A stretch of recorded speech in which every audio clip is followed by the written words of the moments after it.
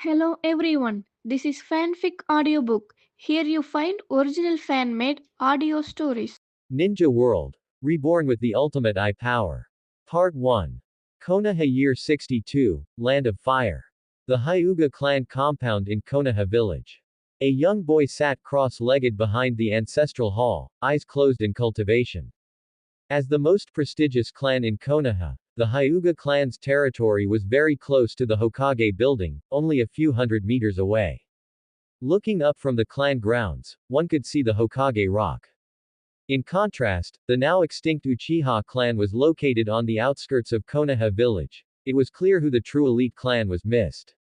However, in terms of individual strength, the powerhouses of the Uchiha clan could easily crush the Hyuga clan. The Sharingan could evolve from a single Tomo to double and triple Tomo, and even stronger realms.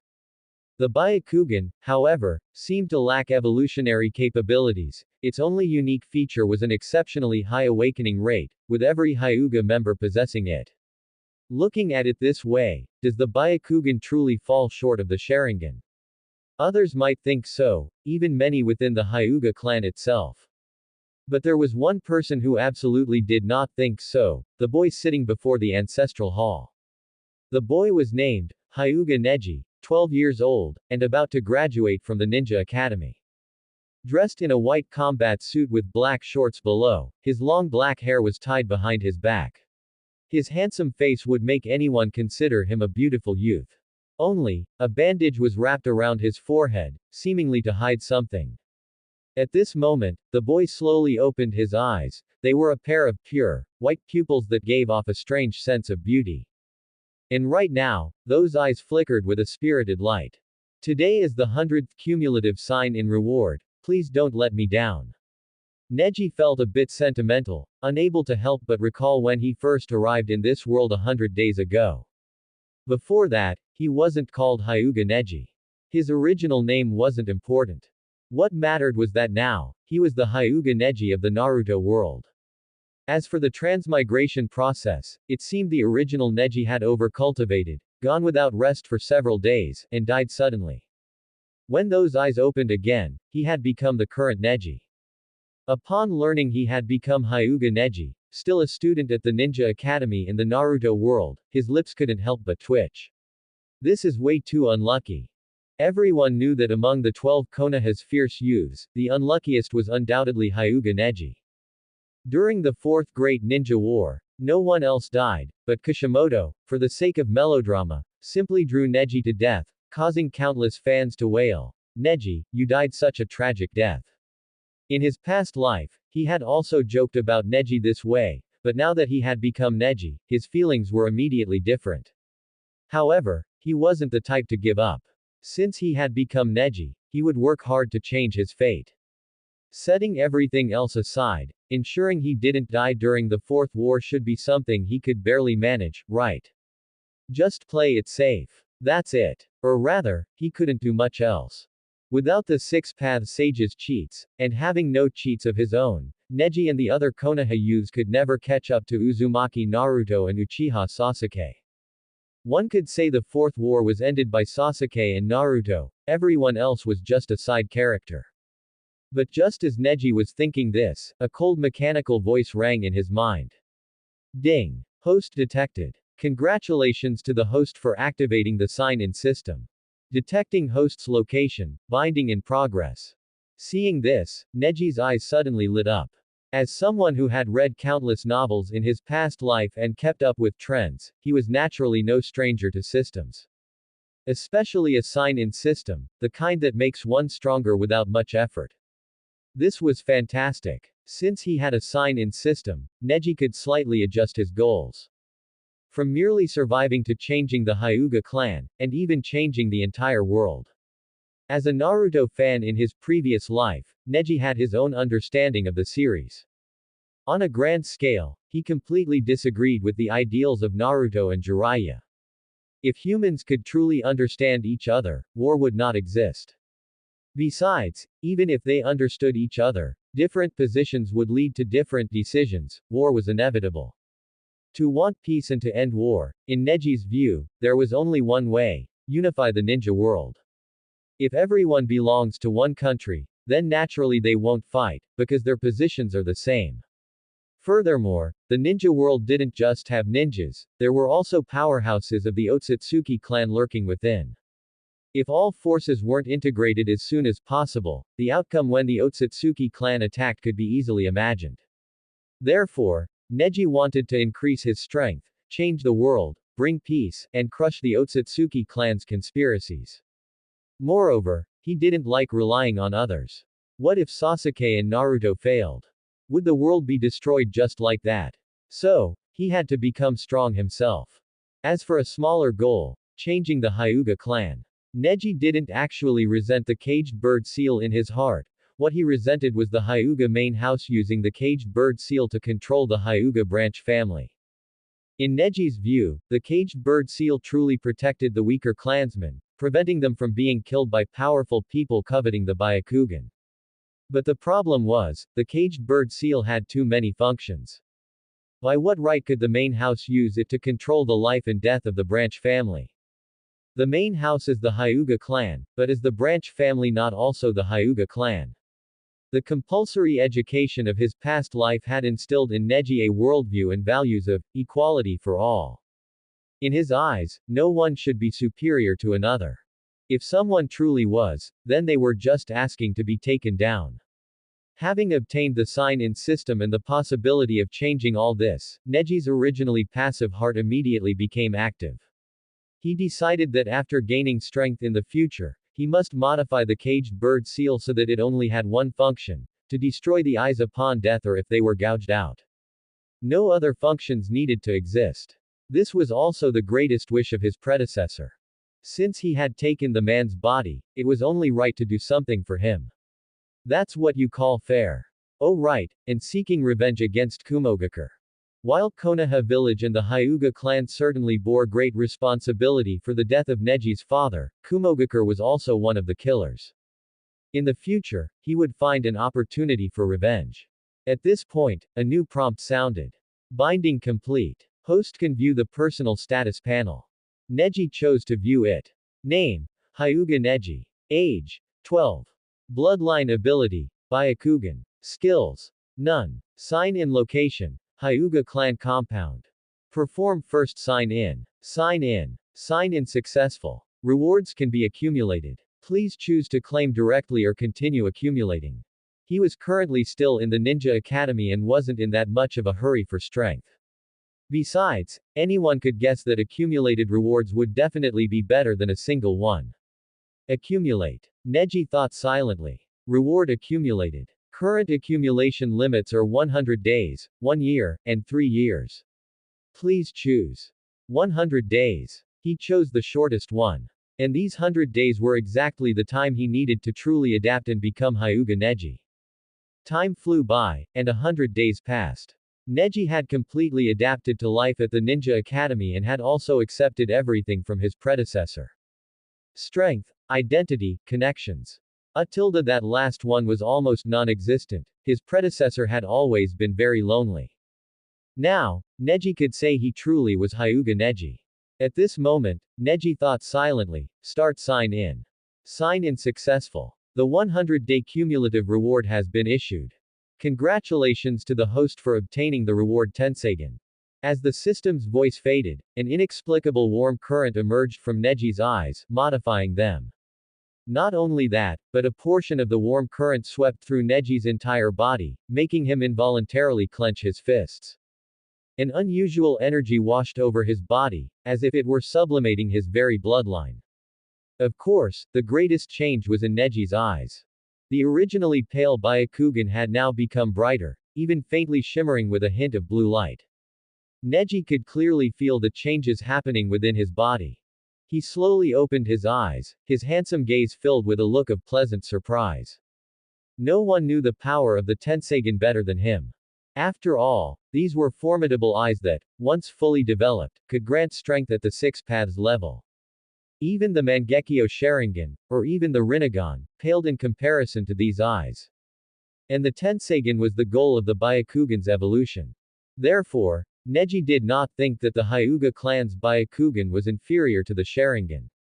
The power of the Tenseigan lay in its ability to allow the user to master truth-seeking orbs, a technique that only 6 paths level powerhouses could wield. Truth-seeking orbs were a technique that no ninjutsu, other than senjutsu, could destroy. Conversely, a truth-seeking orb could easily destroy everything. Furthermore, after entering Tenseigan chakra mode, one would gain the ability to fly and could use the incredibly powerful gold wheel reincarnation explosion and silver wheel reincarnation explosion. If he truly obtained the full Tenseigan, Neji could immediately begin changing everything according to his own ideas. Thus, he hastily thought to himself, open personal status panel. Nothing else had changed, except for his bloodline and sign in location. Bloodline ability. Byakugan progress 5% Tenseigan. Sign in location. New sign in location available for selection. He ignored the latter for now, deciding to deal with it after returning. As for the former, is it because the Byakugan is a lower tier version of the Tenseigan that it's evolving directly from my Byakugan? What a pity. Neji had thought he would be able to possess the Tenseigan directly. But upon further thought, even if he had the Tenseigan now, he probably wouldn't be able to activate Tenseigan chakra mode. After all, his current chakra was too low and his strength was too weak. The only future Tenseigan wielder, Otsutsuki Tonari, was already a cage level, or even super cage level powerhouse before he even possessed the Tenseigan. That was why Otsutsuki Tonari could step into the Six Paths realm in one fell swoop using the Tenseigan. It was like the 8 gates. Could Rock Lee opening the 4th gate have the same power as Might Guy opening the 4th gate? So, I still have to keep working hard to get stronger and properly develop the Tenseigan's progress. Neji was not discouraged, he was naturally persistent. In his previous life, he had been tormented by Cat Mario to the point of questioning his existence, yet he still beat the game in the end. It's just cultivation, isn't it? Bring it on. Neji believed that compared to Naruto and Sasuke, he only lacked a cheat. Now that he had won, he would naturally give it his all to catch up, overtake, and even crush them. However, Neji couldn't help but complain. It was clearly a sign in system that should allow for laziness, yet it actually required the host to work hard. System, you're incompetent. Polite system, are you sure? Sign incomplete, time to go back. Neji composed himself and stood up to head home. But at that moment, 2 children of the same age came to the front of the ancestral hall and spotted Neji behind it. Yo! If it isn't our Hyuga clan's genius, Hyuga Neji. As they spoke, they walked toward Neji. Their identity could be seen from their white eyes and smooth foreheads. Members of the Hyuga main house. The main house of the Hyuga clan didn't just consist of Hinata and Hanabi's line. Besides the clan head's line, there were also the branch lines of the 4 main house elders. If there were only one line, wouldn't the Hyuga clan's heritage be cut off if an accident occurred? Therefore, having 5 lines was somewhat more reasonable. However, with a larger population comes all sorts of people. For example, these 2 main house members, Hyuga Hikari and Hyuga Toru. Because their own talent was mediocre, they had no way to compete for the succession of the clan head's line and could only try to secure the succession of the main house elders. As a result, they harbored great jealousy toward the exceptionally talented Neji. Because of this, whenever they encountered Neji, they would use their main house status to humiliate him. Usually, it was fine because the clan head, Hyuga Hiyashi, had specifically said, Neji is my nephew. But in this secluded situation, they would definitely not let the opportunity pass. Come here, great genius. My shoes are a bit dirty, come and wipe them for me. A look of pleasure gleamed in Hyuga Hikari's eyes. Making someone more talented than himself serve him, while the other party couldn't refuse. He absolutely loved the main house and branch house system. Seeing this, Hyuga Toru also said, I've been walking for a long time and my legs are a bit numb. Great genius, come and massage my legs. Normally, Neji might have treated it as the barking of dogs and simply ignored them and left. But now, he felt he could take action to teach these 2 a lesson. After all, some people won't stop just because you back down. Instead, they'll think you're weak and easy to bully, and they'll push even further. As for the caged bird seal issue, Neji wasn't worried. Although he still had the caged bird seal now, sooner or later, he would break free from it. He just needed to increase the evolution progress of his Byakugan.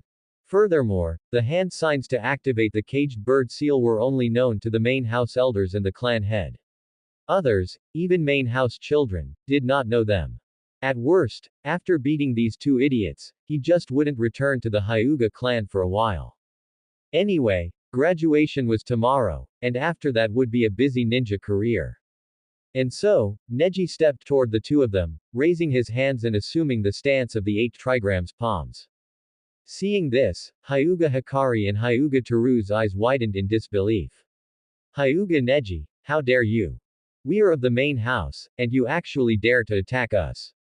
You. Ah. Neji didn't bother listening to their noisy chatter any further and directly struck them with a set of gentle fist.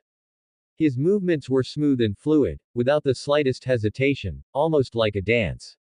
He didn't use much chakra, but every move utilized tenketsu techniques, leaving Hyuga Hikari and Hyuga Teru collapsed on the ground, howling in pain. They would probably be in pain for about 10 minutes, after which they would be fine. Then, Neji gave the two of them a cold look, turned around, and left. However, he didn't run away immediately, instead, he went to find Hyuga Hiyashi. Until he broke free from the caged bird seal, Hyuga Hiyashi was Neji's only shield. After all, Hyuga Hiyashi and Hyuga Hizashi were very close biological brothers. And Neji was Hizashi's child. Having completely accepted everything from his predecessor, Neji felt little resistance in his heart about seeking help from Hiyashi. He was still weak for now, playing it safe wasn't shameful. What? You? Hyuga Hiyashi's eyes widened, showing a hint of shock, but he quickly regained his calm expression. He had long known that Hyuga Hikari and Hyuga Teru would go out of their way to make things difficult for Neji. And Neji's personality was not one to take things lying down, it was only natural for something like this to happen. After a moment of thought, Hiyashi made a decision in his heart. Neji, for the time being, you will live outside the clan compound. I will help you deal with the elders, questioning within the clan. Neji nodded. Thank you very much. Repay kindness with kindness, and settle grudges with vengeance, this was Neji's standard of conduct. Leave now. Take this. Hiyashi handed Neji a bag. Neji didn't ask what was inside and simply took it and left. As he was leaving Hiyashi's house, Neji caught a glimpse of a small head from the corner of his eye. Turning his head, he saw a little girl peeking at him. After a thought, Neji nodded and smiled at her before turning to leave. His predecessor might have looked at this little girl with a face full of resentment, but Neji would not. He wouldn't take his anger out on others, taking it out on others was the ultimate sign of immaturity. Besides, when a cute little girl is peeking at you, no normal person would be stingy with their smile. After Neji left, the little girl ran out and found Hyuga Hiyashi. Father, what did brother Neji come here for? Seeing the little girl, Hiyashi smiled and reached out to pat her head. Hanabi, you'll find out in the future. Little Hanabi puffed out her cheeks, but under the weight of her father's authority, she didn't say more. However, thinking of Neji's beautiful smile just now, Hanabi said, Father, brother Neji just smiled at me. He has such a beautiful smile. Smile. Watching his younger daughter skip away, Hyuga Hiyashi recalled the Neji he had just seen, immediately distinguishing him from the Neji of the past. If it weren't for the fact that his chakra hadn't changed, Hiyashi would have really suspected that the Neji just now was someone using a sophisticated transformation jutsu. But that guess was too far-fetched. So, Neji, you've grown up. Hiyashi felt somewhat relieved. He couldn't help but think of his younger brother, Hyuga Hizashi, who died for him, and almost shed a tear. Hizashi, you have a good son. After leaving Hyuga Hiyashi's house, Neji returned to his own home to pack his things and left the Hyuga clan.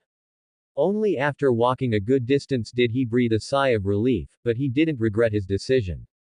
Forbearance does not bring understanding, it only leads to others taking further advantage of you. Neji had long since learned this lesson. Next, I should find a place to stay. Remembering the bag Hiyashi gave him, Neji opened it and couldn't help but look surprised. The bag actually contained a key and some money. The address was written on the key, and the money amounted to a full 5,000 ryo. Combined with the money Neji had saved himself, it was enough for several months of expenses. By then, after graduating and becoming a ninja, Neji would have the ability to earn money. It could be said that Hyuga Hiyashi had arranged everything very thoughtfully. Neji silently noted this favor and then went to the room where the key belonged, the Akiko apartments in the middle section of Konoha. After settling into the apartment, Neji began to ponder where to set his next check-in location. He was ready to continue his consecutive check-ins. After all, this consecutive check-in had given him a taste of the benefits. Why not set it at the Hokage Rock? Neji had already guessed that checking in at certain special locations would yield good rewards. Obtaining the Tensagen after checking in for 100 consecutive days at the Hyuga clan compound was an example. So, at a special place like the Hokage Rock, the rewards shouldn't be too bad either. System detected. New check-in location is Konoha Village Hokage Rock. Mode: consecutive check-in, time limit, 1 year. Checking in at the Hokage Rock every day without interruption for a year, starting tomorrow. Afterward, Neji began to cultivate his chakra. The next day, looking at the Byakugan's evolution progress which was still at 5%, Neji felt a bit of a headache. It seems cultivation cannot increase the evolution progress. The situation was at a stalemate, but today had to go on. Neji composed his emotions and went to school. However, as soon as he stepped out the door, he spotted his neighbor, a spiky-haired kid with yellow hair, orange clothes, and goggles on his head. The moment he saw that kid, Neji's pupils couldn't help but contract. Because that kid was none other than the destined protagonist of the Naruto world, Uzumaki Naruto.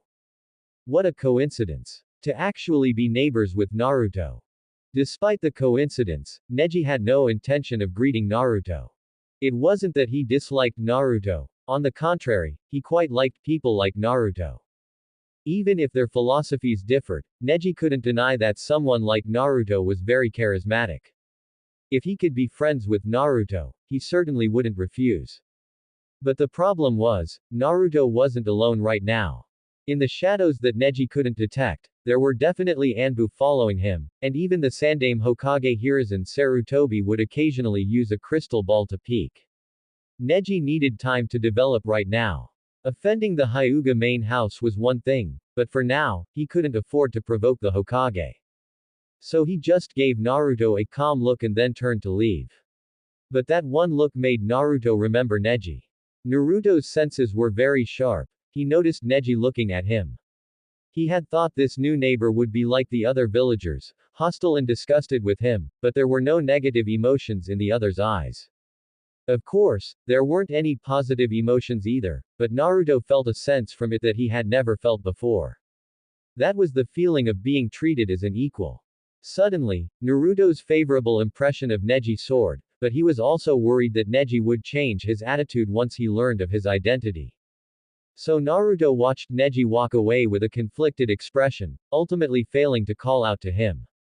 In the office on the top floor of the Hokage building, Hiruzen Sarutobi frowned as he looked at the image on the crystal ball. He raised a hand and gestured, and an Anbu knelt on one knee by his side. What's the story with that boy from the Hyuga clan? Does the Hyuga have designs on Naruto? The Anbu replied, he just moved in yesterday, it should be an accidental situation.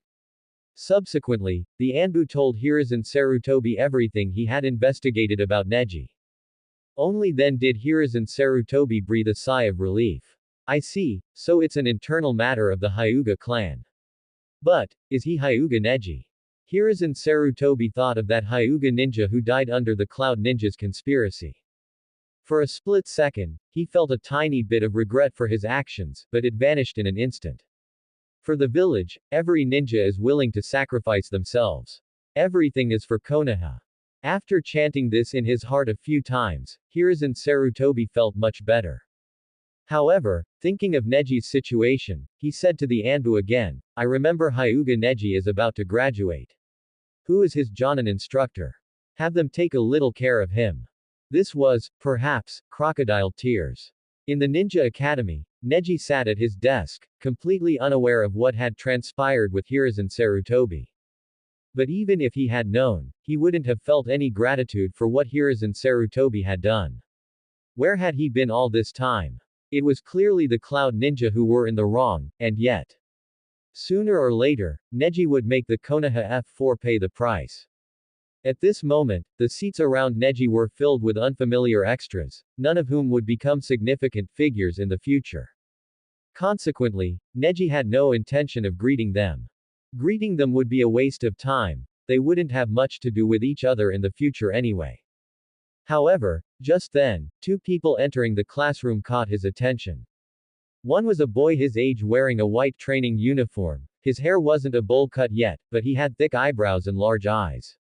The other was a young girl wearing a pink cheongsam-style top with her hair in traditional Chinese twin buns. Her cute yet spirited face set her apart from the other girls.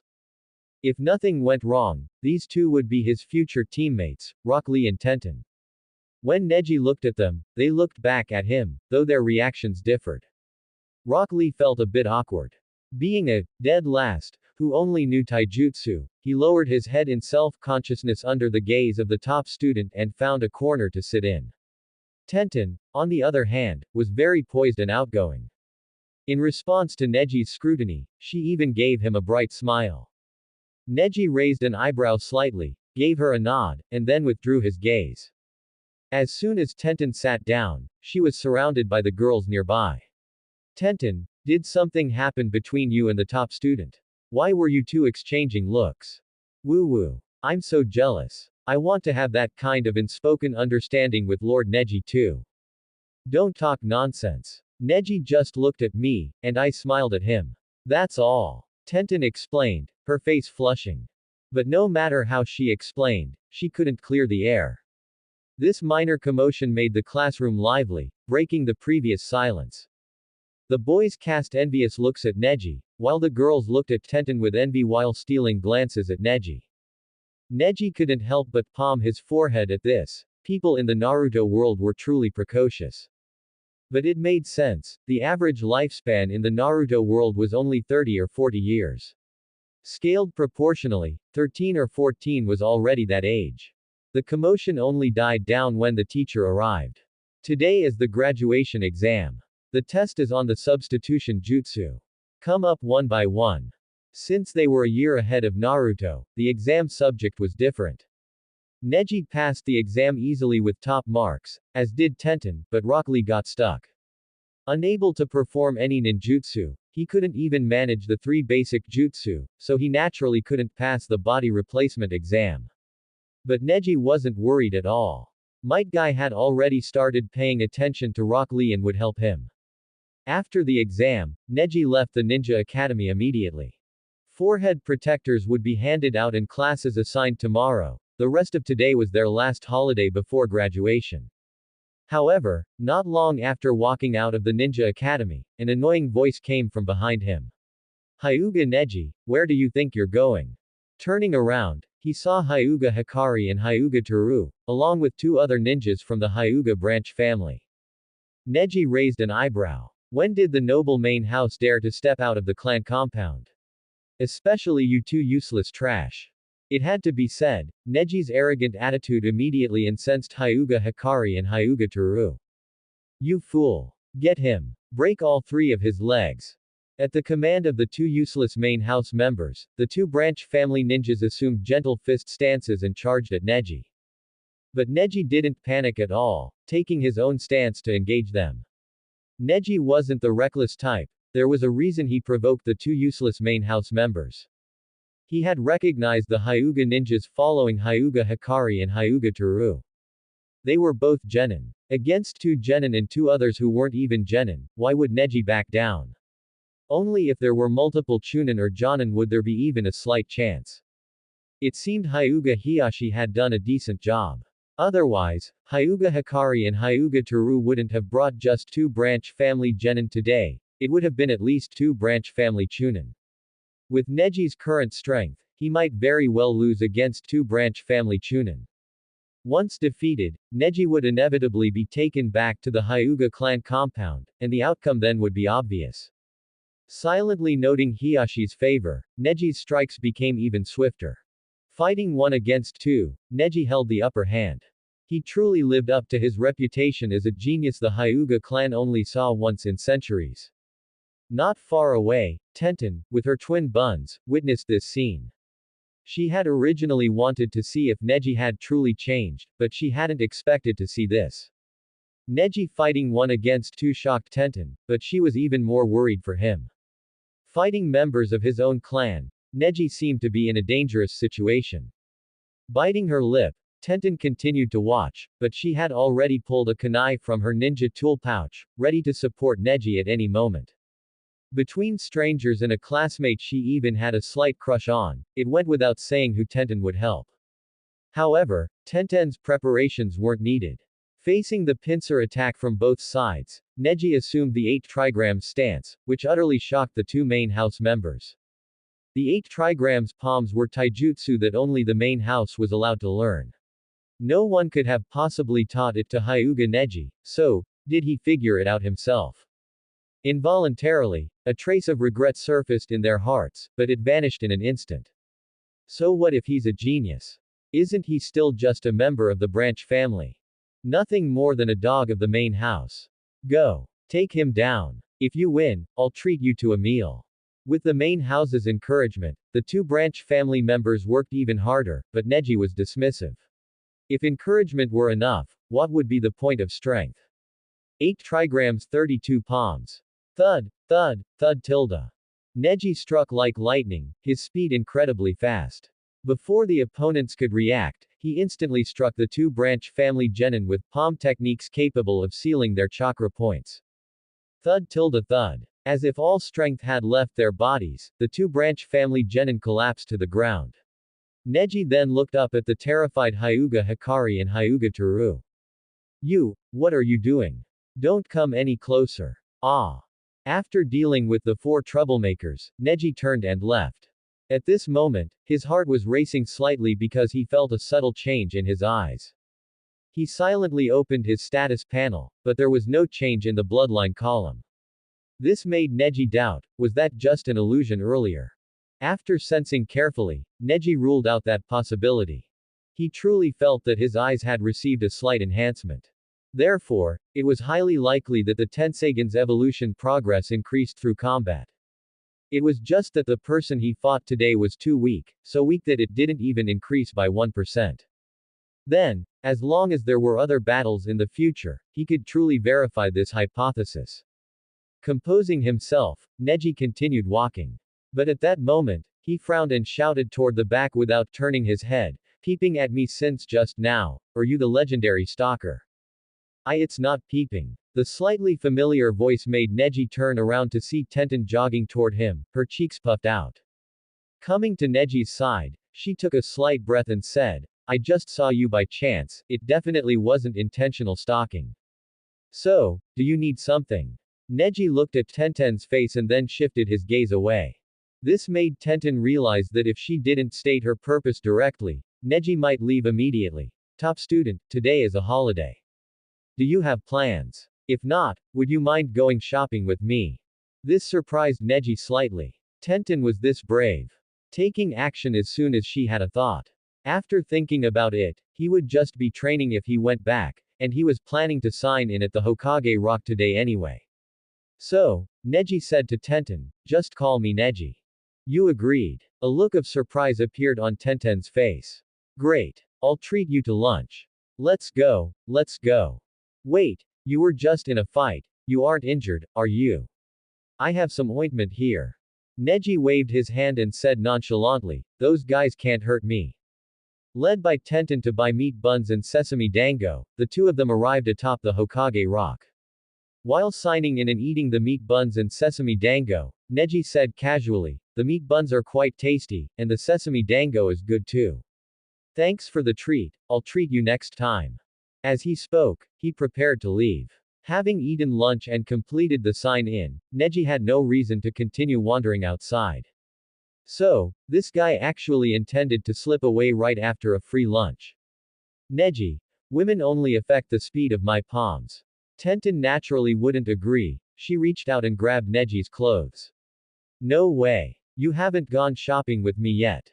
At least chatting is fine, right? Having realized that Neji wasn't as unapproachable as he seemed on the surface, Tenten's actions became slightly bolder. Hearing Tenten say this, Neji sat down. Neji, do you think we'll be assigned to the same class? Who knows? Neji, who do you think our Jonin instructor will be? Anyone who can become a Jonin won't be weak, anyway. Neji, do you think that cloud looks like a kunai? No. Neji, what is your dream? Hearing this, Neji glanced at Tenten and said, when asking someone about their dream, shouldn't you state your own first? That's true. Tenten nodded. My dream is to control and master the most powerful ninja tools in the world. A very good dream. Keep it up. Neji nodded. And you? Tenten looked at Neji expectantly. So, Neji turned his head to look at the sun in the sky, paused, and slowly spoke. I want to change this world. He added a sentence in his heart, starting by changing myself and the Hyuga clan. Alright, I should go train now. Leaving these words behind, Neji left the Hokage rock under Tenten's gaze, which flickered with an unreadable meaning. Change the world. Tenten murmured to herself. If others said this, she might think they were bragging, but when Neji said it, she felt strangely convinced. In particular, Neji was willing to fight and work hard for a dream that was unimaginably grand, which made Tenten feel excited. Perhaps this is why Neji is at odds with his own clansmen. Originally, she only had a slight crush on Neji. After all, this was the ninja world. Neji had both looks and strength, so it was normal for Tenten to have a crush on him. But having a crush didn't mean taking action. A secret crush was the easiest kind of love. But now, Tenten's heart was truly moved. She felt that Neji was more charming, much more so than before. I'll work hard too. Shouting toward the direction Neji had left, Tenten also ran home to train. Returning home, Neji took out some ointment to rub on the bruises on his body. How could one not get injured in a taijutsu battle? What he did just now was only to act cool. After applying the ointment, Neji began to train. In an instant, the entire afternoon passed. No one from the main house burst through the door, which allowed him to relax slightly and continue training in peace. The next day, Neji came to the ninja academy and slowly tied his forehead protector around his forehead. And as expected, Rock Lee also had his own forehead protector. Next is class assignments. Team 1, Team 2, Team Guy, Hyuga Neji, Rock Lee, Tenten. Team 4. The team assignments surprised everyone, but Neji remained calm and unruffled. The Jonin instructors arrived one by one. Unlike his close friend Kakashi Hatake, Might Guy was very punctual and arrived early, calling the three of them out.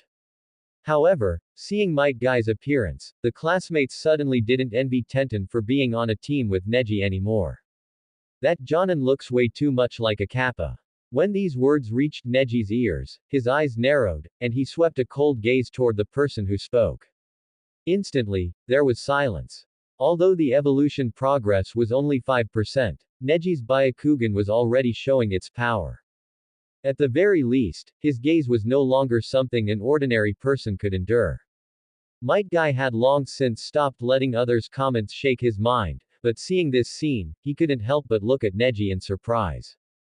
The same went for Rock Lee. Tenten's eyes sparkled even more with an unusual light. Arriving at a balcony, the traditional specialty of Konoha ninjas appeared, introducing themselves and stating their dreams. I am Konoha's proud blue beast, Might Guy. My dream is to become the strongest in taijutsu. With just 2 simple sentences, Might Guy spoke with extreme passion, flashing a row of white teeth and giving a thumbs up. This Jonin instructor, who was a bit too hot-blooded, left the 3 genin with varying expressions. Neji was expressionless, but in his heart, he thought, such a person actually exists. Tenten had lines of black on her forehead, wanting to complain but not knowing where to start. Rock Lee stared blankly at Might Guy, as if a switch in his life had been flipped. A moment later, he shouted, imitating Might Guy, I am Rock Lee, and my dream is to become a man just like Guy-sensei. Well done, Lee. Might Guy immediately responded, taking out 3 green jumpsuits he had prepared long ago. I specially prepared these clothes for you. Take them, my dear subordinates. Neji and Tenten both rejected them with looks of disgust, while only Rock Lee treated them like a precious treasure. Actually, in terms of comfort, these clothes were breathable, lightweight, and didn't hinder body movements at all. But the problem was, that shade of green was simply too ugly. Neji cared about his image, after all. Girls all love beauty, there was no way Tenten would wear it. Afterward, Tenten and Neji introduced themselves in turn, and the four of them became acquainted. However, Might Guy looked at Neji and thought, change the world. Hizashi-sama, it seems your child is very ambitious. Might Guy once had the experience of being a subordinate under Hyuga Hizashi, so he had always been quite concerned about Neji.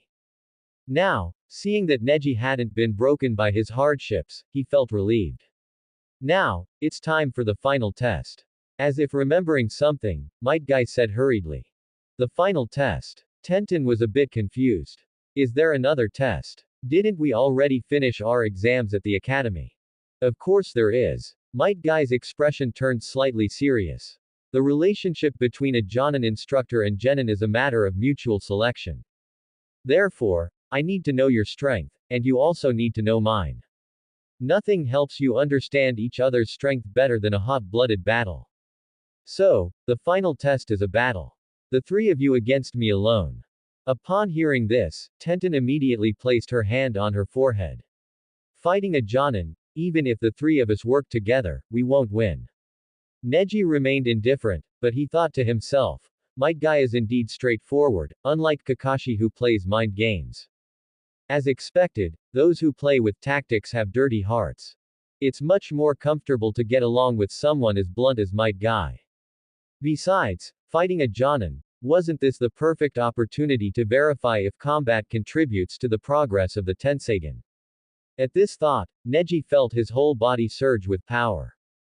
It's not even noon yet. I'll allow you to rest well and discuss some tactics. We'll meet at the third training ground this afternoon. Might Guy checked the time and said, there, we will conduct the final test. My dear subordinates, this is youth. Let's burn together. Oh. Rock Lee's emotions were instantly stirred, and he started shouting along. Might Guy gave Rock Lee an appreciative look and then departed first. Rock Lee also looked like he wanted to leave. Neji didn't force him to stay and told him he could go. Wait for me a moment, I'll be right back. Leaving these words behind, Rock Lee dashed off with the green jumpsuit. Now, only Neji and Tenten were left again, which made Tenten blush slightly. However, Neji had no intention of indulging in the romantic atmosphere, he immediately began assigning tactics. Tenten, you're good at tool throwing. When the battle starts this afternoon, Rock Lee will protect you while you throw tools from a distance to distract Guy-sensei. I'll take the lead on the attack. After assigning the tactics, Neji noticed Tenten's disgruntled expression. What's wrong? No. It's nothing. Lacking confidence, Tenten suppressed her emotions and began discussing the tactics with Neji.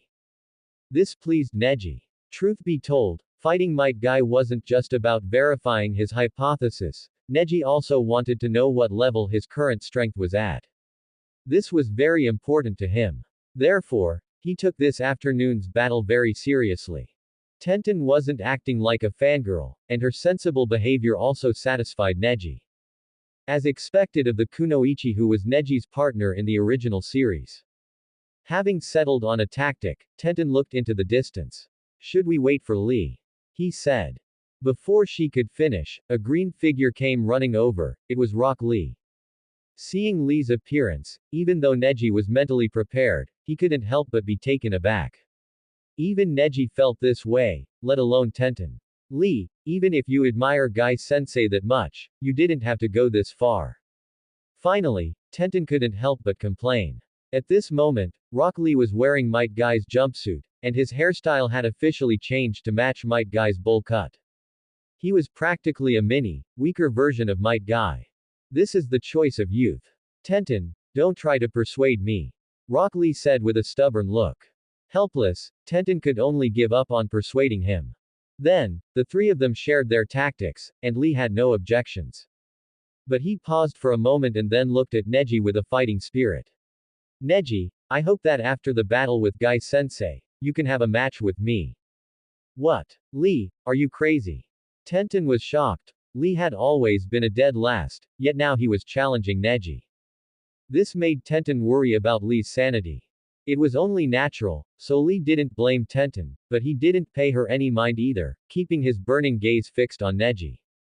Want to use me to test your own capacity? Neji raised an eyebrow. Sure.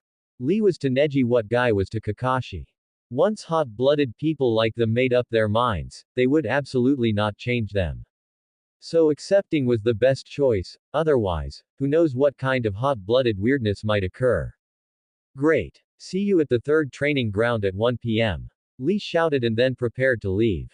Since Neji had agreed to the fight, Lee intended to train hard to make himself a bit stronger. Even if it was just by a tiny bit. We're teammates from now on. Let's have a meal together. He also said to Tenten, it's a good chance to pay you back for yesterday's meal. Sure. Tenten was very happy. With this back and forth, their relationship would slowly improve, right? Lee, on the other hand, was somewhat moved. No one had ever treated him like this, especially since the other person was the top student and he had just challenged him. Neji. Ah. Lee's eyes welled up with tears. Then the three of them ate Ichiraku ramen together, with Neji picking up the tab, of course. After the meal, they went their separate ways. Neji first went to the Hokage Rock to sign in, then returned to his rented apartment. Only by resting well and facing Might Guy in peak condition could he slightly increase his chances of winning. Since he was going to fight, he had to aim for victory. This was Neji's philosophy. After a nice nap, Neji woke up, washed up, and then rushed to the third training ground. Upon arriving, he found that despite arriving right on time, he was actually the last one there. You all arrived early. Neji didn't feel embarrassed because he had arrived on time and wasn't late. Might Guy didn't blame Neji either, instead shouting hot-bloodedly, since everyone is here, let's begin the test. The four of them stood facing each other. Might Guy stood a short distance away, while Neji's trio maintained a triangle formation. Neji stood in the front, with Tenten and Rock Lee positioned behind him to his left and right. Using tactics. Not bad. Entering a combat state, Might Guy restrained himself slightly, but he still gave a thumbs up, revealing his bright white teeth. An opening. Seizing this opportunity, Neji charged toward Might Guy. Facing a powerful enemy, one cannot have the slightest concern for appearances if they want to win. Besides, weren't the original ninjas a profession that lived by assassination? Ninjas who adhere to the so-called Bushido are all fools. Byakugan tilde. While running, Neji activated his Byakugan. His vision suddenly changed, shifting from the original world of color to a black and white world that looked like a camera negative. This allowed him to see everything with an unobstructed view. He saw the distant mountains and rivers, and even what was under Tenten's clothes. Tilde. And in this black and white negative world, the blue chakra flame on Might Guy's body was exceptionally clear. Not only that, but Neji also saw countless, densely packed acupoints distributed across Might Guy's body. I see it. Neji felt a surge of excitement. Being able to see through the meridians with the Byakugan was a dividing point. The vast majority of the Hyuga clan members were unable to do this, only a few could manage it, such as Hiyashi Hyuga's daughter, Hanabi Hyuga. Of course, if Hinata developed her Byakugan properly, she could also achieve this. But the original Neji couldn't. This was a manifestation of bloodline purity. There was a reason why Hanabi Hyuga and Hinata Hyuga were called the Byakugan princesses. But now, with the evolution progress at only 5%, Neji's Byakugan was already capable of this.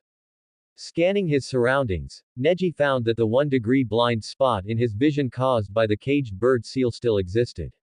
It was at the second thoracic vertebra of the back, that was the blind spot of the branch house Byakugan's vision, as well as its weakness. But Neji wasn't worried. In the future, he would definitely break through the caged bird seal. Clearing his thoughts, Neji held his breath and focused, striking out fiercely at Might Guy with the gentle fist. Might Guy, however, shook his head slightly. Still lack experience, Neji. You really think an opening is just an opening? Perhaps, this was something I left for you on purpose. Hearing this, Neji reacted like a startled bird, forcing himself to stop and then taking 2 steps back, watching Might Guy warily. This made Might Guy pause. I didn't expect Kakashi's trick to actually work. Seeing this, Neji was also stunned, and then his face turned a bit red.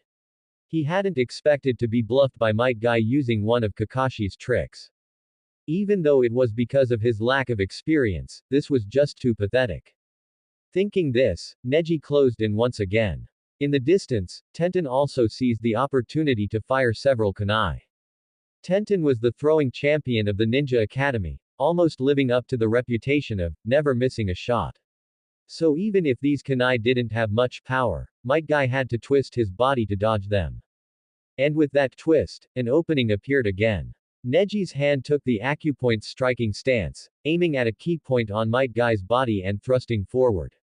If it hit, even if it couldn't take Might Guy down, it would hinder his movements. In the long run, victory would be, yeah right. Might Guy dodged it with ease. Specializing in taijutsu, Might Guy's speed in his base state was even a few points faster than Jiraiya's. At such speed, let alone genin like Neji and the others, even a fellow jonin like Kakashi Hatake wouldn't be able to keep up. Unless Might Guy was willing, it was impossible for Neji to hit him. Even with Tenten's interference. I see, so this is your tactic. Having dodged, Might Guy stood at a distance, looking thoughtful. In that case, I'll show your tactic a bit of respect. As he spoke, Might Guy pushed off the ground, his entire body lunging forward suddenly. And his target was Tenten, who was being protected by Rock Lee. Neji's eyes narrowed. Chakra exploded from beneath his feet as he quickly rushed back to defend the position where Tenten and Rock Lee were. He really hadn't expected Might Guy to understand the logic of taking out the ADC first in a team fight. They were teammates now. Even with the three of them working together, they might not last long against Might Guy. If they lost one or two members first. This was the most genuine feeling deep within Neji's heart, so he charged out. 8 trigrams palms revolving heaven. Blocking the way in front of Tenten and Rock Lee, Neji used one foot as a pivot and began to spin rapidly. And during this rotation, every acupoints in his body was releasing chakra. Whoosh whoosh whoosh tilde. In his rapid rotation, Neji became a high-speed spinning sphere of chakra, shielding Tenten from Might Guy. This is. Rock Lee and Tenten were stunned. They didn't recognize this technique at all. Might Guy, who did recognize the move, was also quite surprised. This is a powerful taijutsu that only Jonin of the Hyuga clan can master. Neji, you truly are impressive. However, with his sharp eyes, Might Guy noticed that Neji's revolving heaven wasn't that solid yet and could potentially be broken by brute force. It wasn't like the revolving heaven performed by Hizashi Hyuga or Hiyashi Hyuga, which would require opening at least 5 or 6 gates to break. But even so, Neji's talent was a bit too incredible. It was just a pity about the caged bird seal. Might Guy understood that with this mark on him, Neji's upper limit would only ever be Jonin. The Hyuga system really is. For the first time ever, Might Guy felt dissatisfied with the system of another ninja clan. When a Jonin like him, who never meddled in other affairs, felt dissatisfied, it was clear how rotten the Hyuga system was. But now was not the time to consider this. Seeing Neji working so hard to protect his teammates, Might Guy smiled with relief. This was exactly what he wanted to see, and it was the purpose of this test. As for strength, he would get to know it slowly in the days they spent together. Now, it was time to give Neji a perfect finale. Facing a Neji who was going all out, he, Might Guy, naturally had to go all out as well. Dynamic entry. Suddenly leaping into the air, Might Guy launched a flying kick, soaring toward Neji. Bam tilde. Neji was forced to stop spinning and was sent flying backward. The moment he was sent flying, Neji had only one thought. Might Guy is a total beast. He could forcibly break through revolving heaven even in his base state. As expected of the man who almost kicked his way to the series finale. Also, revolving heaven can't be used too often. My brains were almost scrambled from the shaking. Thinking up to this point, Neji was about ready to pass out. But before losing consciousness, he used the last of his strength to open the personal panel that only he could see. Upon seeing that in the bloodline column, the Byakugan evolution progress had changed from 5% to 6%, Neji lost consciousness, satisfied. At this point, Neji finally confirmed the method to advance the evolution of his Byakugan, hardy, full-throttle combat. No matter who he fought, as long as he gave it his all, he could push the Byakugan's evolution progress forward. This was the most important takeaway from this battle. The secondary gain was making him realize the current gap between himself and a Jonin. It seemed like he could fight a Jonin, but as soon as the Jonin got serious, he lost immediately. Thinking back, it seemed to be the same for Naruto and Sasuke. During their survival training exercise with Kakashi, Kakashi was slacking off the whole time, but as soon as he got serious, the battle ended instantly. So, I'm not inferior to Sasanoru at this stage. Understanding this, Neji, lying on the hospital bed, felt a slight sense of relief. After all, his goal was to strive toward the future, cheat code, versions of Sasanoru. If he fell behind them, Neji wouldn't give up, but he would inevitably feel some frustration. Immediately after, he got off the hospital bed, preparing to be discharged. Might Guy's powerful kick had sent Neji straight to the Konoha hospital. Thanks to a ninja's excellent physical constitution, Neji was fine. He had only been briefly unconscious, so he was only hospitalized for a few hours. Although he didn't really blame Might Guy, Neji still wanted to reclaim his dignity in the future. At the very least, he wanted to defeat Might Guy once while the latter wasn't using the 8 gates. Just as he finished the discharge procedures, Neji saw Might Guy, Tenten, and Rock Lee. Neji, are you alright? Tenten jogged over, looking him up and down to check Neji's condition. I'm fine, just more motivated. As he spoke, Neji looked toward Might Guy. This made Might Guy raise an eyebrow, his expression full of pleasant surprise as he struck a pose. Excellent. Neji. This is the choice of youth. I'll be waiting for you to defeat me. As the 4 of them left the hospital together, Might Guy said, to make it up to Neji, I'm treating you all to dinner. Don't be polite with me. Neji and the other 2 were certainly not polite and had a huge feast. After the meal, Might Guy set an appointment to gather at 8 tomorrow morning to start doing missions, and then he left directly.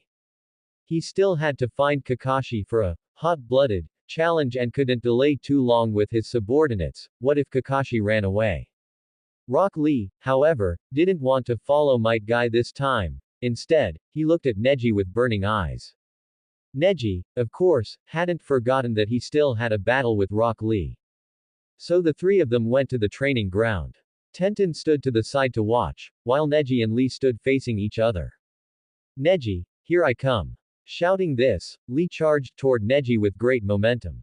Neji, showing respect, also activated his Byakugan. Lee was a genius who could open the 8 gates up to the 5th gate in a year's time. Neji didn't want to let his guard down. And then, he won. He won very cleanly and decisively. After a set of gentle fist strikes to his pressure points, Lee collapsed limply to the ground, without the slightest chance to strike back. It was only at this moment that Neji realized how powerful the gentle fist was against ninjas of the same level when their overall strength was still low. Low-level ninjas mostly fought with taijutsu, and ninjutsu was only used as a finishing move, since their chakra reserves were too small. In a taijutsu clash, the gentle fist held an absolute advantage. This is truly. Reaching out to pull Lee up and unblocking his pressure points, Neji said to Tenten and Lee, I'm going back to cultivate. Then, he left. Tenten looked at the dejected Lee, reached out to pat his shoulder without saying anything, and followed after Neji. Lee lowered his head in sadness, tears welling up in his eyes. Even though he had known long ago that he couldn't compare to Neji, losing so quickly. Whoosh! Might Guy's figure appeared beside Lee. Kakashi had slipped away, so Might Guy came back and had been quietly observing his subordinates battle.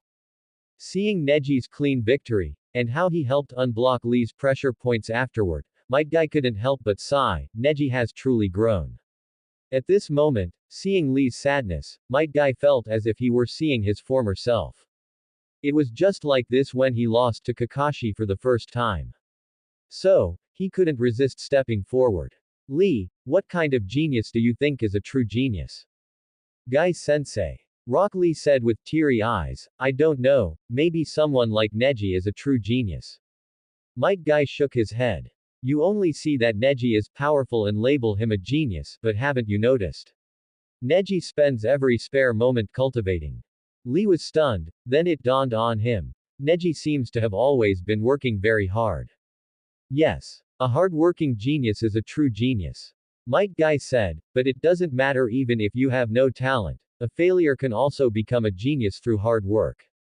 So, Lee, remember this feeling right now, and then start working hard. This is the choice of youth. Yes. Guy-sensei. Rock Lee was fired up once again. We must work hard in silence, then amaze everyone. Perhaps this was exactly what Lee and Guy were doing. 1 year later. A certain bandit hideout. The 13-year-old Neji scanned the area with his Byakugan, locking onto the enemies. 8 trigrams empty palm. Powerful and condensed chakra formed the shape of a palm, then shot out from his hand, crushing all obstacles and hitting the last bandit hiding behind a house. PFF'd. The bandit spat out blood. Looking at the palm print wound piercing through his chest, his eyes were full of confusion and bewilderment. Is this the power of a ninja? Thud. No one answered his question as his body gradually lost its warmth.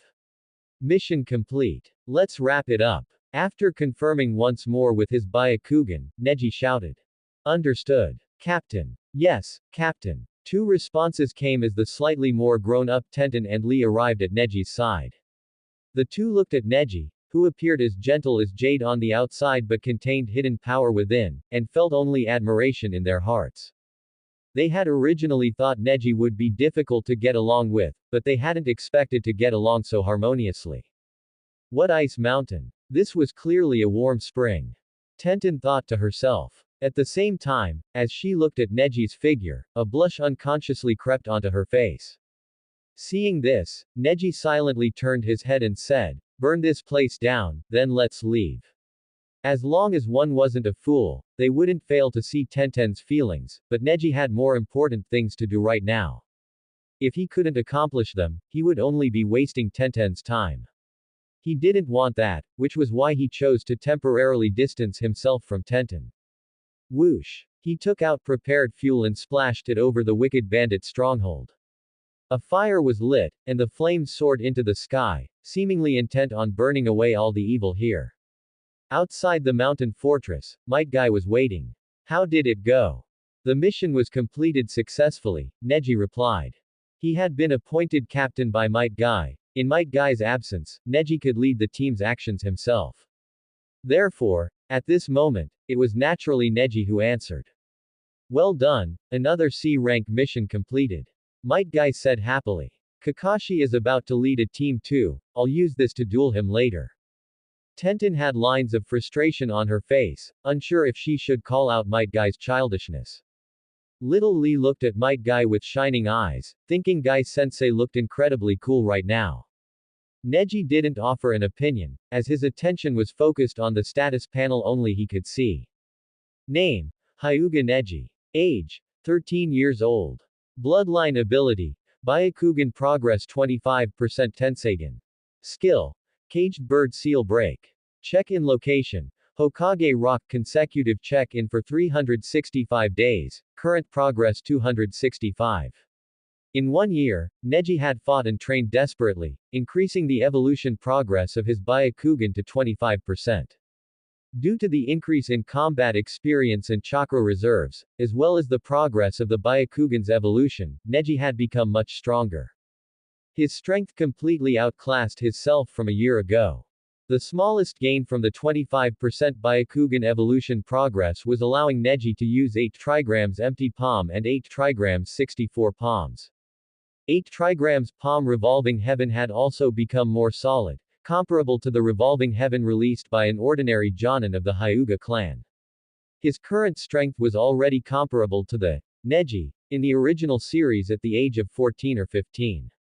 At that time, that Neji was already a Chunin. It had to be said, with a cheat, strength increases so fast. And the greatest gain from the 25% Byakugan evolution progress was undoubtedly obtaining the skill, Caged Bird Seal Break, in the skill column. Caged bird seal break, as the name suggests, is a technique specifically targeting the caged bird seal. This skill has only one effect: to break through the caged bird seal. The cost of the technique isn't high either, just half of Neji's chakra. With half his chakra, he could break the shackles the main family placed on the Hyuga branch family, and his chakra would recover afterward. This is a god-tier skill for all Hyuga branch family members. When he first saw this skill appear in the skill column, Neji was stunned. He had thought that the Byakugan's evolution would break the caged bird seal, but he didn't expect it to actually give him a skill. This meant that Neji could not only break his own caged bird seal but also break the caged bird seal for others. Neji could imagine that as long as he proved he could break the caged bird seal, those from the branch family would definitely respond in droves.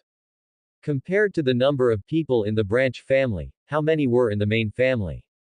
The Hyuga clan would definitely undergo a massive upheaval because of this. But after thinking it over, Neji temporarily abandoned this plan. The risk was too high. After all, his current strength was too weak, only at the level of a Chunin, while how many Jonin did the main family have? And then there were those branch family Jonin brainwashed by the main family, they wouldn't be easily swayed. Once he failed and was caught, the fate awaiting him would definitely be cruel. Things like human dissection, live experiments, brain removal, and so on. To study why Neji could break the caged bird seal, there was nothing they wouldn't do.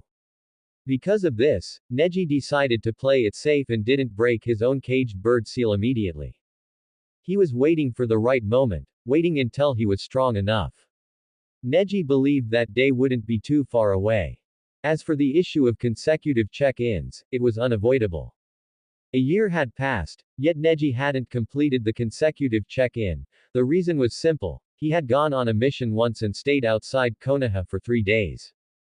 This meant he couldn't check in at the Hokage Rock. The consecutive check-in was interrupted, and the rewards were greatly reduced, only improving Neji's physical fitness. Helpless, Neji could only restart the consecutive check-in, with the check-in point still being the Hokage Rock. This time, however, he learned his lesson. When accepting missions, he intentionally avoided those far from Konoha. But even so, he was still 100 days short, meaning more than 3 months, to complete the second consecutive check-in. This time, Neji was confident he could complete it. After more than a year of experience and growth, Neji's appearance had also changed quite a bit. At 13, Neji was a few centimeters taller than a year ago, and his appearance was indeed as Tenten saw it. He didn't have the cold, aloof temperament of the original Neji during this period. Instead, he possessed a maturity and tolerance beyond his years. This made him look very gentle. But if an enemy thought so too, they would be gravely mistaken. Facing an enemy, he would let them experience decisive slaughter. Just like how he dealt with the bandits just now. As a ninja, how could one not kill? Neji had already gotten his first kill during his very first C-rank mission. In this cruel world, not knowing how to kill is equivalent to death. Because enemies are far more cruel than you can imagine. Naruto's performance was only because his personal charm and protagonist aura were stronger than imagined. That's why he could talk his enemies into laying down their weapons. It has to be said, talk no jutsu might be the strongest technique in the Naruto world. Gathering his thoughts, Neji, Tenten, and Rock Lee followed Might Guy away from the mountain fortress and returned to the village. After turning in the mission, they disbanded on the spot, and Neji looked toward Might Guy. Might Guy also understood. Wonderful. Neji, seeing your youth burning so intensely, as your teacher, I am very gratified. Let's go to the training ground. Over the past year, Neji had challenged Might Guy almost every chance he got. After all, this was the only strong person against whom he could go all out without the opponent endangering his life. It was also an important source for gaining Byakugan evolution progress. The four arrived at the training ground, where Neji and Guy stood facing each other. Seeing this, Rock Lee and Tenten immediately stepped aside to keep watch for Neji. Because of the close relationship among the four, Might Guy, Tenten, and Rock Lee would help Neji keep his secret. Neji's secret was, of course, his Byakugan, which had become extremely bright and even somewhat light blue. Every time he pushed his limits in battle, Neji's Byakugan would undergo this change. Therefore, he would always go for the kill against enemies in battle. While he was still relatively weak, if the main family found out his eyes were abnormal, Neji's situation would turn dire. Perhaps at that time, his only options would be to break the caged bird seal and then defect from Konoha. But Neji didn't want to take that path. If he left Konoha, where could he go? Neji's ideals hadn't even begun yet, how could he leave in disgrace? So, keeping it a secret for now was very necessary. When Neji felt that secrecy was no longer needed, it would mean he could have a showdown with the Hyuga clan. Bang, bang, bang. The battle between the strong fist style and the gentle fist style was quite a spectacle. One side relied on overwhelming physical prowess, while the other won through technique. Each had its strengths and weaknesses. Furthermore, Gai-sensei wasn't using his full strength, while Neji, who possessed the strength of a Chunin, was giving it his all.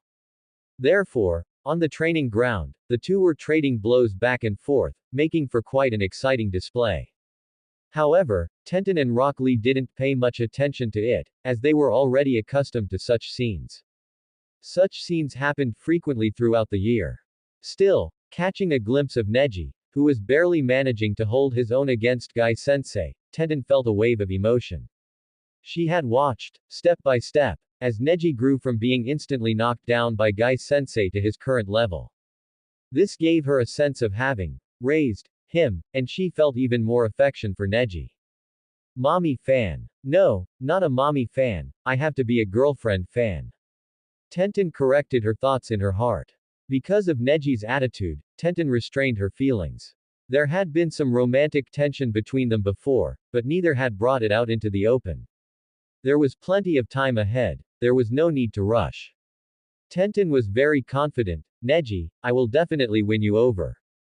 Even if other girls had designs on him, how could they possibly compete with her, his teammate? Rock Lee, on the other hand, had a complicated expression. He had worked hard for a year, yet he was still instantly defeated when facing Neji. He was getting stronger, but so was Neji. If this continued, he might never be able to catch up to Neji. Thinking of what Gai-sensei had told him recently, Rock Lee silently made up his mind. I will definitely master the forbidden jutsu too. Neji, wait for me to challenge you again. Boom. Neji was sent flying backward. He adjusted his body in midair and landed steadily, avoiding any embarrassment. Huff, huff, huff. But after landing, Neji was still panting heavily. His stamina was severely depleted.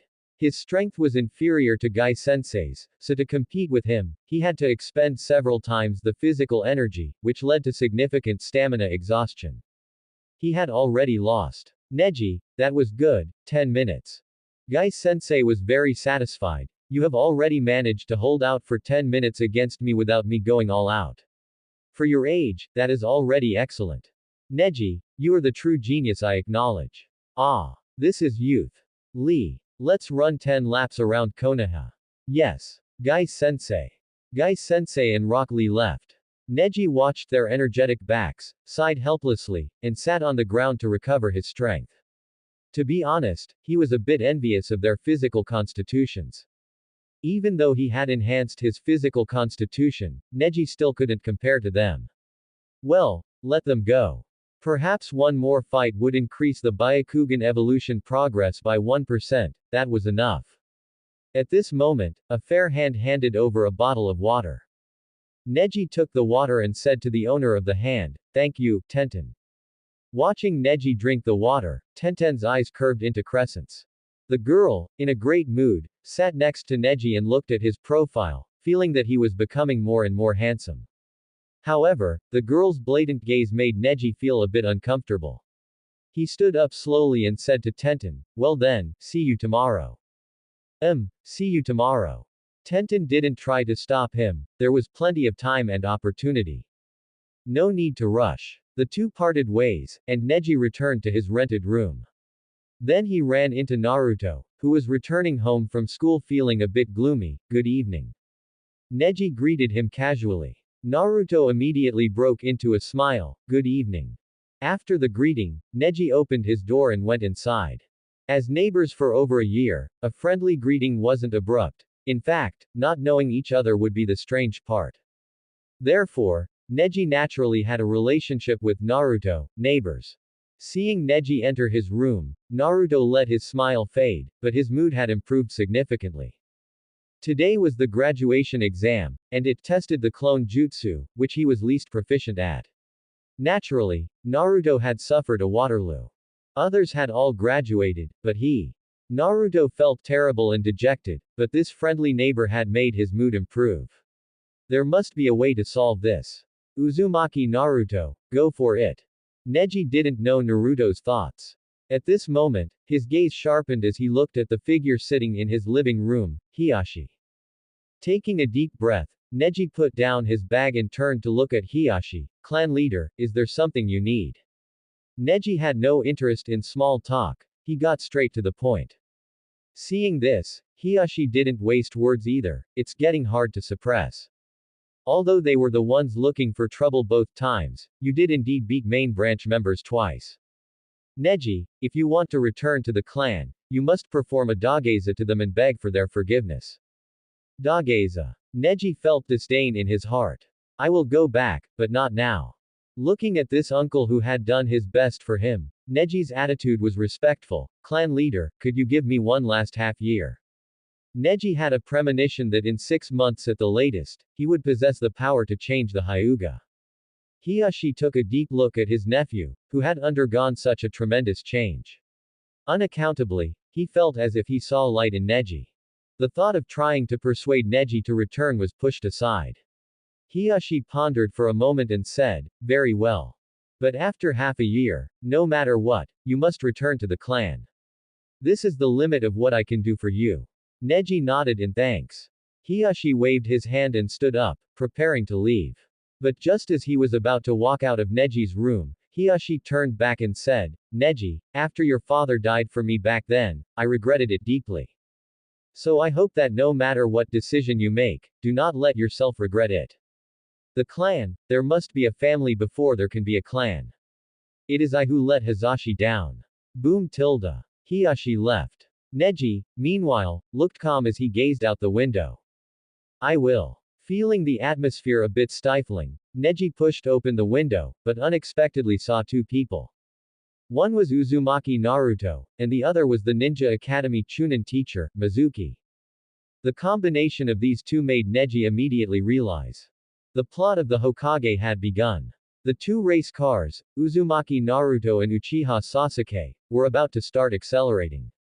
They would jump back and forth with others in the beginning stages, but would surpass everyone in the middle stages, and in the final stage, they would leave everyone behind, transcending the entire ninja world.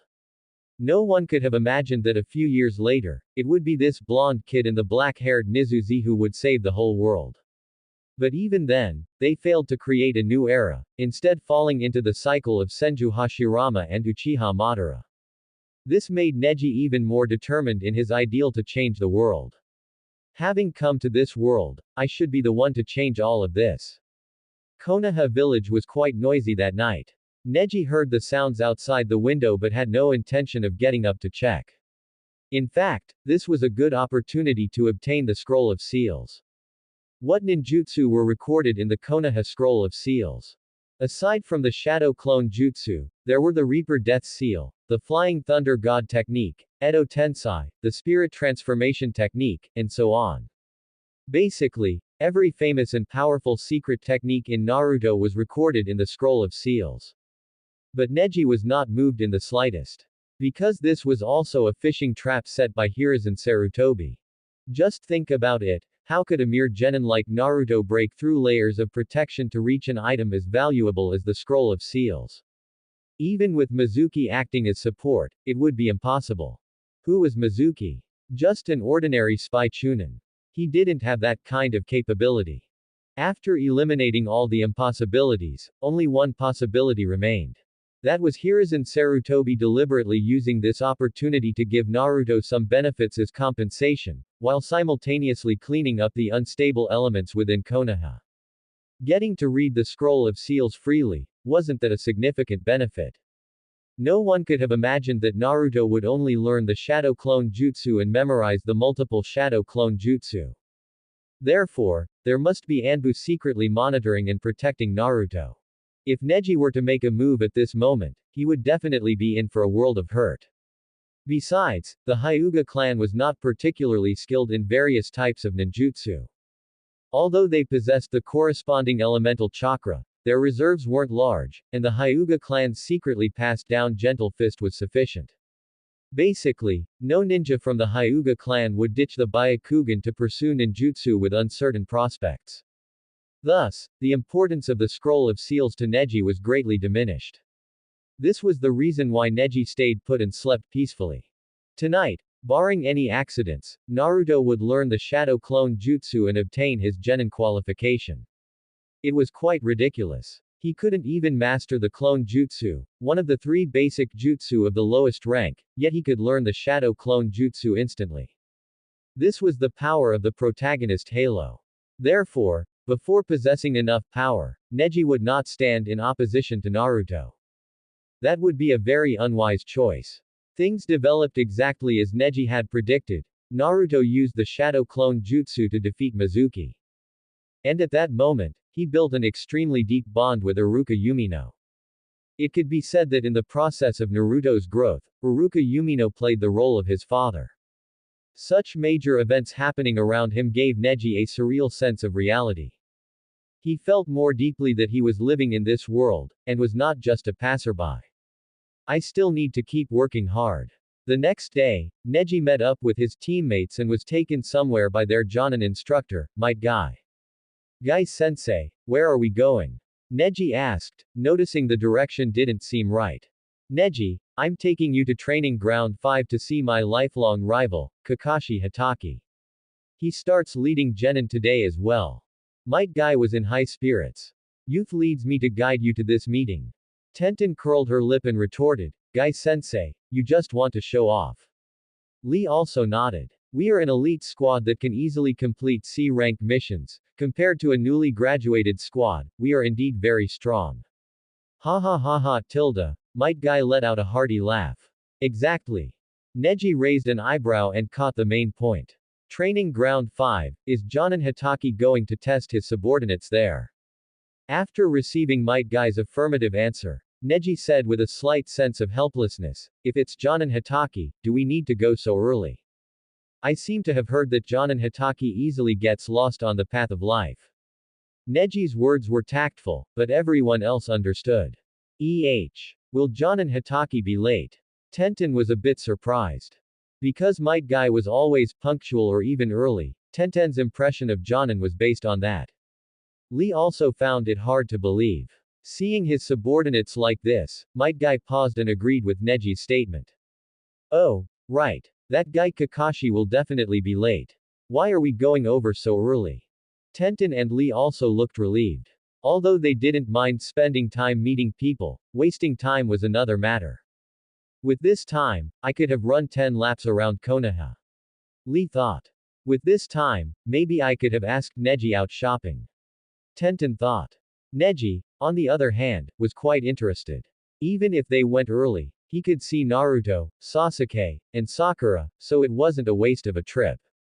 Alright, I know where that guy Kakashi is. Follow me. After a moment of thought, Might Guy said enthusiastically. It seemed he was determined to find Kakashi and show off today, otherwise, he might not be able to live with himself. Thus, the 4 of them followed Might Guy to a bookstore. Might Guy said, that guy Kakashi must have been up for a while. If he isn't training, he's most likely here. As he spoke, he walked toward the 16+ section. Then, sure enough, they saw a white-haired, masked ninja holding a book, reading it with great relish. Kakashi, you are indeed here. Youth guides our encounter. Might Guy shouted, causing everyone in the shop to turn their heads. But Might Guy didn't care at all as he grabbed Kakashi's neck. Let's have a hot-blooded duel. Kakashi looked helpless. He put down his book and turned to look at Neji's trio. Can you 3 take your teacher out of here? Neji shrugged, and Tenten and Lee did the same. Helplessly, Kakashi had to be the one to take Might Guy out. However, as they were leaving, Neji glanced at the title of the book Kakashi was reading, Makeout Tactics, Special Edition. I'll have to take a look if I get the chance. Neji whispered. Now that he was in the Naruto world, how could he not read the bestseller written by Jiraiya? Even if it was a bit smutty, what kind of smut hadn't Neji seen in his past life? But although Neji was very quiet, Tenten, who had been paying attention to him, heard his murmurs. So, Tenten looked over at that book and saw the cover that would make a 13-year-old girl flush with embarrassment. Why is Neji interested in this kind of book? Tenten ran to Neji's side with a red face and gave him a fierce glare. This left Neji quite confused. However, seeing Neji like this, Tenten felt somewhat at ease. That kind of thing, everyone is actually quite interested in it. I am too so it's only natural for Neji to be like this. After rationalizing for Neji, Tenten felt that Neji's image became more real. And this made her like Neji a little more. Self-rationalization is the most lethal. So, you came to find me today just to show off your subordinates. After understanding Guy's intention, Kakashi stared with his dead fish eyes and said listlessly, fine, show them then. Kakashi knew that if he didn't go along with Guy's wishes, Guy would definitely stir up some other trouble. Instead of that, it was better to just humor him, satisfy Guy, and get him to leave sooner. Come. Look here. Guy suddenly got excited. He introduced Rock Lee and Tenten one by one, then said solemnly, next is my strongest disciple. Hyuga Neji, 13 years old, graduated for 1 year, completed 56 D rank missions, 13 C rank missions, with a 100% mission completion rate. In terms of strength, he's already considered a definitive chunin. Oh. Kakashi showed a bit of interest. He looked at Neji, then shifted his gaze to Neji's forehead, thinking to himself, it seems you have a good disciple. Ha ha ha ha. Seeing Kakashi acknowledge it, Guy laughed with his hands on his hips, looking very pleased. But as a longtime rival, seeing Guy like this, Kakashi couldn't help but frown. But my disciples aren't bad either. Even though we only met yesterday, I know they are excellent. Uchiha Sasuke, Uzumaki Naruto, Sakura Haruno, those are their names. Uchiha Sasuke. The name surprised Tenten and Rock Lee. Is he the last survivor of that former noble clan? Yes, but you'd better not say it like that. It might make him hostile toward you, Kakashi warned. And Uzumaki Naruto shouldn't be underestimated either. Uzumaki Naruto. Neji thought about everything regarding Naruto and suddenly felt a lot more relaxed. Compared to Naruto, wasn't his own life quite easy? But Tenten and Rock Lee didn't know what Naruto represented, they only thought of that demon fox brat who was loathed by the people. The subordinates might not know, but Might Guy certainly did. Or rather, even if he didn't know for sure, he had already guessed it. Uzumaki Naruto is the Nine Tails Jinchuriki. However, as for the boy's parentage, because the village kept it strictly confidential, neither Might Guy nor Kakashi knew.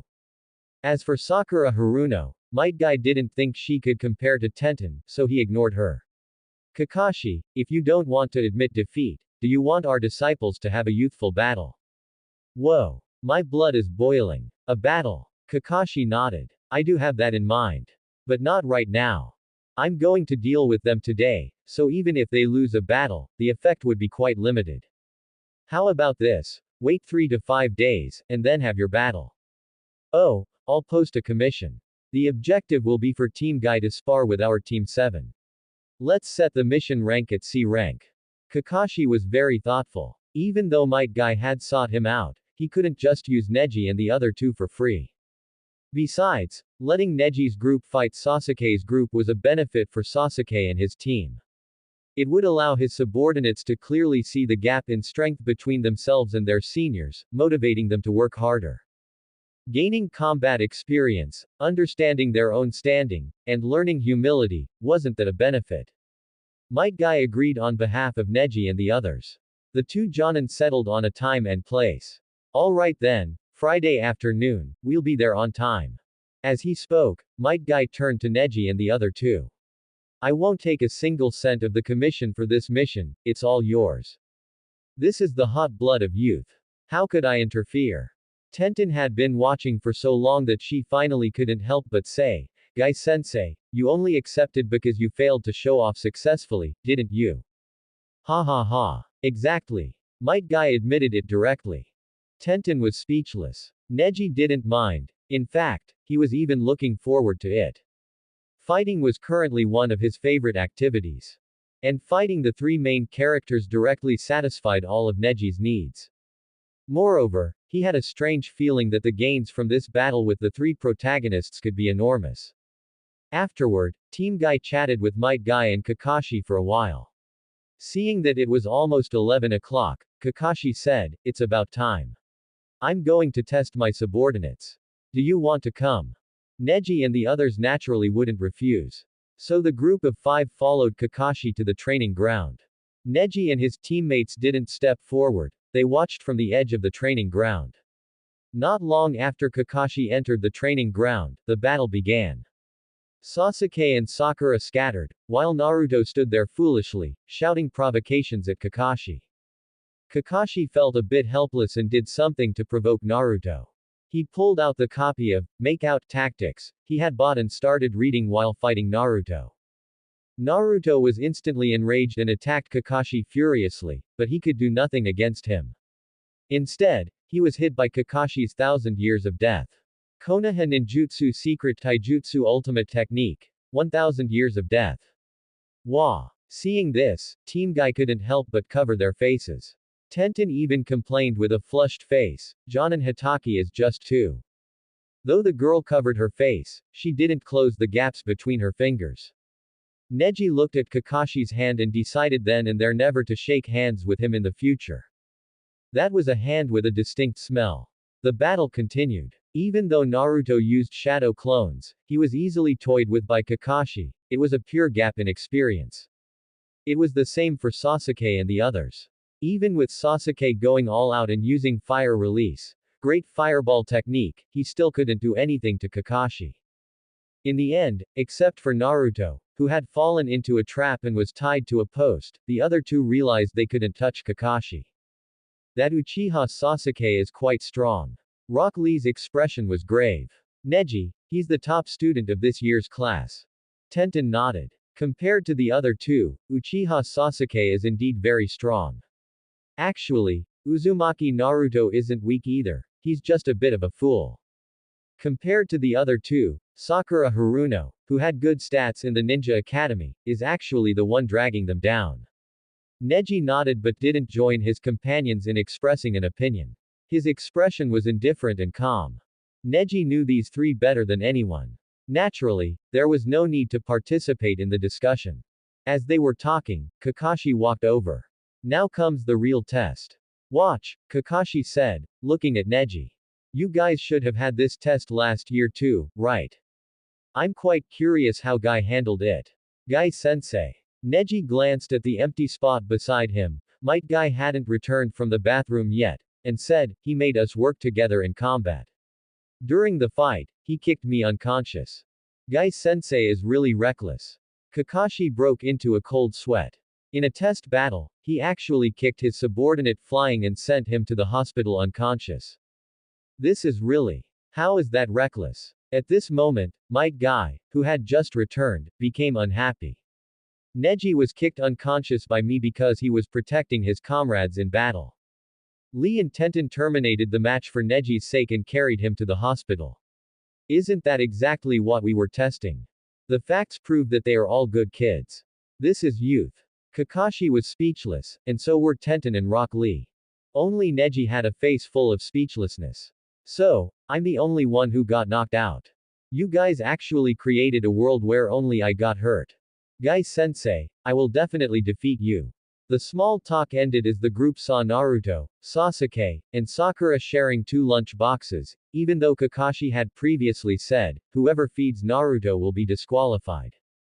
Naruto actually didn't expect this to happen, he thought his 2 teammates would just eat their own food. But Sasuke had his own reasons. Kakashi isn't here, and we still have to grab the bells together this afternoon. If you drag us down, it'll be a hassle for me too. This made Naruto feel a deep warmth in his heart. As for Sakura, she followed Sasuke's lead, She only did it because she saw Sasuke doing it. That was Sakura. At least in the early stages, she was like that. She didn't have much of an independent presence and wasn't very likable. Alright, it's my turn to appear. Whether you guys show up or not is up to you. Kakashi said, however, I will tell them about the battle on Friday. Swish tilde. Using the body flicker technique, Kakashi vanished from the spot. When he reappeared, accompanied by a huge cloud of smoke, he gave Naruto's trio a surprise. Watching Kakashi's performance, Neji thought for a moment and said, let's go down and take a look. Their team had watched Naruto and the others battle and knew a lot of their information, but Naruto's team knew nothing about them. Plus, without having activated any cheats yet, how could Naruto and the others possibly defeat their trio? A guaranteed victory wouldn't allow Neji to go all out, and naturally wouldn't help increase the evolution progress of his Byakugan. This was something Neji couldn't accept. Therefore, Neji left them an opportunity to gather intelligence. Formulating a targeted strategy would increase the chances of Naruto and the others winning. Of course, if they didn't realize this, it wouldn't be Neji's concern. Tenten and Rock Lee followed Neji's lead and naturally had no objections. Might Guy didn't comment either. After all, it was Neji and the others' battle. Thus, Neji's trio walked into the field and stood behind Kakashi. Naruto's trio, who had been stunned by Kakashi, suddenly snapped out of it upon seeing this. Kakashi-sensei, did we pass? Also, who are they? Naruto immediately recognized Neji. Neighbor big brother. If he weren't tied to the wooden post right now, Naruto would have definitely lunged forward. Naruto, do you know them? Naruto nodded. This is my neighbor. Neji nodded in acknowledgement and then helped untie Naruto. Sasuke caught the main point. Kakashi, I need to confirm, did we pass? Of course. Kakashi nodded. A ninja must be calm, composed, and cautious in handling all situations. Those who break the iron laws and rules of the ninja world are called trash. But those who ignore their comrades and abandon their comrades are worse than trash. Therefore, Team 7 all pass. Starting tomorrow, we begin missions. Hearing this, Naruto was ecstatic. Ha ha ha. Awesome, I'm a ninja now. But don't get happy too soon. Kakashi added, 3 days from now, on Friday, you will battle these 3. This is a benefit I've brought for you. These 3 are your seniors. They have been genin for a year and have a 100% mission completion rate. They are Team Guys Hyuga Neji, Rock Lee, and Tenten. As he spoke, Kakashi stepped aside, letting Naruto's trio face off with Neji's trio. Benefit. Sakura was puzzled. How is this a benefit? Do you just want to watch us get beaten up? Kakashi-sensei. Although Sasuke didn't speak, he felt much the same way in his heart. Having been ninjas for a year and completing every mission, such a team could definitely not be weak. If it were one-on-one, there might be some chance of winning. Sasuke looked at Neji's Byakugan, and fighting spirit ignited within him. Neji didn't mind Sasuke's gaze and instead greeted Naruto's trio. Hello. Hello, hello. Sakura was the first to reply. But she immediately reacted. I already have Sasuke, how can I be seduced by Hyuga Neji's good looks? No, Sakura, pull yourself together. Naruto also greeted him warmly. Neighbor big brother, so your name is Hyuga Neji. But why are your eyes white? It's just like a classmate in our class. Naruto. Sasuke reached out and pulled Naruto back to stop him from talking further. Hyuga Neji, is it? I will defeat you in 3 days. Neji smiled indifferently. You can try and see if you can manage it. Alright, we should go to our mission. Neji said to Might Guy, who was watching the show from the side. And so, the 4 members of Team Guy left the training ground. Tenten said somewhat indignantly, what was that? That Sasuke is so arrogant. Because of Sasuke's behavior toward Neji, Tenten felt a bit uncomfortable. So the usually understanding and kind Tenten also found Sasuke a bit annoying at this moment. Neji waved his hand to soothe her. Don't worry, we'll just defeat him later. If it were the future Sasuke, Neji might not necessarily have such strong confidence, but the current Sasuke. Neji is number 1 in the world. Tenten turned her head, her eyes sparkling. Back at the training ground, Kakashi had already left, and Naruto's trio were walking together. Sasuke, why are you so hostile toward neighbor Big Brother? Naruto asked, puzzled. Sasuke glanced at him but didn't answer, only letting out a HMPH. This made Naruto very angry. Fortunately, Sakura spoke up to stop Naruto and explained his confusion. That Hyuga Neji possesses the Byakugan. Sasuke is a member of the Uchiha clan, and his pride is the Sharingan. The Byakugan and the Sharingan, along with the legendary Rinnegan, have always been known as the three great dojutsu. But the Rinnegan is basically never seen, so only the Byakugan and Sharingan remain.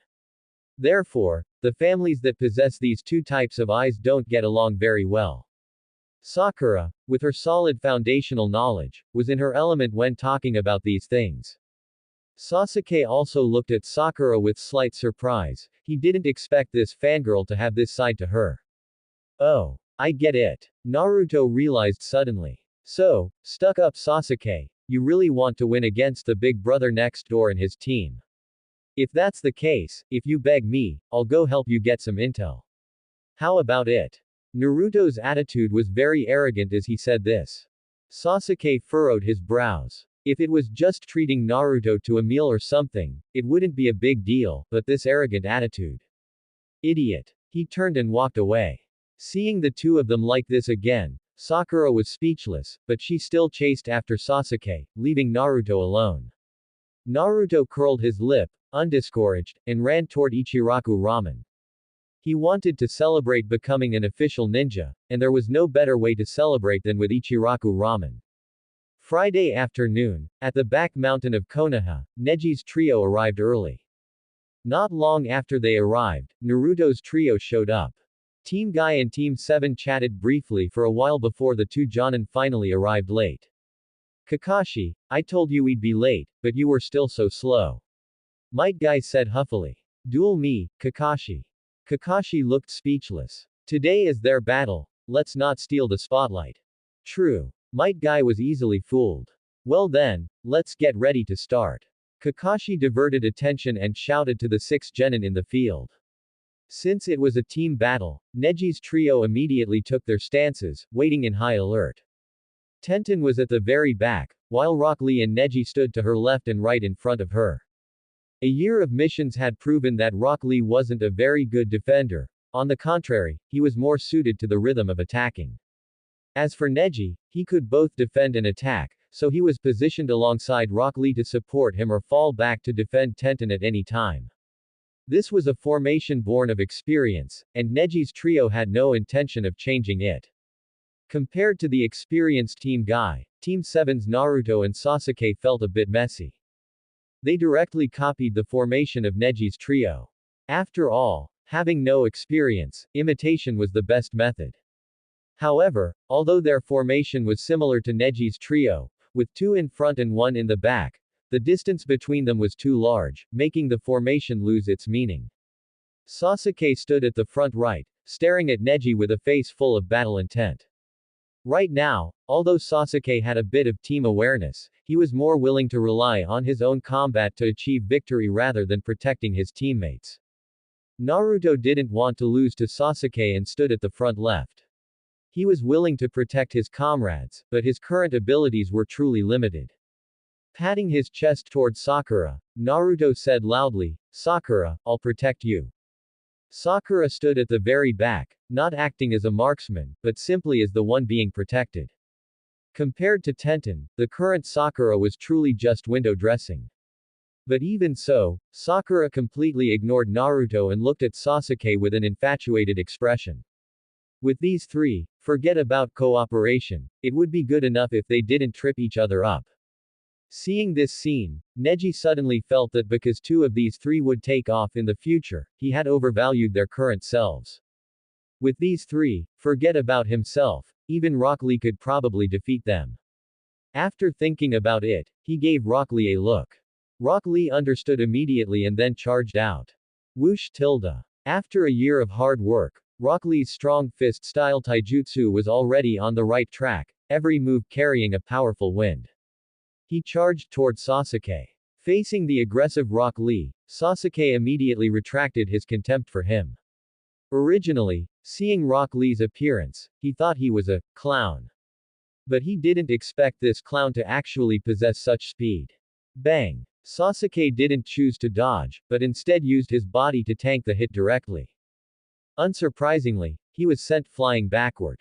Under Neji's influence, Rock Lee's strength was only 1/8 gates short of his level during the Chunin exams 6 months later in the original story. A Rock Lee of this strength was not someone a fledgling Sasuke could handle.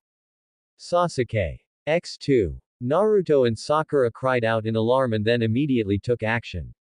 Sakura wanted to go catch Sasuke, but she was useless. Sasuke adjusted his body in midair and landed steadily.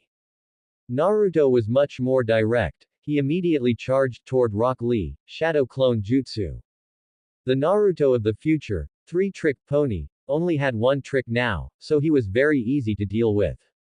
Especially since Rock Lee specialized in taijutsu. The strong fist style was best at dealing with Naruto's weak shadow clones. Bang bang bang tilde. One after another, the shadow clones were broken, and Naruto was also knocked back several steps by a punch from Rock Lee. The two who had consecutively suffered at Rock Lee's hands were no longer reckless. They glanced at each other and understood the meaning in each other's eyes. Cooperation. With this decision made, Naruto spoke up. That bushy-browed guy specializes in strong fist taijutsu, he doesn't know any ninjutsu or genjutsu. During these 3 days, Naruto naturally hadn't wasted the advantage of being Neji's neighbor. And Neji was not stingy with Naruto's requests for advice, directly telling him the strengths and weaknesses of his trio.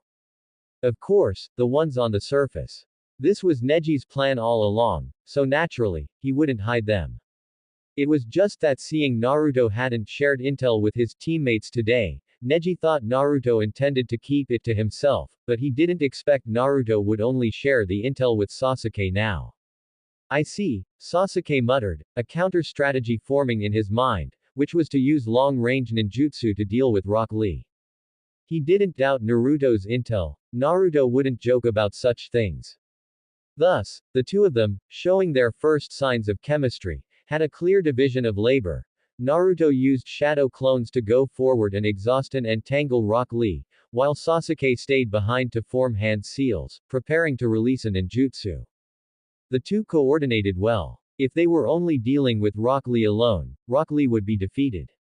Even if what Sasuke was about to perform was a non-lethal fire release, no ordinary genin could tank a fire release without being taken out. Ultimately, when the manga becomes reality, fire release is the most lethal ninjutsu, bar none. However, Rock Lee also had teammates. Seeing Rock Lee fall into a crisis, Tenten took action. She pulled out a dozen kunai and threw them as if they cost nothing. If they were thrown randomly, it would have no effect at all, but Tenten threw them with extreme precision. 2 kunai shot toward Sasuke, forcing him to abandon his ninjutsu. 2 kunai targeted Naruto's original body, preventing him from interfering with Rock Lee. Another 5 directly hit 5 shadow clones, helping Rock Lee escape the predicament. And one more was pinned half a meter in front of Sakura Haruno, warning her to stay where she was and not move. Suddenly, Tenten's kunai gave Naruto and Sasuke an immense sense of pressure, making their movements a bit clumsy. This version of Sasunaru, of course, could not defeat Rock Lee. Bang bang. Naruto and Sasuke were kicked flying by Rock Lee, looking somewhat pathetic. Woohoo! Rock Lee was incredibly excited. He had actually defeated this year's top student in a 2-on-1 fight. Even though the opponent was a novice who hadn't started growing stronger yet, it was enough for Rock Lee to build his confidence. Many times, confidence is more important than strength. Rock Lee, Tenten, don't interfere from now on. Neji stepped forward. Having already had his fun, Rock Lee naturally wouldn't resist Neji's command. Seeing Team 7's weak strength, Tenten wasn't worried about Neji taking on 3 alone, so they both agreed. Seeing Neji arrogantly wanting to fight outnumbered, even Naruto, who had a good impression of Neji, got a bit angry. Neji bro, take this. Using Shadow Clone again, Naruto charged forward. This time, Sasuke didn't stand by and watch. he followed Naruto to launch a pincer attack. If even Rock Lee, who seemed weaker than Neji, was so troublesome, how would the stronger Neji be? If he held onto his pride and refused to cooperate with Naruto, Neji would deliver the same humiliation Rock Lee and Tenten had given them once again. Sakura snapped out of it at this moment. Since Tenten said she wouldn't act anymore, then she could be useful. At the very least, she could throw kunai to distract Neji. But the breadth of vision of Neji's Byakugan was something ordinary people couldn't imagine. Byakugan. Activating the Byakugan, the veins around Neji's eyes bulged. As a result, Sakura's interference with kunai and shuriken was practically non-existent. Not only that, by seeing the subtle differences between Naruto's shadow clones and his true body through the Byakugan and judging by experience, Neji directly found Naruto's real self. Gentle Fist. Tenketsu. Bam tilde. In an instant, he struck dozens of pressure points, severely obstructing the flow of Naruto's chakra. Poof, poof, poof. Losing chakra control, the shadow clones burst one after another and directly dissipated. With his pressure points sealed by Neji, Naruto was sent flying by a single palm strike. At this moment, Sasuke finally reached Neji. Looking back, Neji's Byakugan radiated a chilling majesty, causing Sasuke's heart to skip a beat. Danger. Such a thought appeared in Sasuke's mind, but it was already too late. Neji assumed the stance for the 8 trigrams palms and whispered, 8 trigrams 64 palms. Thud, thud, thud. The moment Sasuke was hit by the first palm, he could no longer escape. Neji's chakra blocked Sasuke's pressure points, making him unable to even use the substitution jutsu. After being hit by the full 64 palms, Sasuke was not only beaten black and blue, but all the pressure points across his body were completely blocked. He slumped onto the ground, unable to move even an inch. Without awakening the Sharingan, Sasuke was truly weak. Neji withdrew his hands and stood tall, his Byakugan returning to normal. His clothes weren't even wrinkled, and they were nearly spotless. Under the sunlight, the youth with black hair, white eyes, and white clothes looked like a celestial being descended to earth. As that slightly majestic gaze turned toward Sakura, the girl was completely stunned, losing all combat capability. The match was decided. In this battle, the Byakugan won. Leaving the training ground, the 4 members of Team Guy were all in a very good mood. Might Guy had successfully shown off, Tenten and Rock Lee had built their confidence, and Neji also had a smile on his lips. He was smiling because he had finally found the best candidates to gain progress for his Byakugan evolution. Uzumaki Naruto and Uchiha Sasuke. Despite it being a crushing victory and not even a satisfying fight, the Byakugan's evolution progress had increased by 1 percentage point. This was an achievement that would usually take 3 all-out matches against Might Guy. Are these the children of destiny? I love it. Neji had already decided that he would frequently engage in friendly sparring with Naruto and Sasuke in the future. As for whether this would cause their mental state to collapse and led them to give up on themselves, Neji wasn't worried about that at all. Setting Sasuke aside for a moment, Naruto would absolutely never be broken. And as long as Naruto didn't break, as long as Sasuke didn't leave him, he wouldn't break either. The situation was indeed close to what Neji had imagined. Naruto was only distressed for a moment before cheering up again. We've only just graduated, we'll definitely get our revenge later. Uzumaki Naruto, go go go. Hearing Naruto's shouts, Sasuke's expression also recovered from its gloom. He said Tsunere Lee, idiot. Sakura was lost in thought, but before she could figure it out, she was interrupted by the noisy duo. The path for the 3 of them was long and difficult. In the blink of an eye, 3 months passed. Neji was about 10 days away from reaching a full year of continuous check-ins, but the Chunin exams had already begun. But this time, Neji was very confident about successfully completing the streak. Only 10 days were left, and those 10 days would be spent in Konoha village because of the Chunin exams. This streak was as good as won. During these 3 months, Neji had truly given up a lot to maintain his continuous check-ins. The biggest mission he had given up was undoubtedly the Land of Waves mission. When the Land of Waves mission was presented to him, he almost couldn't resist taking it. But considering it would require being away for at least a week, Neji still refused. Although the Land of Waves mission was exciting, Neji gave it up for the sake of the check-in streak. Furthermore, Neji didn't like Tazuna lying about the mission rank. If it hadn't been for Naruto, Sasuke, and Kakashi's team, any ordinary genin team might have perished there. Because Zabuza and Haku were there, this duo was almost in the T1 tier of power in the early stages of Naruto. Tazuna's behavior was the most hated type of conduct for all ninjas. Looking at Tazuna, even if he spoke eloquently, he couldn't hide the fact that he used the mission funds the Land of Waves had scraped together for him to eat, drink, and be merry on the way. Because he spent too much money on wine and women, he couldn't afford the fee for a B rank mission. Therefore, he lied and reported the mission rank as C rank, endangering Konoha ninjas. This was the Tazuna in Neji's eyes. If it weren't for the fact that Naruto and Sasuke would start their rise from this battle, Neji would have exposed Tazuna on the spot and made him pay for his actions. But for the sake of letting the two leaks, Naruto and Sasuke, grow strong, Neji chose to let Tazuna off the hook. He really was such a great person. And the situation was just as Neji had expected. After the battle in the Land of Waves, Naruto and Sasuke grew rapidly, to the point where Neji almost couldn't crush them directly. Fortunately, Neji was also growing. In 3 months, he had fought Naruto and Sasuke together a total of 10 times, gaining 10% progress in Byakugan evolution. He fought Might Guy with everything he had over 30 times, gaining another 10% in Byakugan evolution progress. This brought his Byakugan evolution progress to 46%.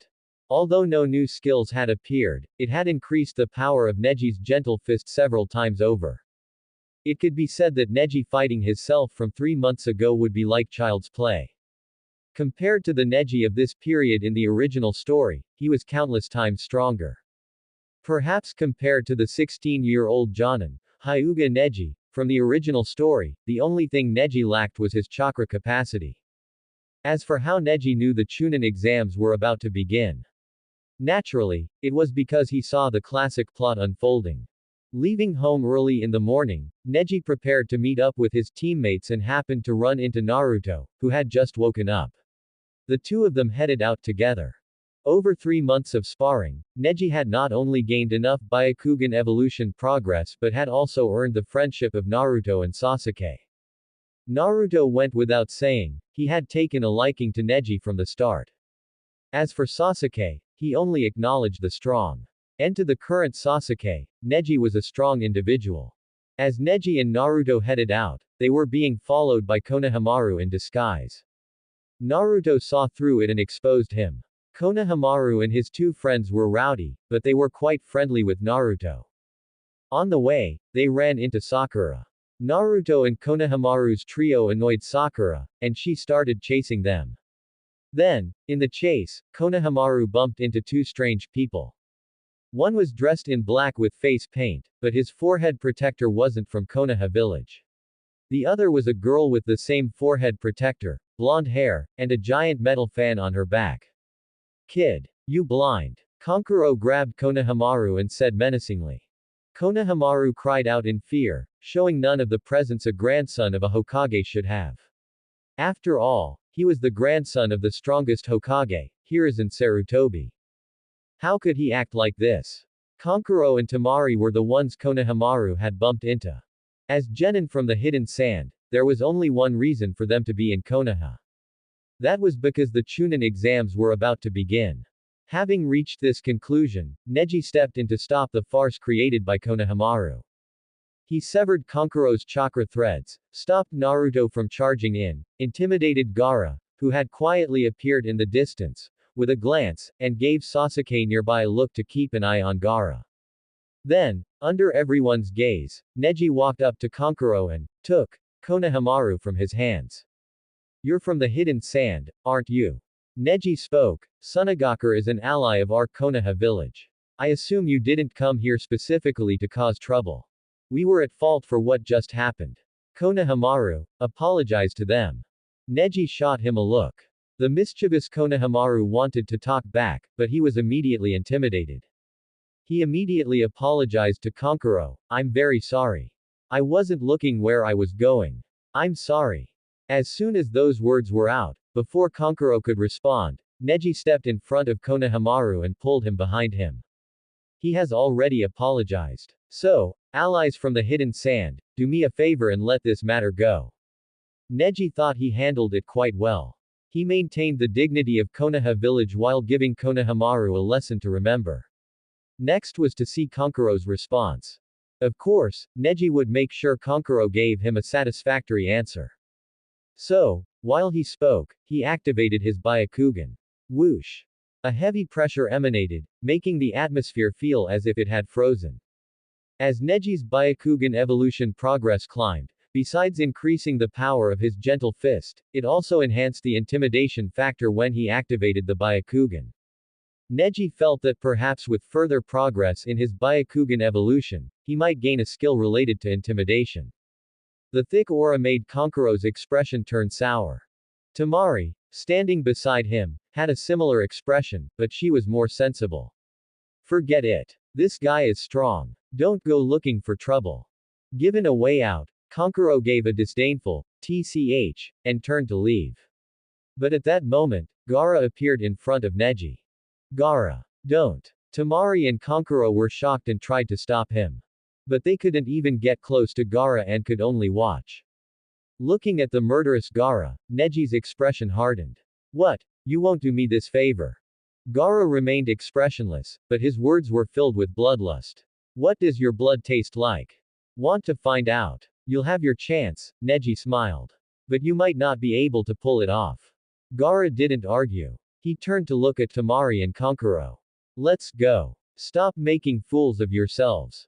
Do you still remember why we came here? Kankuro tried to explain. Gaara, listen to me, they started it. Shut up. The heavy bloodlust made even Naruto and the others feel uncomfortable. Or I'll kill you.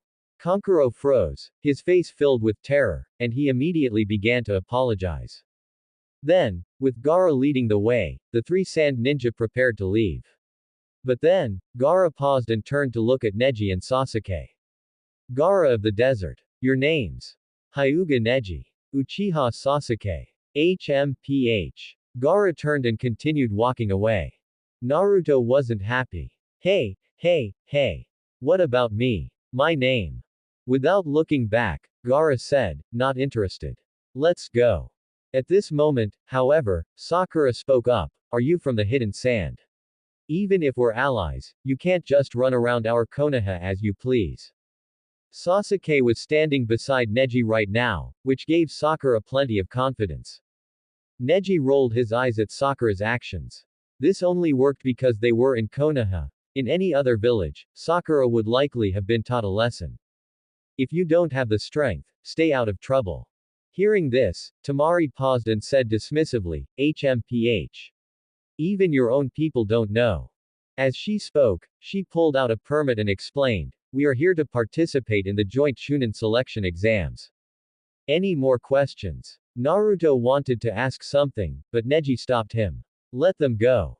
Seeing this, the three sand ninja left. Afterward, Neji said to Naruto, if you have any questions about the Chunin exams, your guidance Jonin will surely tell you. Go find Jonin Kakashi. It wasn't wise to cause more trouble with the sand trio right now, so Neji cut off any further interaction. Besides, this could also cause some trouble for Kakashi. In these past 3 months, Neji had sought out Kakashi for a fight, only to be utterly crushed. Dealing with Neji, a taijutsu ninja, Kakashi had used ninjutsu throughout the fight, forcing Neji to exert his all just to keep up. Yet, his Byakugan evolution progress hadn't increased. Thus, Neji remembered Kakashi.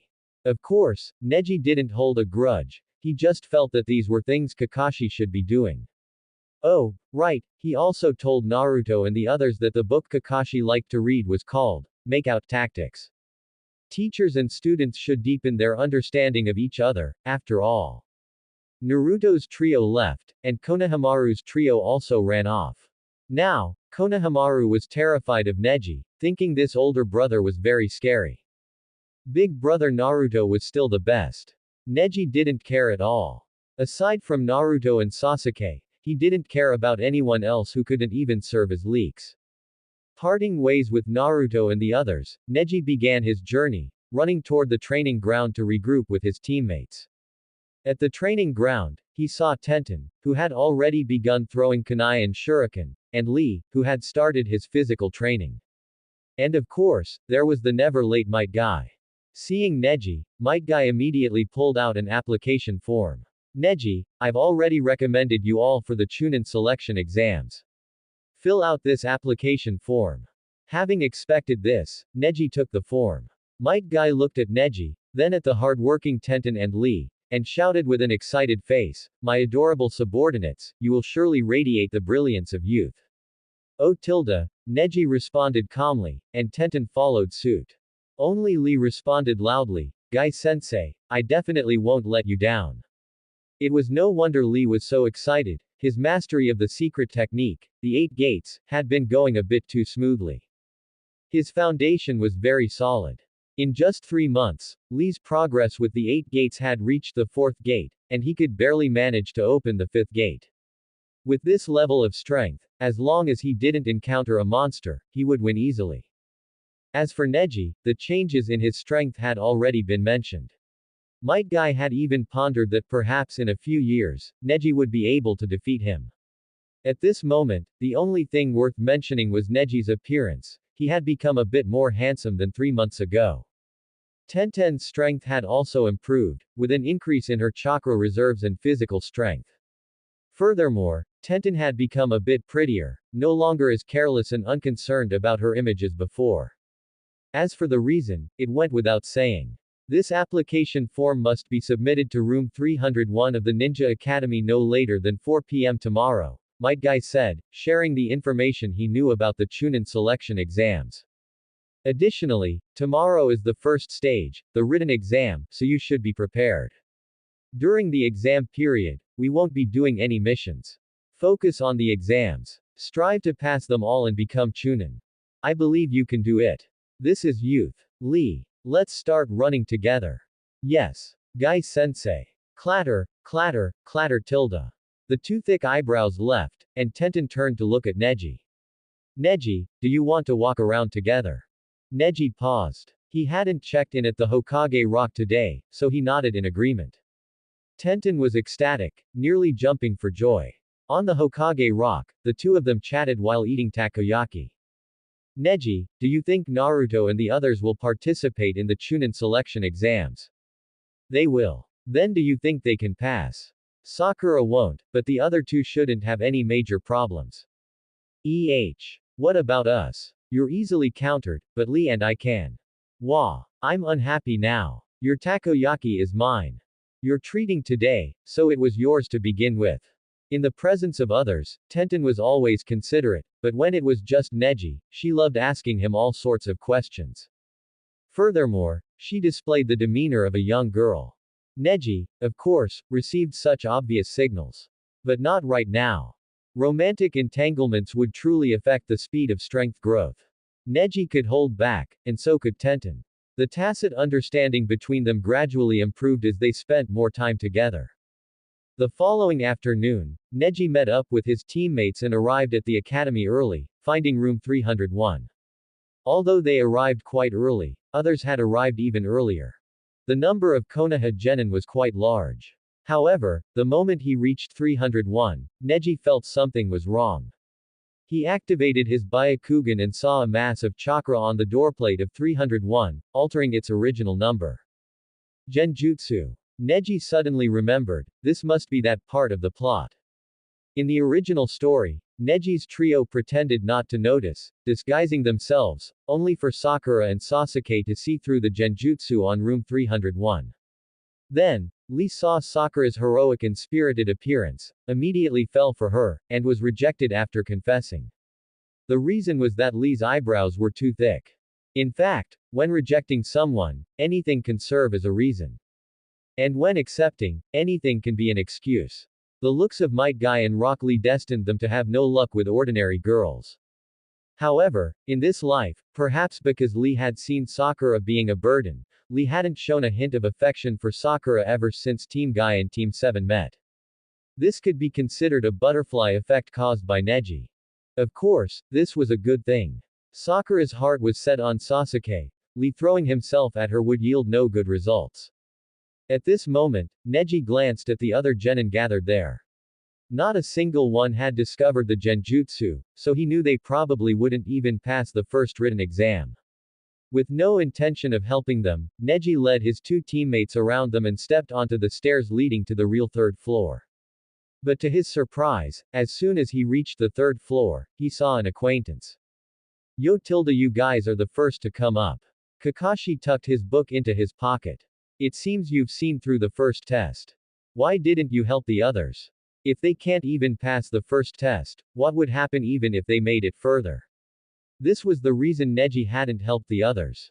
That's true. Kakashi leaned in closer. Neji, was it you who told Naruto and the others that the book I read is Make-out Tactics? Neji was taken aback, his expression one of perfect confusion. Make-out Tactics. What kind of book is that, Jonin Kakashi? With a girl nearby, Kakashi wouldn't explain it no matter what. Helplessly, he could only shrug and let Neji's trio pass. Room 301 is the venue for the first exam. Get yourselves acquainted with it. After Neji and the others left, Kakashi pulled out Make-out Tactics again. As he read, he muttered, he really is different from the average Hyuga. If only he didn't have the caged bird seal. Sigh tilde, Kakashi let out a faint sigh. Downstairs, Sasuke and Sakura showed off by dispelling the genjutsu on room 201, allowing a large number of genin to reach room 301. Meanwhile, Naruto, Sasuke, and Sakura were stopped by Kakashi for a talk. After all, they were his subordinates, so Kakashi had a few things he wanted to advise them on. Inside room 301, Neji's trio, who were the first to enter, were targeted by the latecomers. Targeting them was the Otogakure team, Dosu Kinyuta, Zaku Abumi, and Kintsuchi. The three uniquely styled Otogakure genin approached Neji's trio, staring at them fiercely. It seems you saw through the genjutsu on the second floor long ago. Then why didn't you say anything? Selfish Konoha ninjas. And one is from the Hyuga clan. But looking at the position of your forehead protector, you're from the branch house, aren't you? I've heard that the branch house are all slaves to the main house. Ah. When Kintsuchi, one of the three from Otogakure, began to provoke them with her words, Tenten and Rock Lee were furious. Especially because the person they were targeting was Neji.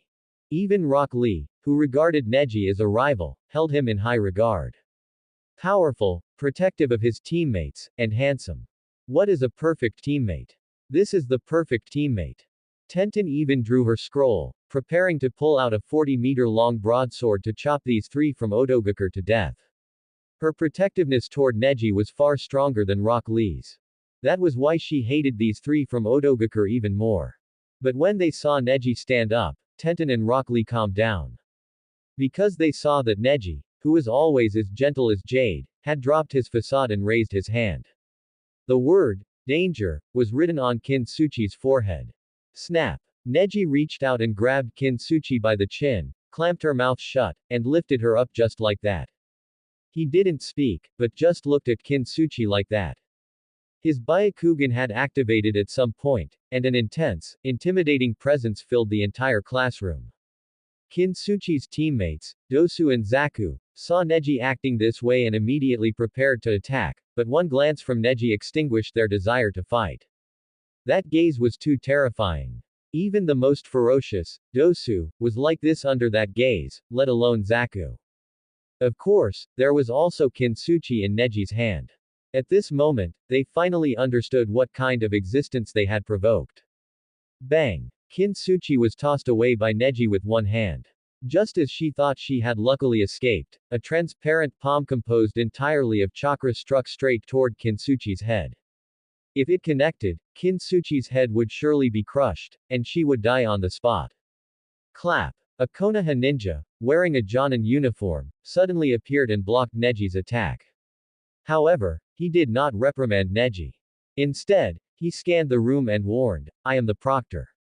During the exam, fighting is not permitted. You all better take note of that. It was clear that this proctor had watched the entire process, so without saying more, he stood on the podium. If you want to fight, go to the second exam. There are 10 minutes left until the first exam begins. With the proctor's appearance, Neji deactivated his Byakugan, but when he looked at the three-person Odogakur team, his gaze was already filled with killing intent. Having been a ninja for over a year, Neji had killed quite a few people. Although those he killed were all bad people, this demonstrated that Neji was not afraid to kill. And at this moment, Kintsuchi, Dosu, and the others had triggered Neji's killing intent. Originally, with their considerable strength, they would have been able to pass the second exam and reach the preliminaries of the third exam, but now, Neji would ensure they remained in the second exam forever. These consecutive actions caused the examinees in the classroom to glance at Neji, but upon discovering that Neji was from the Hyuga branch family, they merely observed briefly and had no intention of continuing to watch. Especially Yakushi Kabuto, who was disguised as a Konoha genin. His purpose in coming, besides assisting in completing Orochimaru's mission, was to observe and collect information on Sasuke. A Hyuga branch family member. Not worth his attention. Even if Neji appeared to be performing quite well right now. As long as the caged bird seal existed, Neji would remain in the category of those who could not be recruited.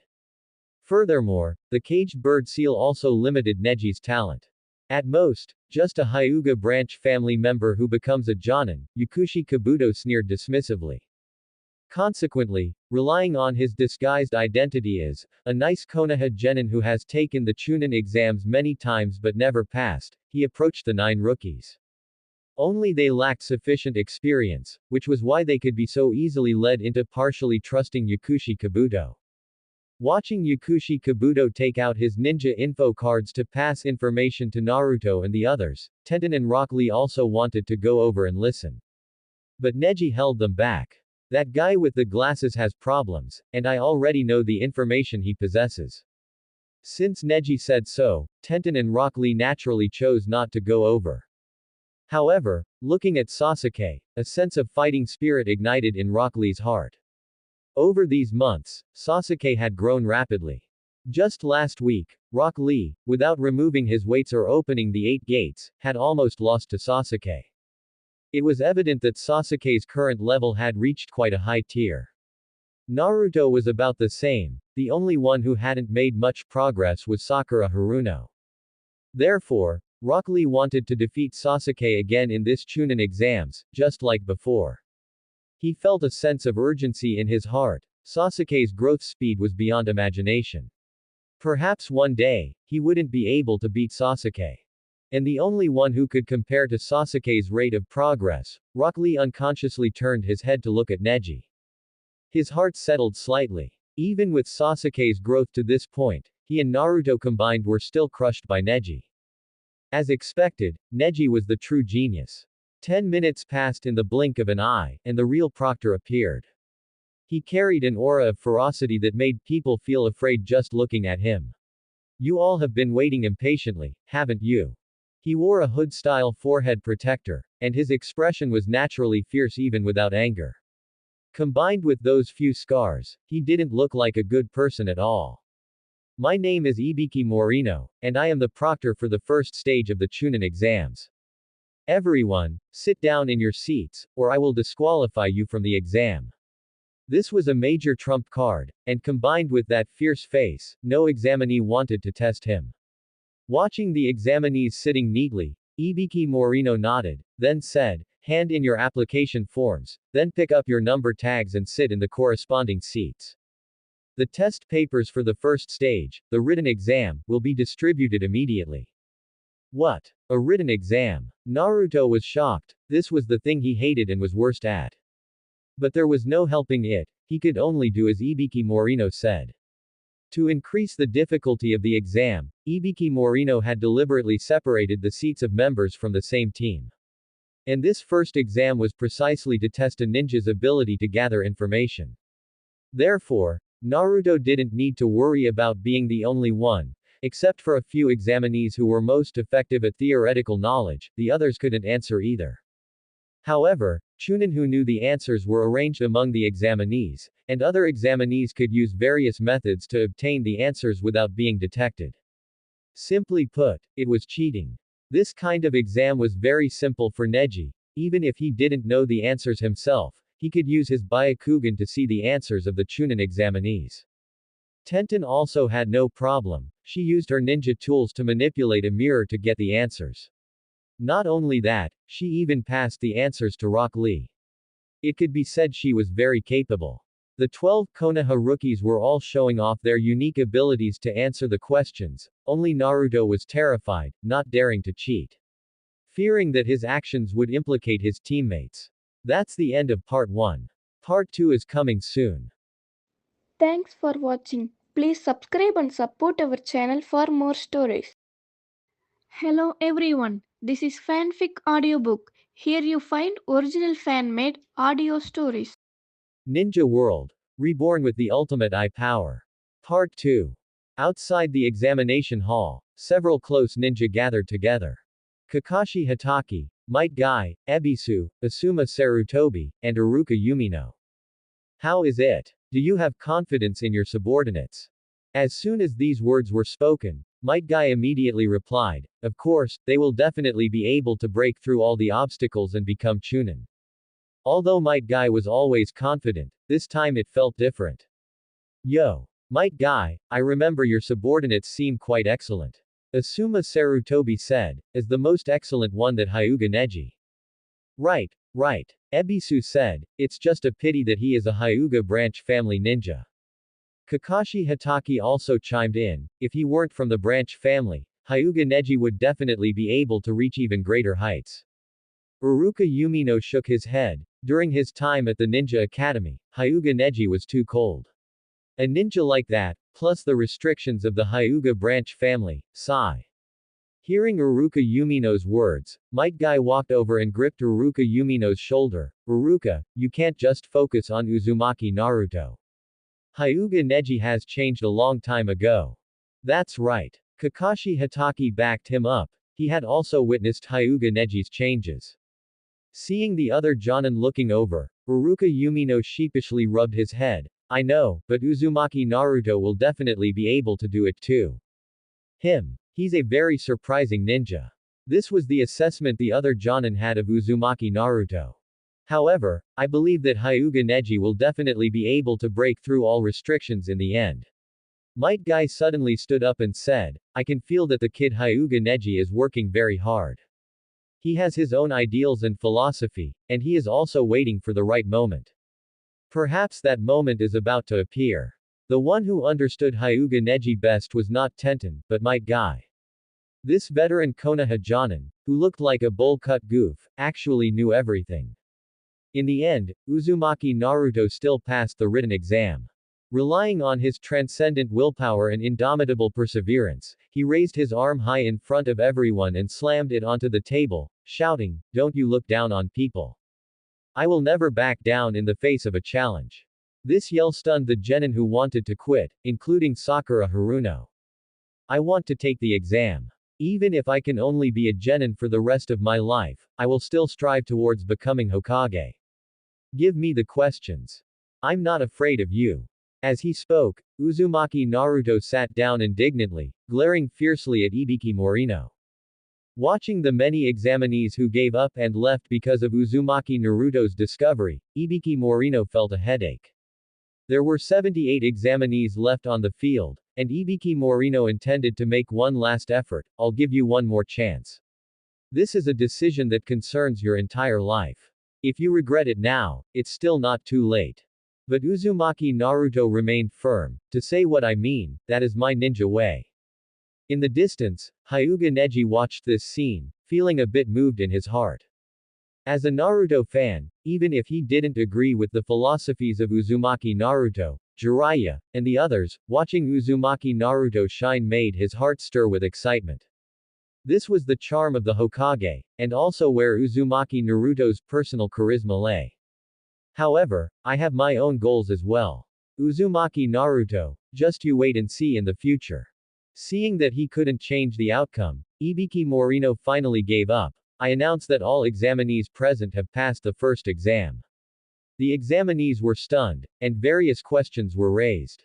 Ibiki Morino began to clarify things for the examinees, while emphasizing the importance of intelligence.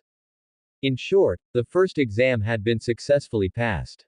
Next was the second exam, the survival exercise. For Hyuga Neji, this exam was the one he valued the most. Because he planned to grind his Byakugan evolution progress to 50% during this exam. The survival exercise was a three-man squad battle. Only in this way could he openly go and cause trouble for Uzumaki Naruto, Uchiha Sasuke, and the others. Furthermore, with Gaara and the other Konoha's fierce youths, it was not impossible for Hyuga Neji to obtain a 4% evolution progress in this exam.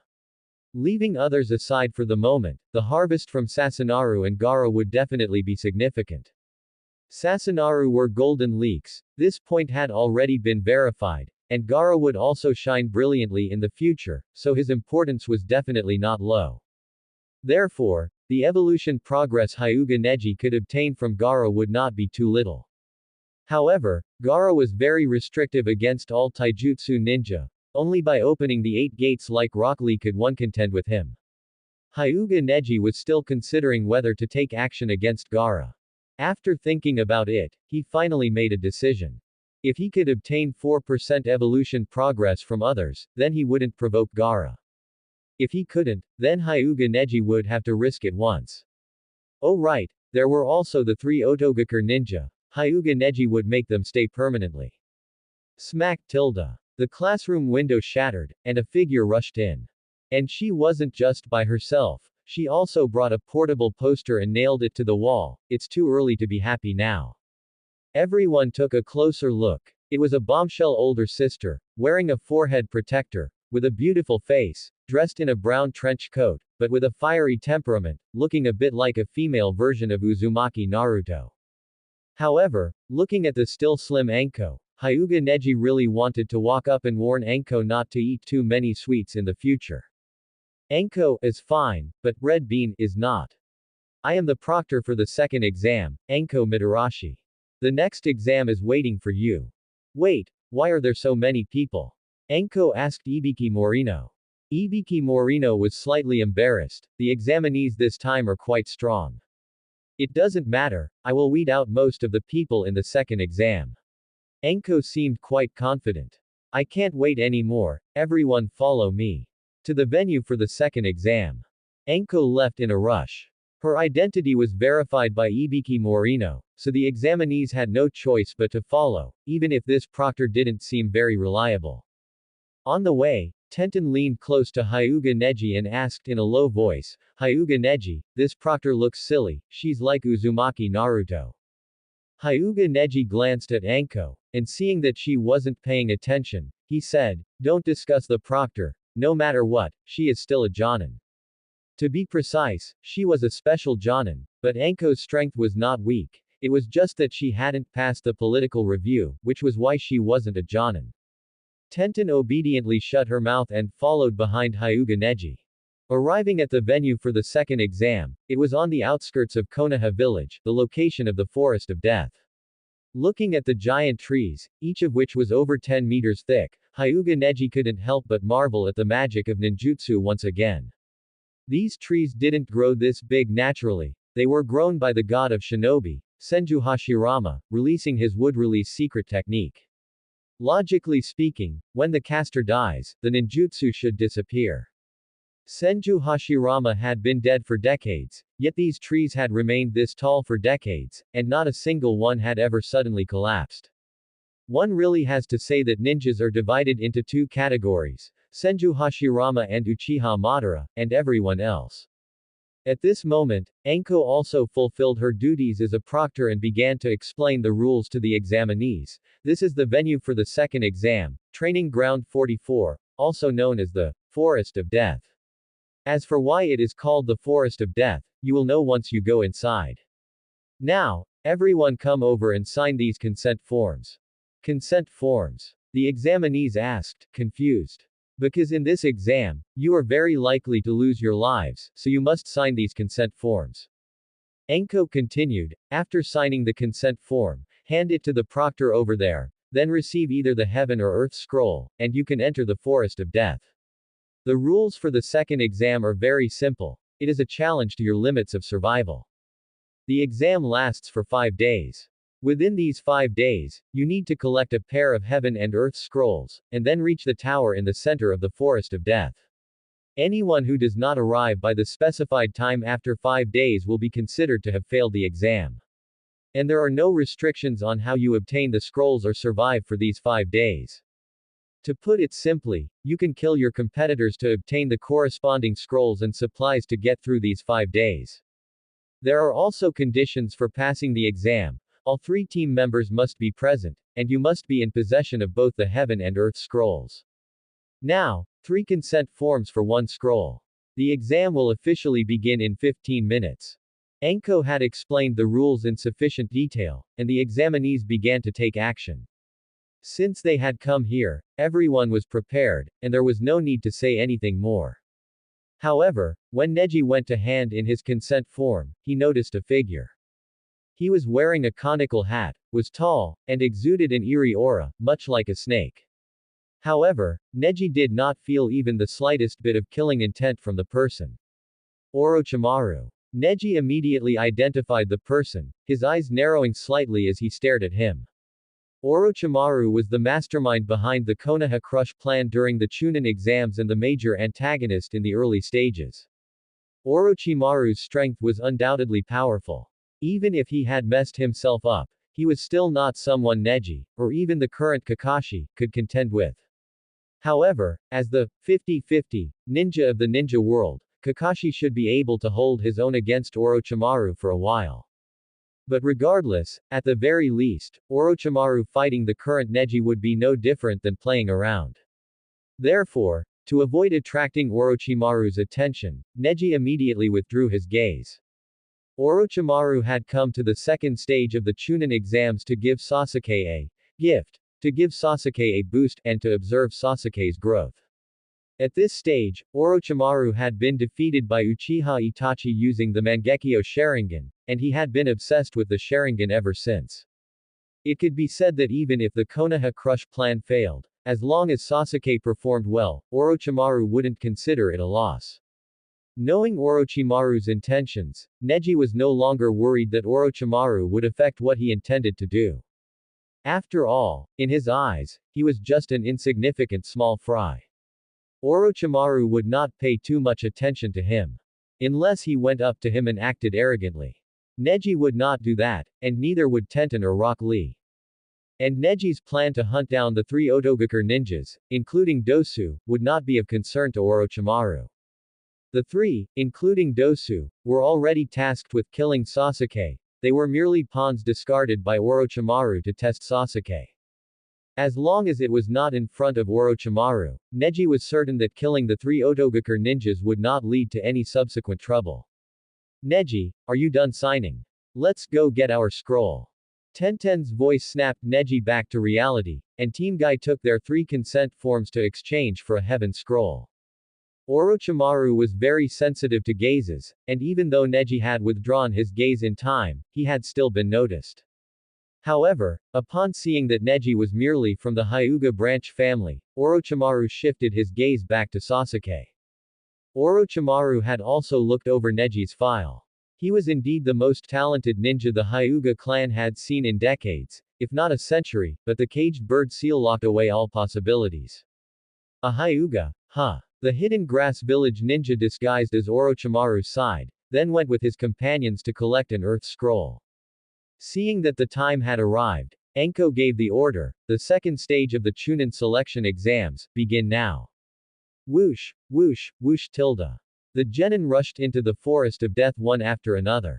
That team of hidden grass village ninjas, under Orochimaru's guidance, became extremely interested in Naruto's team. Since the exam allows us to kill our enemies, this is very favorable for us.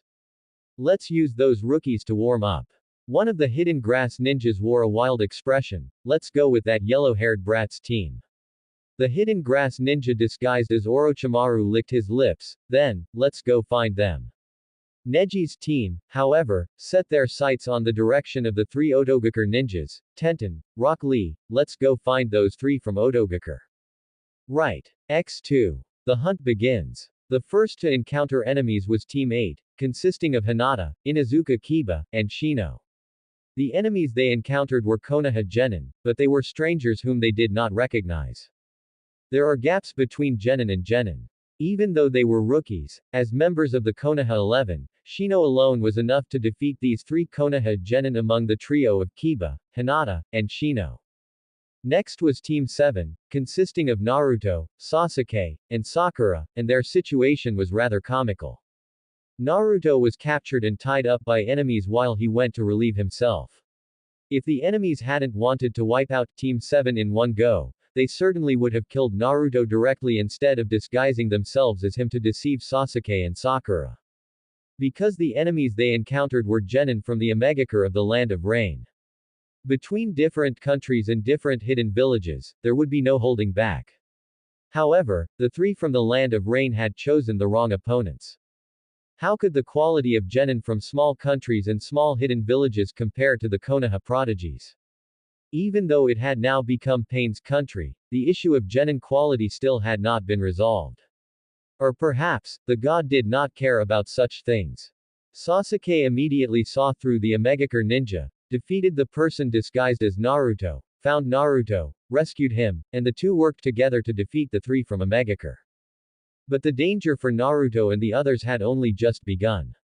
Because of the noise from their battle, the team of hidden grass ninjas disguised as Orochimaru discovered their trail. Very soon, Sasuke would be branded with the cursed seal of heaven. As for Neji's side, their search for the three Odogaker ninjas was not going smoothly. The Forest of Death, with its 10-kilometer radius, was simply too large. Even with the Byakugan, finding people was not an easy task. However, as long as they didn't give up, they would eventually find them. Sure enough, after Neji activated his Byakugan more than 10 times in a row, a smile appeared on the corner of his mouth. Tenten, Rock Lee, I've found them. The Byakugan possesses three types of vision: telescopic, perspective, and the clairvoyance eye. It can see everything within a 1-kilometer radius, see through the surfaces of objects, and observe meridians, acupuncture points, bones, and the flow of chakra. It also possesses a 360 degrees field of vision, making it quite a comprehensive ability. Furthermore, through training, the telescopic range of the Byakugan can be increased. Hyuga Neji's Byakugan evolution progress has reached 46%, and his telescopic range is already within a 10-kilometer radius. However, a 10-kilometer radius is only the radius of the Forest of Death, its diameter is 20 kilometers. This is the reason why Hyuga Neji had to use the Byakugan more than 10 times to find the three Odogaker ninjas. They entered the Forest of Death from different entrances. The three Odogaker ninjas entered from almost the opposite side of Hyuga Neji and his team, which is why it took some time to find them. Having confirmed their target, Hyuga Neji and his team had no intention of wasting time and headed straight in the direction of the three Odogaker ninjas. Along the way, they traveled at a fast pace and made almost no attempt to conceal their presence. The reason for this was that Hyuga Neji knew that in this Chunin exams, apart from Orochimaru and Gaara, no one could deal with their team. If anyone came out to intercept them because of their arrogant behavior, it would be exactly what Hyuga Neji wanted. Let them be transformed into Byakugan evolution progress, adding to his own strength. Unfortunately, no such existence appeared. Instead, Hyuga Neji discovered a team of Konoha ninja hiding from them, the new generation's Ino Shikacho team. Namely, the three members of Team 10, Nara Shikamaru, Choji, and Ino Yamanaka. Encountering this currently weakest team of Konoha's fierce youths, Hyuga Neji felt a bit helpless. He looked at their hiding spot, it was too obvious. If he didn't drag them out, he felt he would be doing a disservice to his Byakugan. And, weakest, this assessment was not wrong. It is the weakest for now, not the weakest forever. The three members of the Ino Shikacho team need to properly cultivate their family secret techniques before they can coordinate to form combat effectiveness. Otherwise, they are just at the level of ordinary genin. Therefore, the current level of Nara Shikamaru, Choji, and Ino is slightly stronger than ordinary genin, but a tier weaker than Naruto, Sasuke, Shino, and the others. However, after all, they are 3 of the 12 Konoha's fierce youths, so perhaps he could reap some Byakugan evolution progress. Holding this thought, Hyuga Neji spoke up, "In that thicket, are you 3 coming out on your own, or should I make you?" The 3 of them were startled, and Ino complained, "What is this? We were already running so fast." Nara Shikamaru was also helpless, "What a drag. We were still discovered."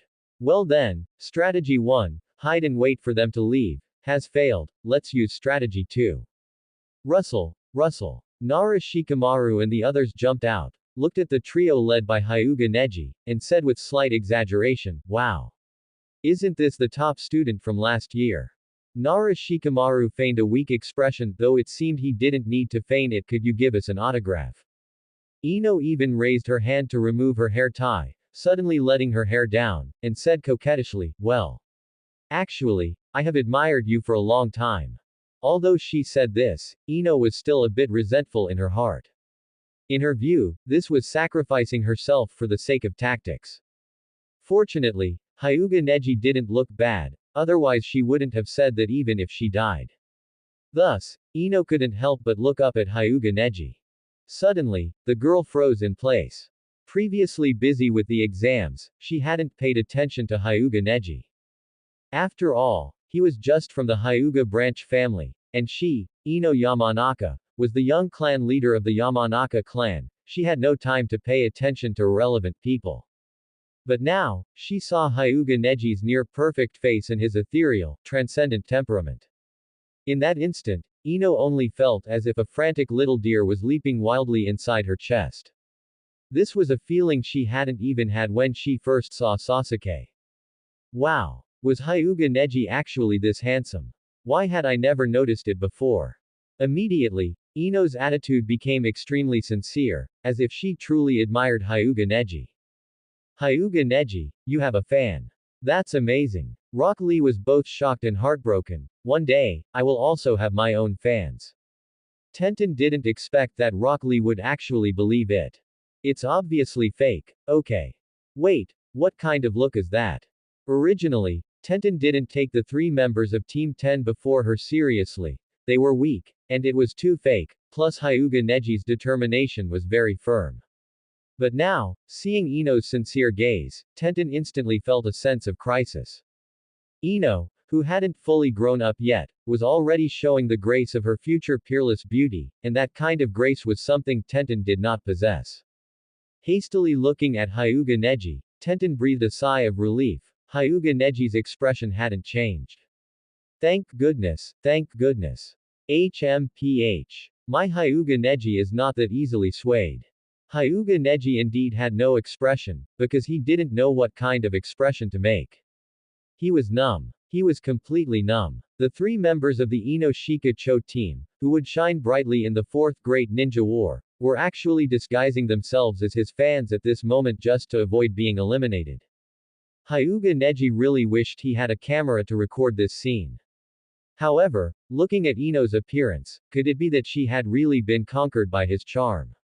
Forget it. Considering we are all Konoha ninja, you may go. In the end, Hyuga Neji waved his hand and let the 3 of them leave. They had already been so humble, and Hyuga Neji didn't feel right about forcing a fight with them.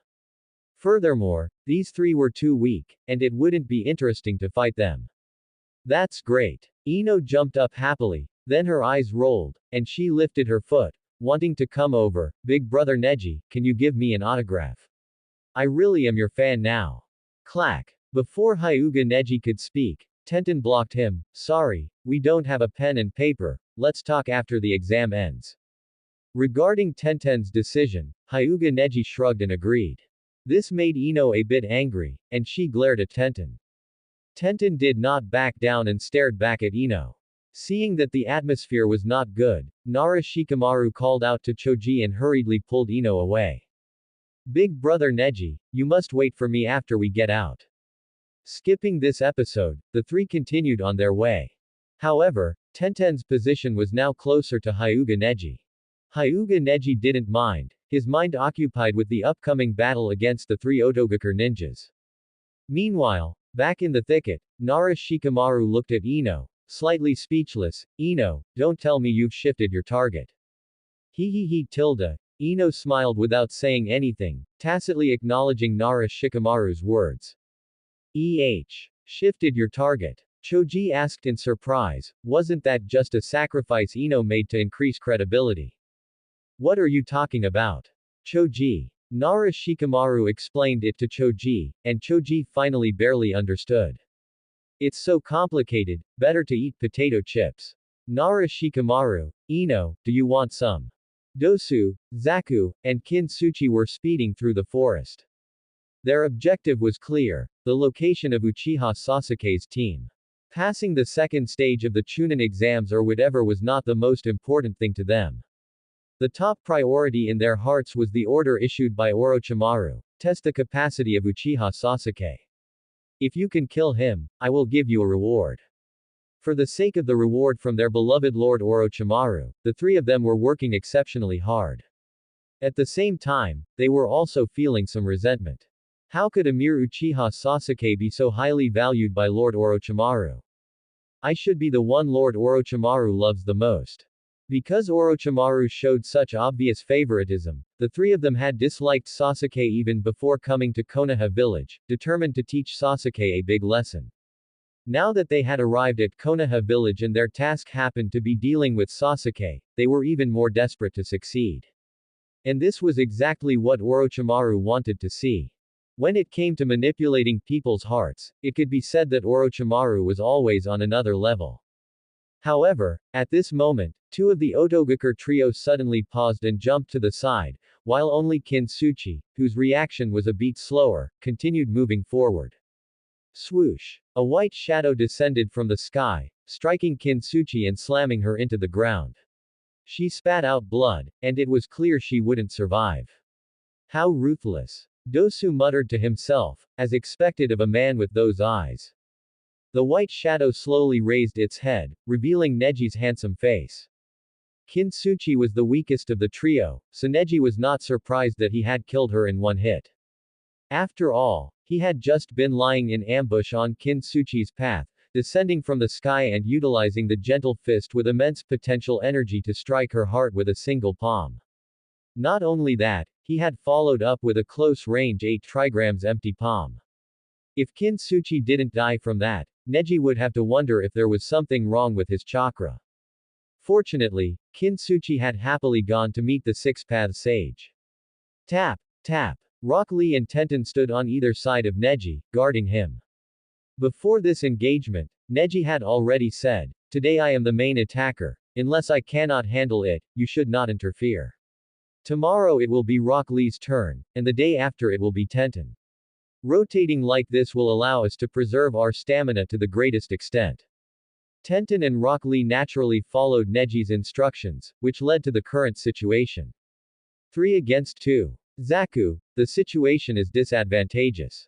Dosu was already considering retreating. Although he looked reckless, he was actually a person who knew when to advance and when to retreat.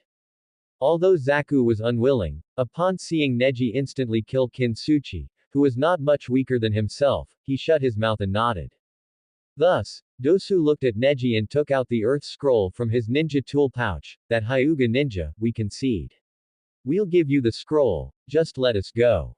But Neji's eyes were filled with killing intent. If we kill you, we can get the scroll just the same. Dosu was enraged. He had taken a step back, but the opponent was pushing his luck. He had completely forgotten that in the previous first exam, it was they who had provoked Neji first. Dosu, it looks like we have to fight for our lives. Zaku gritted his teeth and raised his hands, 3 against 2. I'll deal with that green-clad one and the one with the buns, you deal with the Hyuga ninja. How about that? Although he felt Neji was very troublesome, Dosu could only agree to Zaku's proposal. After all, Zaku had to fight 2 people. However, at this moment, Neji spoke up. You seem to have misunderstood. This battle is me fighting all 3 of you alone. My teammates will not intervene. So, come and let me have some fun. Saying this, Neji activated his Byakugan and rushed forward. 1 against 3. Once these words were spoken, Dosu and Zaku both looked at Neji with expressions of astonishment. But Neji's actions did not seem like a bluff, and his teammates had no intention of helping at all. How interesting. Let us see just how strong you are to be so arrogant. Dosu headed straight toward Neji. Among the Otogakur trio, Dosu was the main attacker. Watching Neji getting closer and closer, Dosu suddenly paused his steps and punched the ground. Pop! Dosu punched into the ground, but nothing happened. But seeing this, Neji immediately jumped to the side. And the moment he jumped away, the ground beneath his feet suffered a sonic boom. Boom! The ground exploded, creating a crater about a meter wide. If Neji hadn't dodged in time, he might have been injured by the blast. Your attack is indeed interesting, chakra attached to sound waves to unleash tremendous power. But, Neji raised his finger and pointed to his eyes. Under these eyes, everything about you has nowhere to hide. Dosu gritted his teeth. Fool dojutsu. Not only that, I have also seen through your secrets. Neji had a confident smile on his face, which made Tenten, standing to the side, feel her heart flutter. Your sound release ninjutsu is not one of the 5 basic nature transformations, nor is it a bloodline limit, it is human experimentation, isn't it? Once these words were spoken, Dosu and Zaku were shocked. Neji continued, there are pipes inside both of your arms, that is your weakness, isn't it? The Byakugan is truly powerful. Dosu's face beneath the bandages became even more ferocious. Since that's the case, we cannot let you live. Zaku, this guy is tough, let's attack together. Swoosh, swoosh. Dosu and Zaku rushed toward Neji together, yet Rock Lee and Tenten did not show any expression of worry for Neji. This made the two of them somewhat alarmed. Could this Byakugan ninja be that strong? Swoosh. Neji, the target of their siege, had disappeared. His speed was far superior to that of Dosu and Zaku, so achieving this effect was only natural. The next second, Neji appeared behind the two of them. He raised his hands and assumed the 8 trigrams palm stance, 8 trigrams 128 palms. Whoosh, whoosh, whoosh. Neji's strikes were like light and electricity, incredibly swift. Dosu and Zaku could not dodge in time at all. Especially when the first palm struck their bodies, they could no longer use their ninjutsu freely. Dosu and the other were shocked and angry, wanting to escape Neji's attack range, but Neji escalated his assault, closing in to target their arms. This was even more cruel than killing them. Because the source of their power lay entirely in the sound release ninjutsu in their arms. Ah! Zaku roared in impotent rage, while Dosu endured the excruciating pain, looking for an opportunity to break the enemy. Finally, Neji stopped. The 128 palms had been completed, and the chakra pathways of Dosu and Zaku were completely sealed. Despair descended upon the two, but it also stirred up their final bit of ferocity. They rose in pain and rushed toward Neji. Slap, slap. 2 8 trigrams empty palms crushed their last hope. Neji had once again played a crushing game.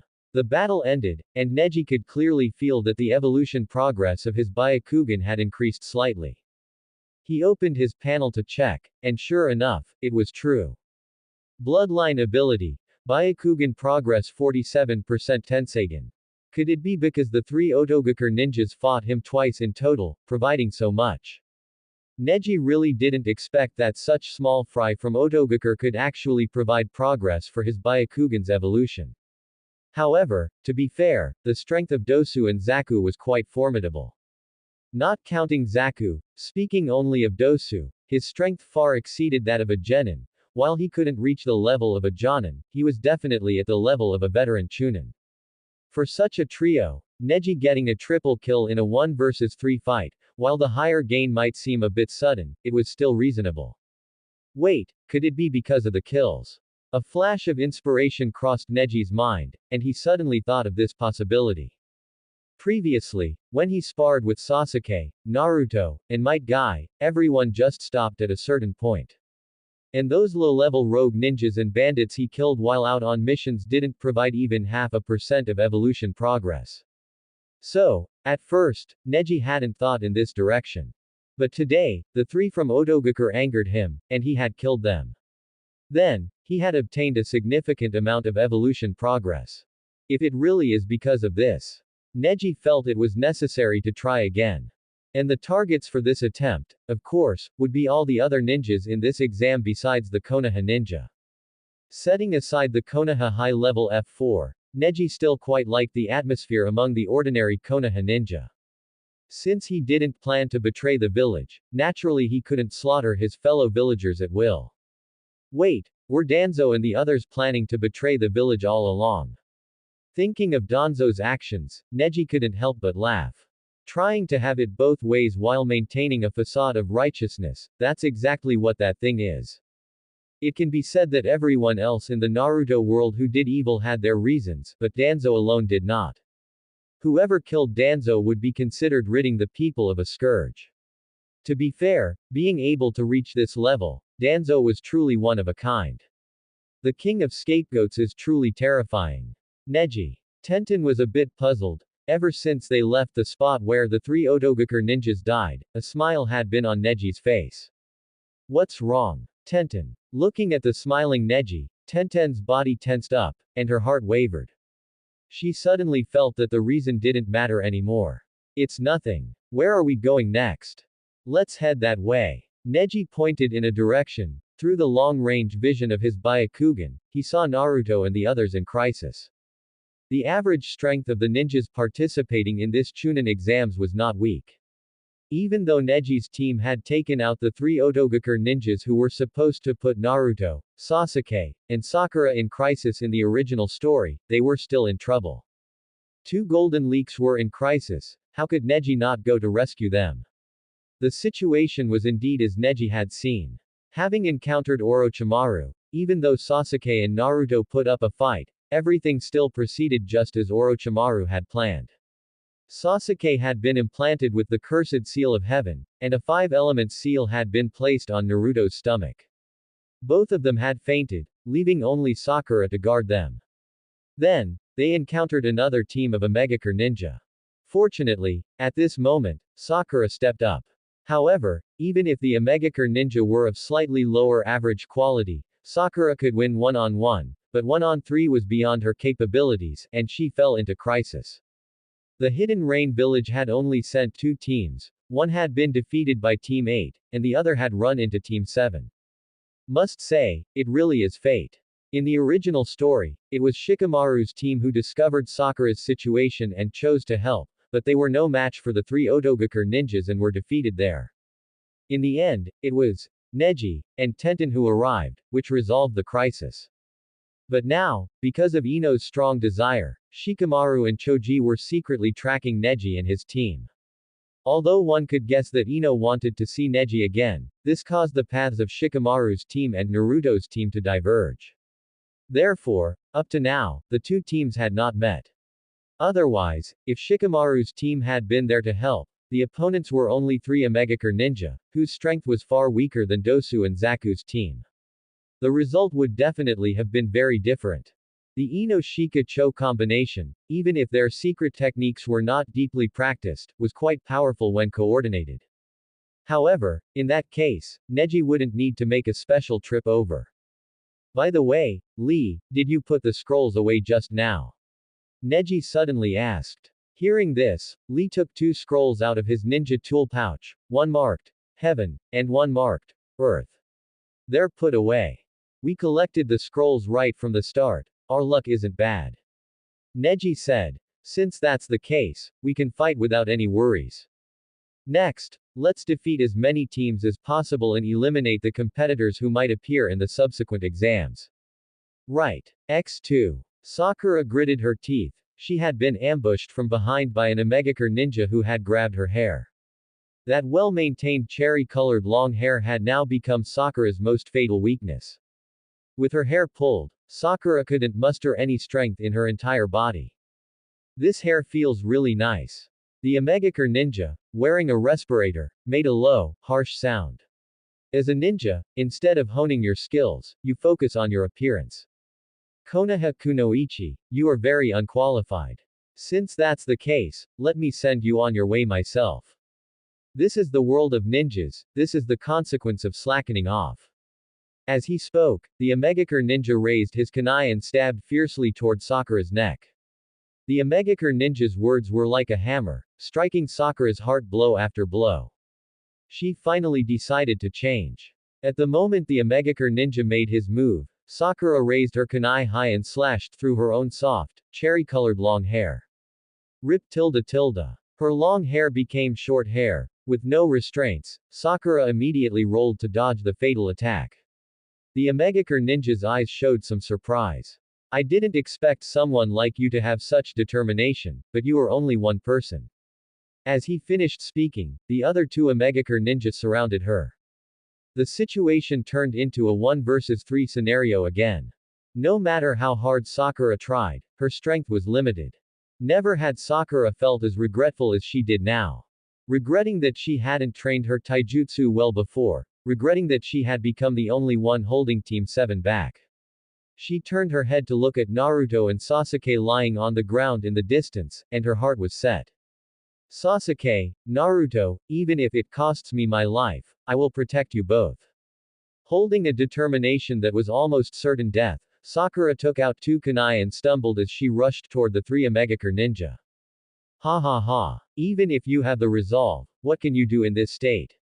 The rain ninjas laughed mockingly one after another. If resolve were useful, what would be the point of strength? Just obediently accept your death. The most arrogant rain ninja raised his kunai, but the lecherous-looking guy next to him suddenly said, "Boss, this Konoha female ninja looks quite attractive. Why don't we?" Clearly, seeing Sakura's somewhat tattered clothes, that rain ninja had developed evil intentions. Although the original Naruto series didn't show it, such things were all too common in the real ninja world. When a female ninja was captured, if she was ugly, it didn't matter. After extracting information, they would just kill her like any male ninja. But if she was good looking, the outcome would be much more miserable. In this world where almost everyone possesses chakra, if you are weak, anything can happen. Hearing these words, Sakura froze in place. The resolve that had just risen in her eyes was almost shattered instantly. These rain ninjas, how could they do such a thing? Smack. The more composed rain ninja reached out and smacked the head of the lecherous one. You idiot, this is the Konoha Chunin exams, there must be surveillance ninjutsu or devices. Upon hearing this, Sakura breathed a sigh of relief. Even if she had to die, she would not allow her body to be touched by anyone other than Sasuke. But at this moment, the composed rain ninja said, so we definitely can't do it under surveillance, get it? Got it, got it, got it. The lecherous rain ninja laughed. I know earth release ninjutsu, I can create a cave underground.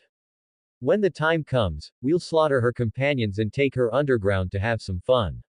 Sounds great. It seems we haven't tried doing it as a threesome yet. At this moment, the malice of the world was displayed before Sakura without reservation. She couldn't hold it together anymore. Looking at the grinning rain ninjas approaching, Sakura almost completely lost her will to fight. But when her peripheral vision caught sight of Naruto and Sasuke, Sakura's body jolted, and she picked up her kunai again. She could not give up, she still had to protect Sasuke and Naruto. That's more like it, said a rain ninja. But at that very moment, the same sentence rang out from outside the scene. The rain ninjas' expressions changed instantly, as did Sakura's. They turned their heads and saw Neji and the other two standing on the tree branches. Sakura, I suddenly have a better impression of you, Tenten said. You are a trustworthy companion. Previously, influenced by Neji, Tenten hadn't had a good impression of Sakura either. After all, Sakura seemed like someone who would just hold them back. But now, after this battle, Neji had changed his view of Sakura, and so had Tenten and Rock Lee. However, since Neji wouldn't say it, the understanding Tenten would say it instead. Seeing the familiar trio, Sakura almost burst into tears. Although she had often been brutally beaten by the three of them in the past, they were, in the end, companions from the same village.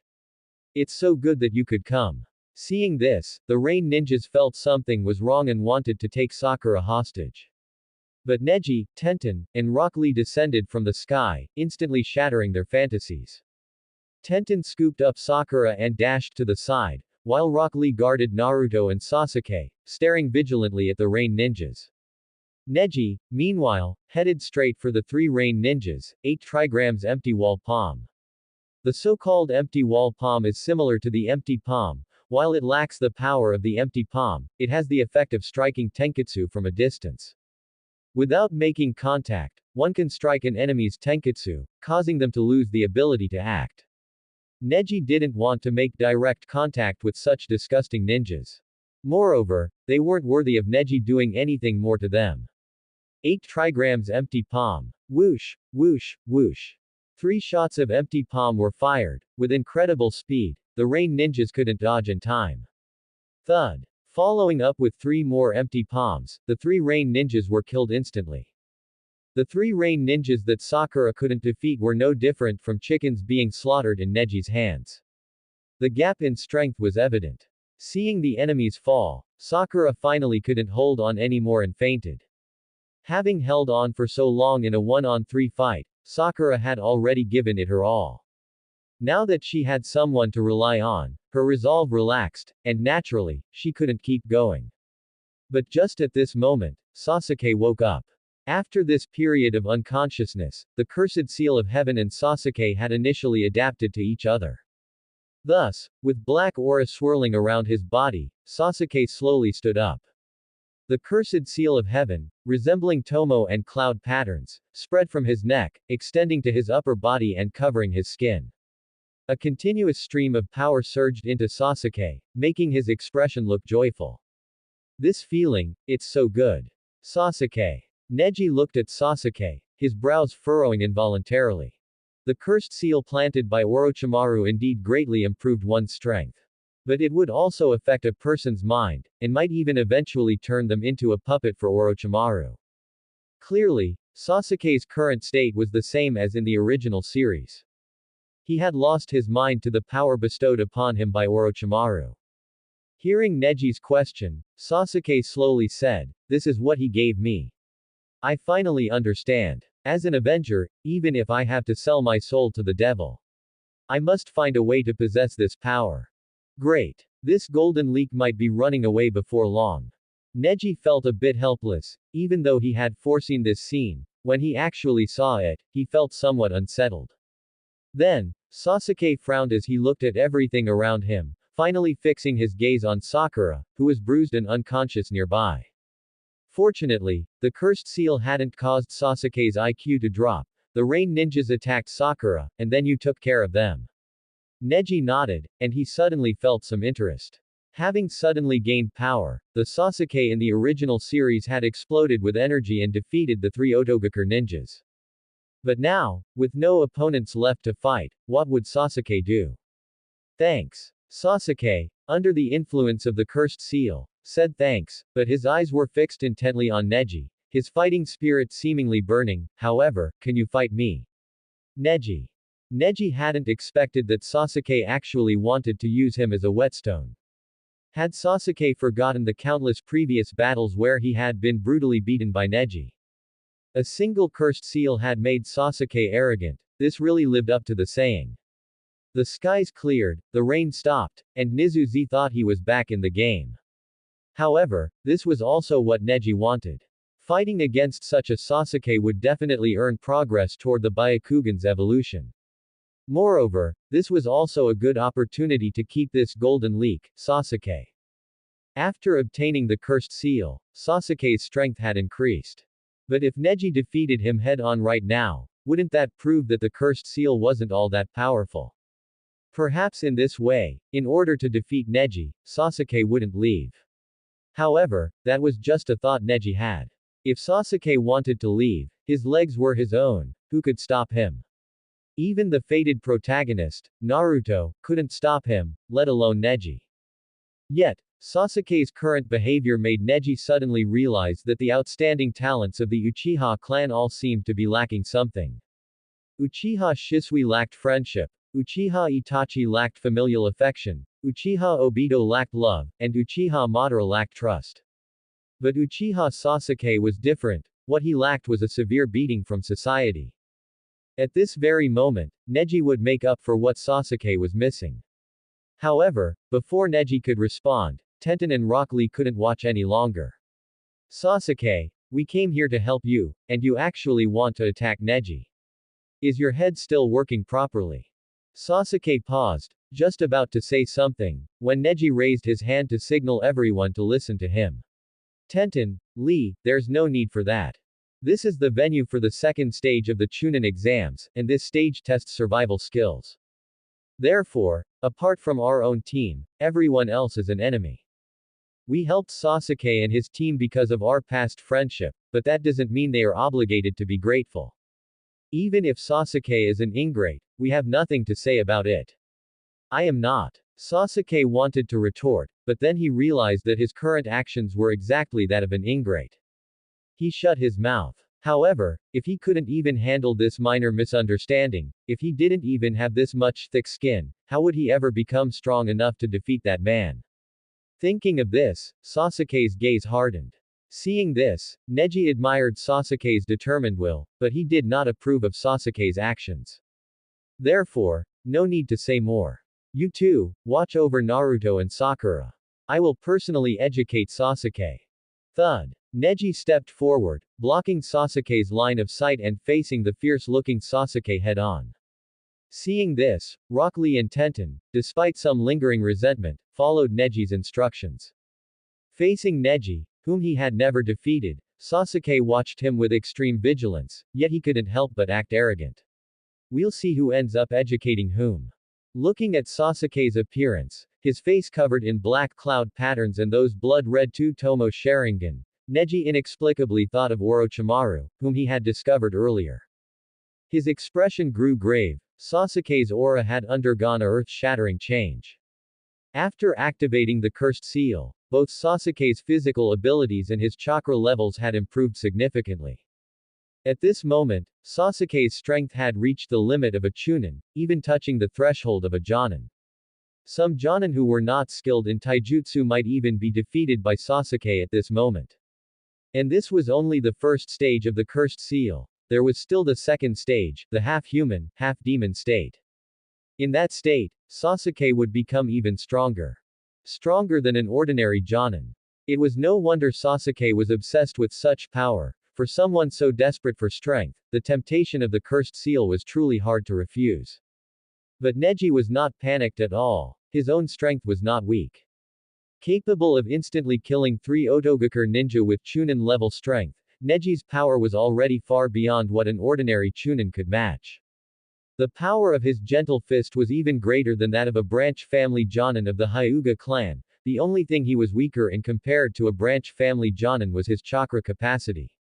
After all, given his age, having a smaller chakra capacity was unavoidable.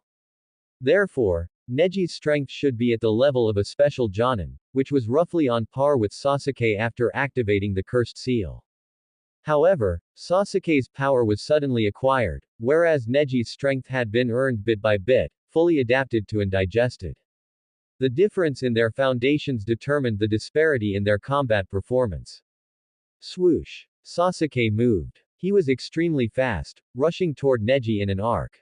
Neji had long since activated his Byakugan, observing Sasuke's movements. Dodging to the side, Neji seized the opportunity to use his gentle fist for a Tenketsu strike.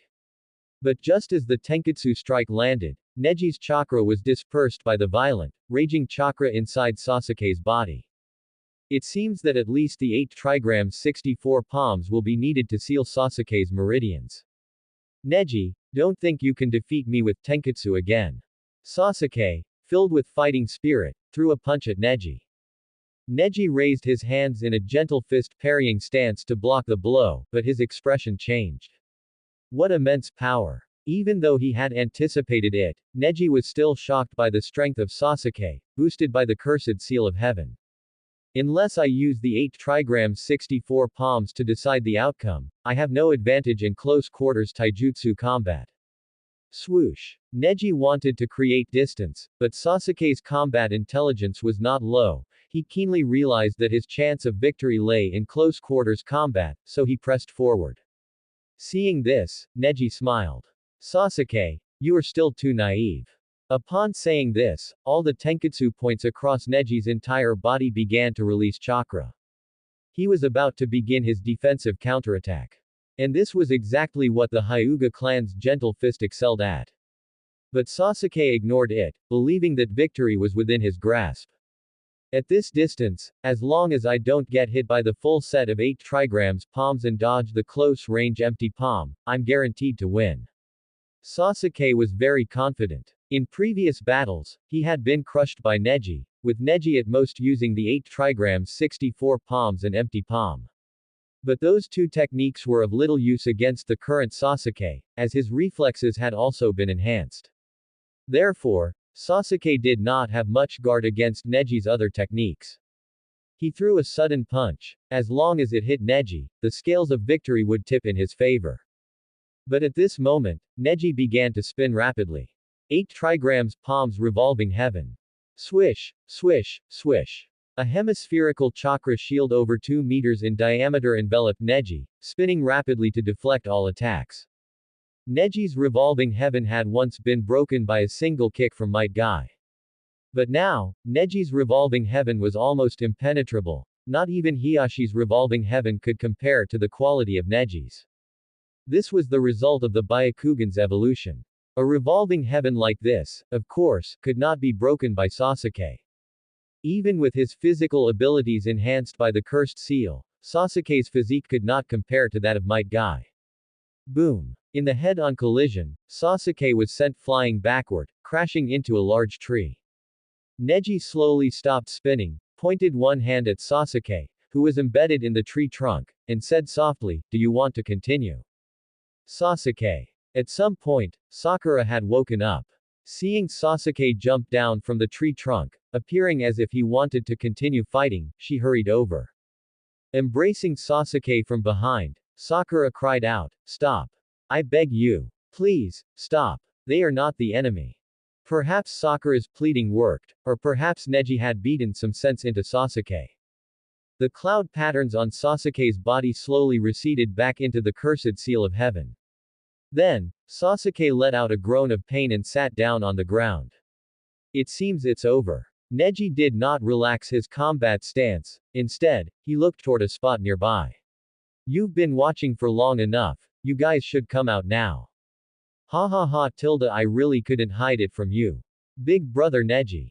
Ino's soft voice sounded, and then she, along with Shikamaru and Choji, jumped out from behind the bushes. Seeing Ino, Tenten frowned, as if facing a formidable enemy. Sakura, standing beside her, had a similar expression. She even half-hugged Sasuke, who was too weak to push her away, as a way to show off.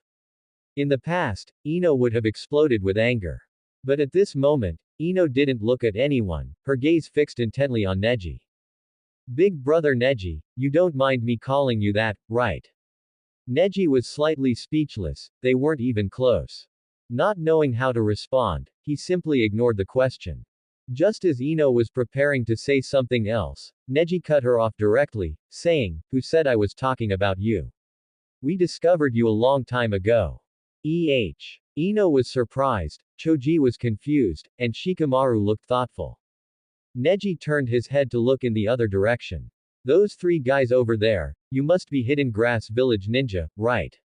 Are you going to come out on your own, or do you want me to force you out?"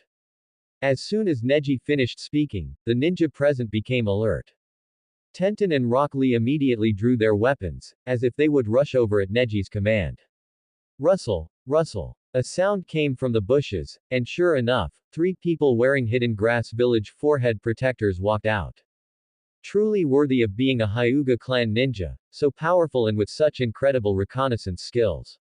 The leading Hidden Grass Village ninja said with a fawning expression, "We have no hostility, we were just passing by." No hostility. Neji raised an eyebrow. No hostility, yet you followed us for 2 kilometers. This was, of course, nonsense. These 3 Hidden Grass Village ninja were indeed just passing by. Neji had a reason for stopping them, he had his eye on one of them. After scouting with his Byakugan just now, Neji suddenly discovered that among the 3 Hidden Grass Village ninja, one had a massive amount of chakra. He had only ever seen that level of magnitude in Naruto Uzumaki. Although the opponent's chakra levels were not as high as Naruto's, based on the chakra capacity, Neji believed that this person was also someone whose defeat or death would grant progress toward his Byakugan evolution. You have to know, after just defeating Sasuke, who was in the first stage of the Cursed Seal, Neji's Byakugan evolution progress had increased by 1%, reaching 48%. Only 2% more to reach 50%. Based on previous experience, 50% evolution progress would certainly not just be an increase in the power of his gentle fist and Byakugan, there would definitely be a special reward. And Neji had a premonition that the special reward would likely solve his current predicament. Neji couldn't wait. That was why he had stopped this team of Hidden Grass Village ninja. But he didn't expect that the person he stopped wasn't just a ninja he could beat up to gain Byakugan evolution progress, but a future powerhouse with great potential. Hidden Grass Village Forehead Protector, red hair, wearing glasses, with a timid and cowardly expression. There was no mistake, this girl was Karen. Karen Uzumaki. A survivor of the Uzumaki clan, and also a character in Naruto whose potential was never fully realized. In his past life, Neji had discussed with friends that if Karen had been born while the Uzumaki clan was still intact, she would definitely have become a very powerful ninja. In addition to the unique recovery abilities and chakra levels of the Uzumaki clan, Karen also possessed special bloodline limits, physical healing and the mind's eye of the Kagura.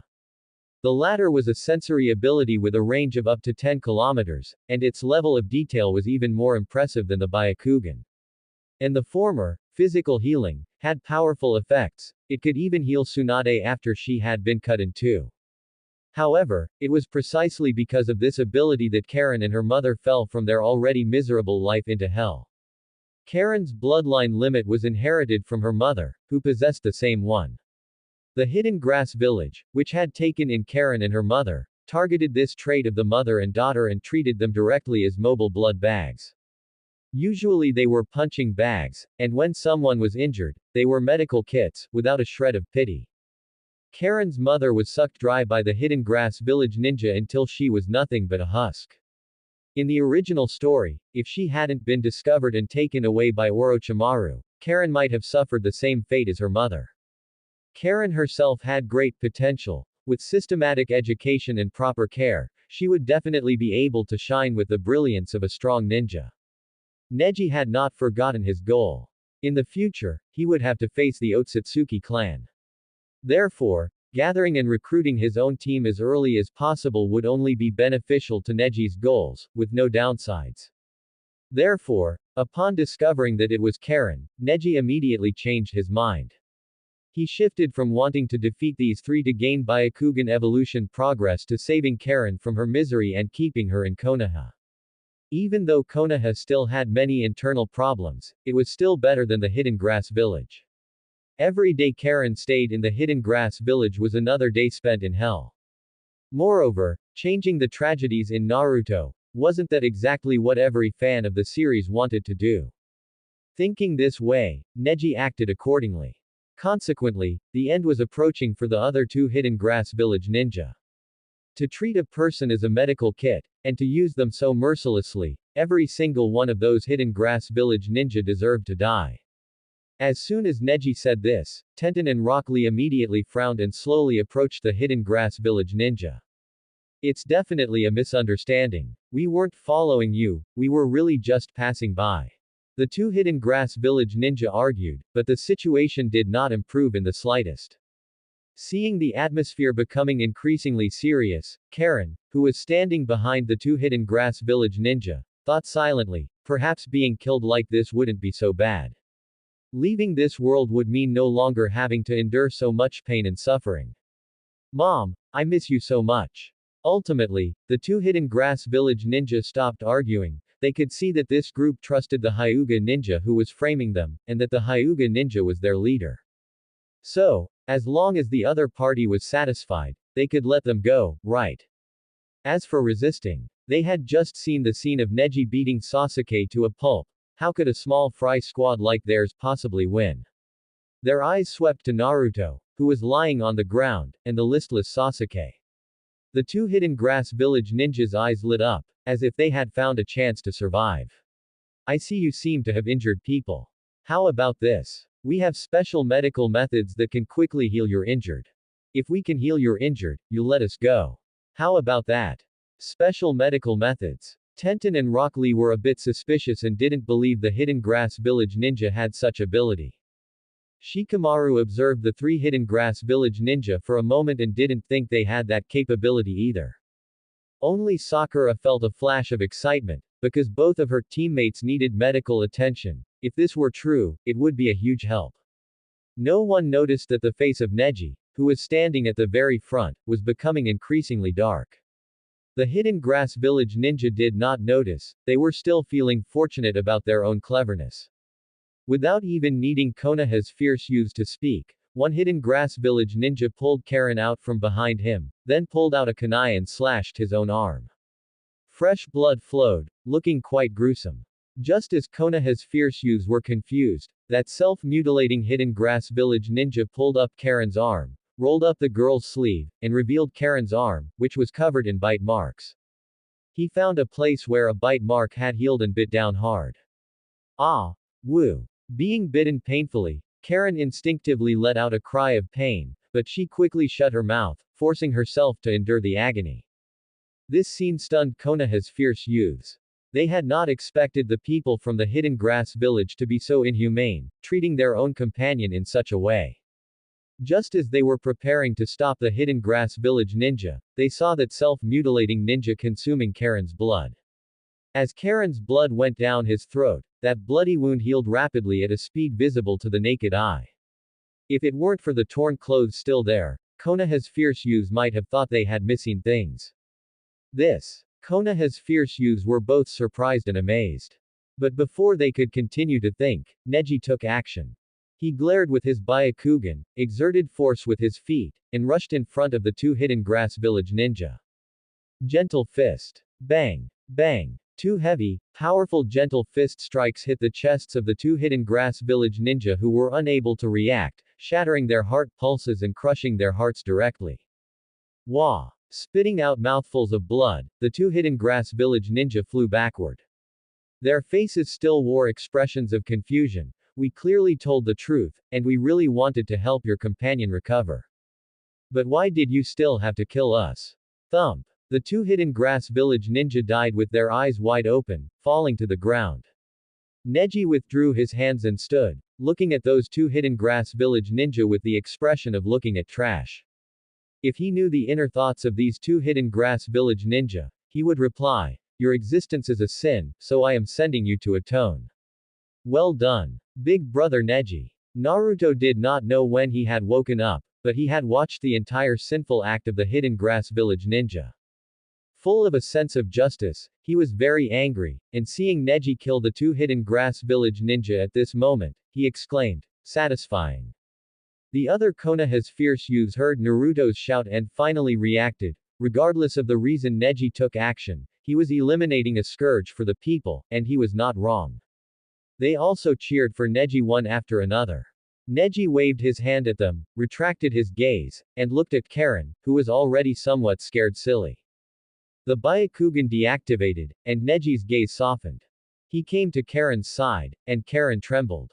Even though she had long prepared herself mentally for death, when death truly arrived, Karen was still scared to death. But Neji was beyond Karen's expectations. He just raised his hand and tapped Karen on the head lightly. Pop. You are dead. Karen's face carried complex emotions like surprise and shock. She looked up at Neji and then saw that gentle, handsome smiling face. Thump thump. Karen was stunned. She did not know how to describe her mood at this moment. What I mean is, you are already dead. From now on, you have no relation to the Hidden Grass Village. Neji explained. My name is Hyuga Neji, what is your name? Karen. Hearing Neji's question, Karen immediately lowered her head, her face very red. Karen. A very nice name. Neji reached out and grabbed Karen's clothes, leading her toward Konoha's fierce youths. Actually, do you know? You should be called Uzumaki Karen. Uzumaki. Not only Karen, but the others were also full of confusion. Only Naruto was stunned for a moment, pointing at himself. Hey. My name is Uzumaki Naruto. At this moment, everyone realized that the surname Neji mentioned for this girl was the same as Naruto's. Could this be the reason Neji took action to save the girl? Also, what was the situation with Neji just saying that Karen had no relation to the Hidden Grass village? Various questions occupied the minds of Konoha's fierce youths. The only one with a smart brain, Shikamaru, had already somewhat guessed the cause and effect of the matter. Seeing this, Neji first activated his Byakugan to investigate the surroundings, and after discovering no one was around, he said, "Let me explain. Decades ago, there was a ninja village in the ninja world named Uzushiogakure in the land of whirlpools. Every ninja in that village was of the Uzumaki clan. And the Uzumaki clan possessed two common traits: red hair and a large amount of chakra. Big brother Neji, I am also of the Uzumaki clan, why is my hair blonde?" Uzumaki Naruto had a question. Neji forced him to shut up with his gaze, then explained, "But your amount of chakra is large. As for the hair color, it might be because one of your parents was not of the Uzumaki clan." Alright, don't interrupt, let me continue. Because of certain events, the land of whirlpools was destroyed. The Uzumaki clan became refugees, scattering throughout the ninja world. Hearing these words from Neji, Karen remembered the experiences her mother told her about when she was young, and immediately, she believed Neji's words a bit more in her heart. Even the land of whirlpools, ally, Konoha village, did not help the land of whirlpools. After all, it was just too far away. Thus, the Uzumaki clan became history, with only remnants taking root and growing throughout the ninja world. Among them, there should be the Hidden Grass village. Neji looked at Karen, his face carrying a bit of anger. The Hidden Grass village's attitude toward the Uzumaki clan is clearly unfriendly. They actually used you as a human medical kit. For something like this, if we ninjas of Konoha village hadn't encountered it, that would be fine, but having encountered it, we certainly cannot ignore it. So, I took action. Up to this point, Neji had explained his motives and actions clearly. At least after hearing this, Shikamaru nodded. Although he felt Neji was still hiding some circumstances, it was roughly not far off. However, Neji telling us this situation must be because he has something to ask of us. Shikamaru is worthy of being Shikamaru. Neji saw that Konoha's fierce youths were all looking at Karen with sympathetic expressions, so he immediately said, "Therefore, I hope everyone can keep what just happened a secret. Whoever asks, just say that the Hidden Grass village's Karen has already died in the Forest of Death." As he spoke, Neji reached out, took off Karen's Hidden Grass village forehead protector, and threw it onto the corpses of the two dead Hidden Grass village ninja. Only in this way can Karen possibly live on in Konoha. Looking at Karen's soft, delicate appearance, as if anyone could bully her, Konoha's fierce youths immediately developed a desire to protect her. Even Tenten and Ino were the same. Shikamaru thought for a moment and took the lead in saying, "This might be feasible, but shouldn't we report it to Hokage-sama?" "Not for now. Hokage-sama is busy with 1,000 tasks every day. It is better not to disturb him with this small matter." Neji spoke in this way.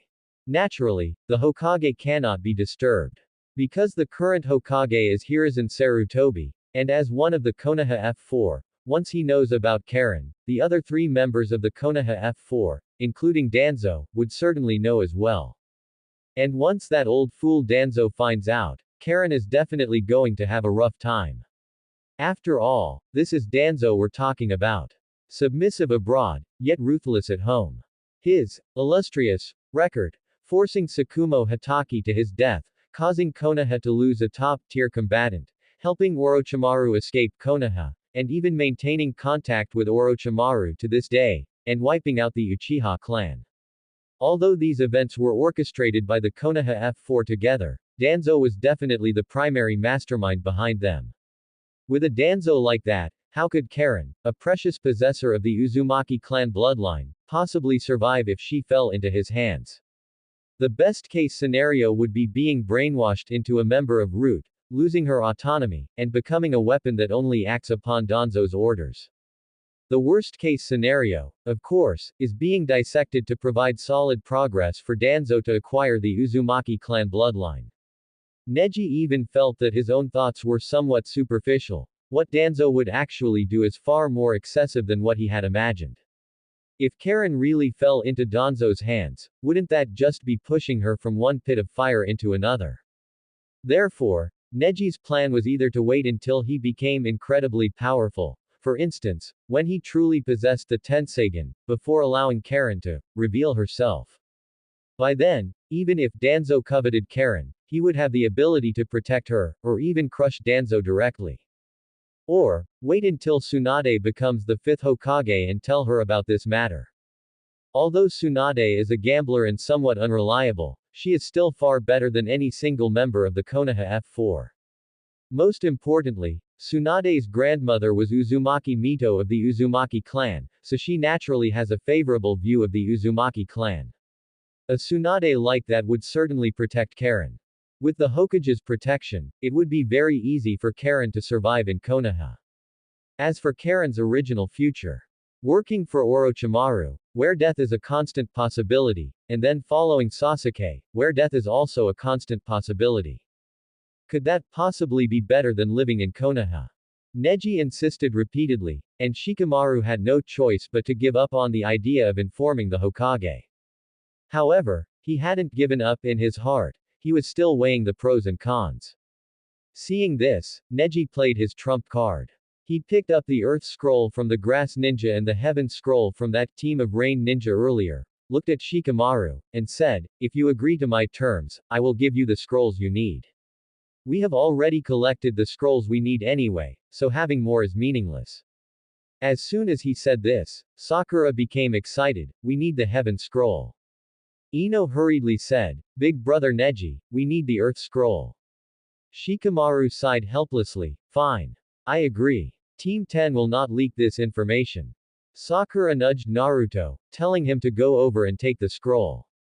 Naruto felt a bit embarrassed. "Big brother Neji, even if you didn't give us the scrolls, we wouldn't have leaked it." Neji shook his head, "Just take it." With that, Team Guy, Team 7, and Team 10 had all collected the Heaven and Earth scrolls. And Karen's situation was temporarily secured. Neji didn't need them to keep the secret for too long, it would be enough to just get past the Chunin exams. After the Chunin exams, whether it was Neji changing the Hyuga clan or Tsunade becoming Hokage, both could easily solve Karen's problem. "Alright, you can go now. Hurry up and pass this exam." Neji gave the command, and Team 7, Naruto and Sakura supporting Sasuke, left, while Team 10, Choji and Shikamaru dragging Ino, also left. "Big brother Neji, good luck. You're the best." Ino shouted this, the girl's initiative was truly unexpected. The others left, leaving only Neji, Tenten, Rock Lee, and Karen behind. Facing Rock Lee's bowl-cut look, Karen was a bit scared and huddled close to Neji, tugging at his clothes. Tenten took the initiative to come over and comfort her, showing the side of an understanding big sister. Only Rock Lee looked very hurt, but I'm clearly a good guy. With Karen joining the team, the original plan for Neji and his team could no longer proceed as intended. They had to reach the tower as soon as possible and then entrust their guidance Jonin to help. As for Karen's situation, even if they could hide it from the high and mighty Konoha F4, they definitely couldn't hide it from their guidance Jonin. But with only 2% left to reach 50% progress in his Byakugan evolution, Neji was truly unwilling to give up. Therefore, partly out of concern for Karen's weak constitution and partly to search for potential enemies, the four of them didn't reach the tower until the next day. At this moment, Neji's Byakugan evolution progress had already reached 49%. It's enough to drive a perfectionist crazy. However, Karen's matter was more important. After Neji and his team passed, they found Might Guy and Kakashi. Although Might Guy was their guidance Jonin, Kakashi, who would become the sixth Hokage in the future, had more influence. Without holding anything back, Neji told the two Jonin the whole story about Karen. Might Guy praised Neji directly, "Neji. Well done. This is what a real man should do. This is the choice of youth." Kakashi didn't react like Might Guy. Instead, he thought carefully for a moment, then sighed, "Sigh, you really know how to give me a difficult problem." As he spoke, Kakashi revealed his Sharingan, looked at Karen, who was hiding half of her body behind Neji, and confirmed the girl's identity. It feels almost exactly the same as the master's wife back then. She is indeed a descendant of the Uzumaki clan. So, Neji, what are your thoughts? Kakashi said. You look calm and unhurried. You must have your own plan, right? As expected, I couldn't hide it from you, Jonin Kakashi, Neji said. I hope you and Guy-sensei can help conceal Karen's existence, at least until the Chunin exams are over. No problem. Might Guy agreed immediately. Just that. Kakashi had thought he would need to help resolve the issue of Karen's identity, but he hadn't expected it to be just this. If that's all, I agree. Thank you very much, Jonin Kakashi, Guy-sensei. Neji thanked them, and Karen, standing behind him, bowed as well. I will give you a reward. Neji said to Kakashi. You will definitely be satisfied. Guy was his guidance Jonin, and their relationship was closer, so there was no need to speak of thank you gifts, he would naturally repay him in the future. But Kakashi was not his teacher, yet he still helped, so naturally, a thank you gift or reward was necessary.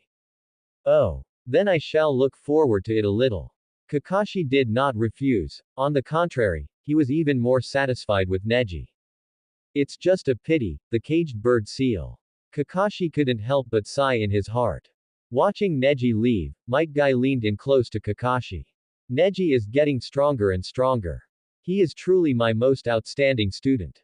Kakashi glanced at Guy, not exposing the fact that Guy hadn't actually taught Neji much of anything, but instead sighed. But that shackle is like an impassable chasm. Neji will end up like the other ninjas of the Hyuga branch family.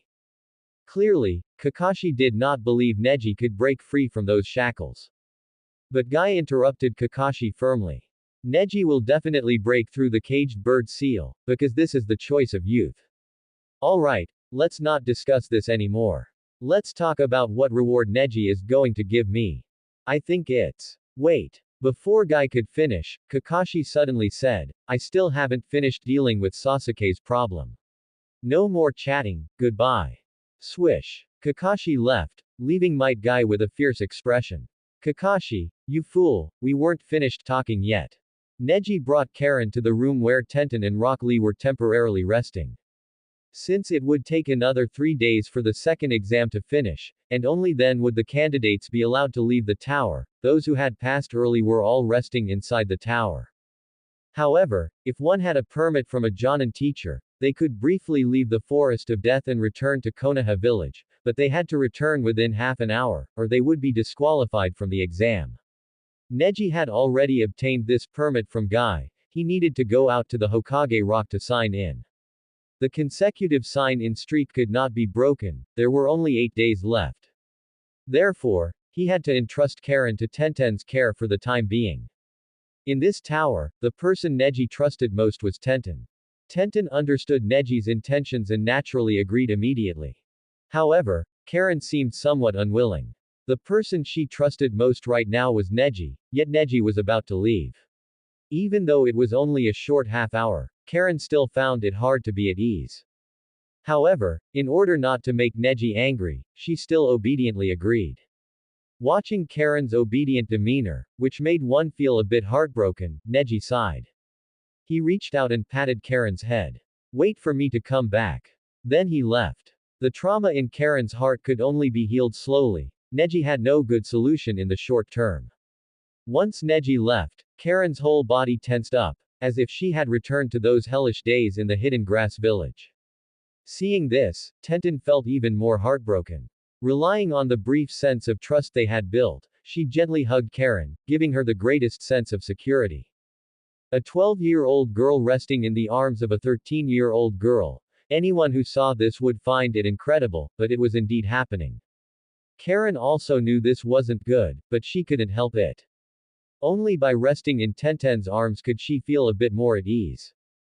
Perhaps the Karen in the original story became that carefree, boisterous character also as a way to protect herself. As long as I don't care about all of this, then nothing can hurt me. A clear logic, a heartbreaking logic. Fortunately, Neji returned quickly after signing in, and Karen settled down once again. As long as Neji was there, she wasn't afraid anymore. 3 days later, Neji gave Kakashi the young wife and young boy books, which he had copied from his memories and localized for the ninja world, as a reward. It truly left Kakashi completely enthralled. He even said these two books were far superior to Makeout Tactics. Neji, give up being a ninja. You have an even greater talent as a writer. Kakashi persuaded him repeatedly, persistent as ever. But how could Neji agree? Plagiarism was just a helpless measure. His goal was to change the Hyuga and unify the ninja world. Fortunately, Kakashi had some shame and wouldn't bring this up when outsiders were around, which saved Neji from being annoyed to death. At the same time, the second stage of the Chunin exams, the survival exercise, concluded as scheduled. Everyone inside the tower passed, while those who hadn't arrived outside the tower were all disqualified. Because of Neji's interference, the three-man team from Otogakur was wiped out, so the only ones who successfully passed the second stage were the Konoha 12 and Gaara's team from Sunagakur. It could be said that based solely on the results of this second stage, the purpose of Konoha hosting the Chunin exams had already been achieved. To showcase power and tell the outside world that Konoha was far stronger than they imagined. Look. So many ninjas from various villages participated in the Chunin exams, yet the majority of those who finally passed the second stage were Konoha ninjas. Doesn't this demonstrate the strength of our Konoha? However, 15 people were really too many for the third stage of individual battles, which were to be attended by the daimyo and other high-ranking officials. With one-on-one duels, that would be 7 matches, and with the advancement system, the number of matches would go directly to over 10. That, of course, wouldn't do. Therefore, the third stage of the exam, the preliminaries, were held as scheduled. 15 people, 1 person with a bye, and the remaining people in one-on-one duels, eventually competing to select 8 people. 8 people, 4 matches, even with the advancement system, it would only be 7 matches, which was acceptable. Thus, the Sandaime Hokage, Hiruzen, who arrived in person, informed all the genin of the importance of the Chunin exams, demanding that they give their all to achieve victory. Then, the preliminaries began. First, the person who received a bye was Sasuke. Sasuke hadn't been in good condition these past few days, his cursed seal of heaven had just been sealed by Kakashi, so his own strength had declined somewhat. And under these circumstances, Sasuke got a bye and successfully advanced to the third stage of the exam. If one said there was no behind-the-scenes manipulation, Neji wouldn't believe it. However, even if he guessed there was behind-the-scenes manipulation, there was nothing he could do about it.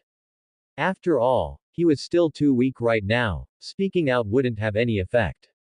Then, the first match, Temari vs. Tenten. Neji frowned. Temari excelled at wind release, she completely countered Tenten, who only excelled at throwing ninja tools. Thinking of how badly Tenten was beaten by Temari in the original story, Neji pulled Tenten aside before she went on stage and urged her, if you can't win, just forfeit. But Tenten smiled and shook her head, refusing Neji's request for the first time. The girl revealed a confident and firm smile. I want to walk alongside you, Neji, so I will give it my all, even if I cannot defeat my opponent. Neji, you have to cheer for me. Tenten had made up her mind, and Neji could only cheer for her. However, cheering didn't help much. Temari still defeated Tenten overwhelmingly. Even just like in the original story, she used her steel fan to prop up the exhausted Tenten, making a gesture to fling her away as a finishing touch to her victory. In the original story, faced with Temari's actions, Rock Lee spoke out to scold her, but now Neji couldn't help but activate his Byakugan. A heavy Byakugan pressure enveloped Temari, making her recall the look in Neji's eyes from the first day she arrived in Konoha. Silently, Temari, having had a change of heart, gently laid Tenten on the ground, then raised her hands and stepped back, signaling she would not continue the attack. Temari wins. Whoosh. Neji jumped down, took a deep look at the sensible Temari, then picked up Tenten and returned to the side platform. Handing Tenten over to Might Guy for medical treatment, Neji continued to watch the matches. At the same time, he decided in his heart that if he encountered any other sand ninja later on, he would defeat them without mercy. But if it was Temari, he would show a little restraint. Next, the second preliminary match began. Uzumaki Naruto vs Inuzuka Kiba. Inuzuka Kiba's raw strength was currently superior to Naruto's. After all, at the genin stage, the coordination between a person and their dog held a significant advantage. Therefore, from the beginning to the latter half, Inuzuka Kiba was constantly suppressing Naruto. If not for that highly unexpected fart of Naruto's, Naruto would have lost. But that fart appeared, directly disabling Inuzuka Kiba's sense of smell, which led to Inuzuka Kiba's defeat. Oh yeah. Naruto jumped up happily. Although he had secured a smelly victory, a win was a win. The third match, Kankuro vs Ino Yamanaka. This made Neji raise an eyebrow. It was another butterfly effect. But he didn't care. The essence of this world was that the strong preyed on the weak, so as long as he was strong enough, he could handle any change with constancy. At the same time, Neji was also hoping that this preliminary match would match him against a stronger opponent. This way, the Byakugan evolution progress could go from 49% to 50%.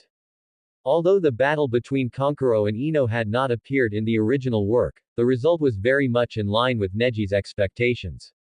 Even though Ino wanted to show off in front of Neji, facing Kankuro's cautious tactic of always controlling the puppet to pose as his real body while carrying his true self on his back, her mind transfer jutsu missed completely.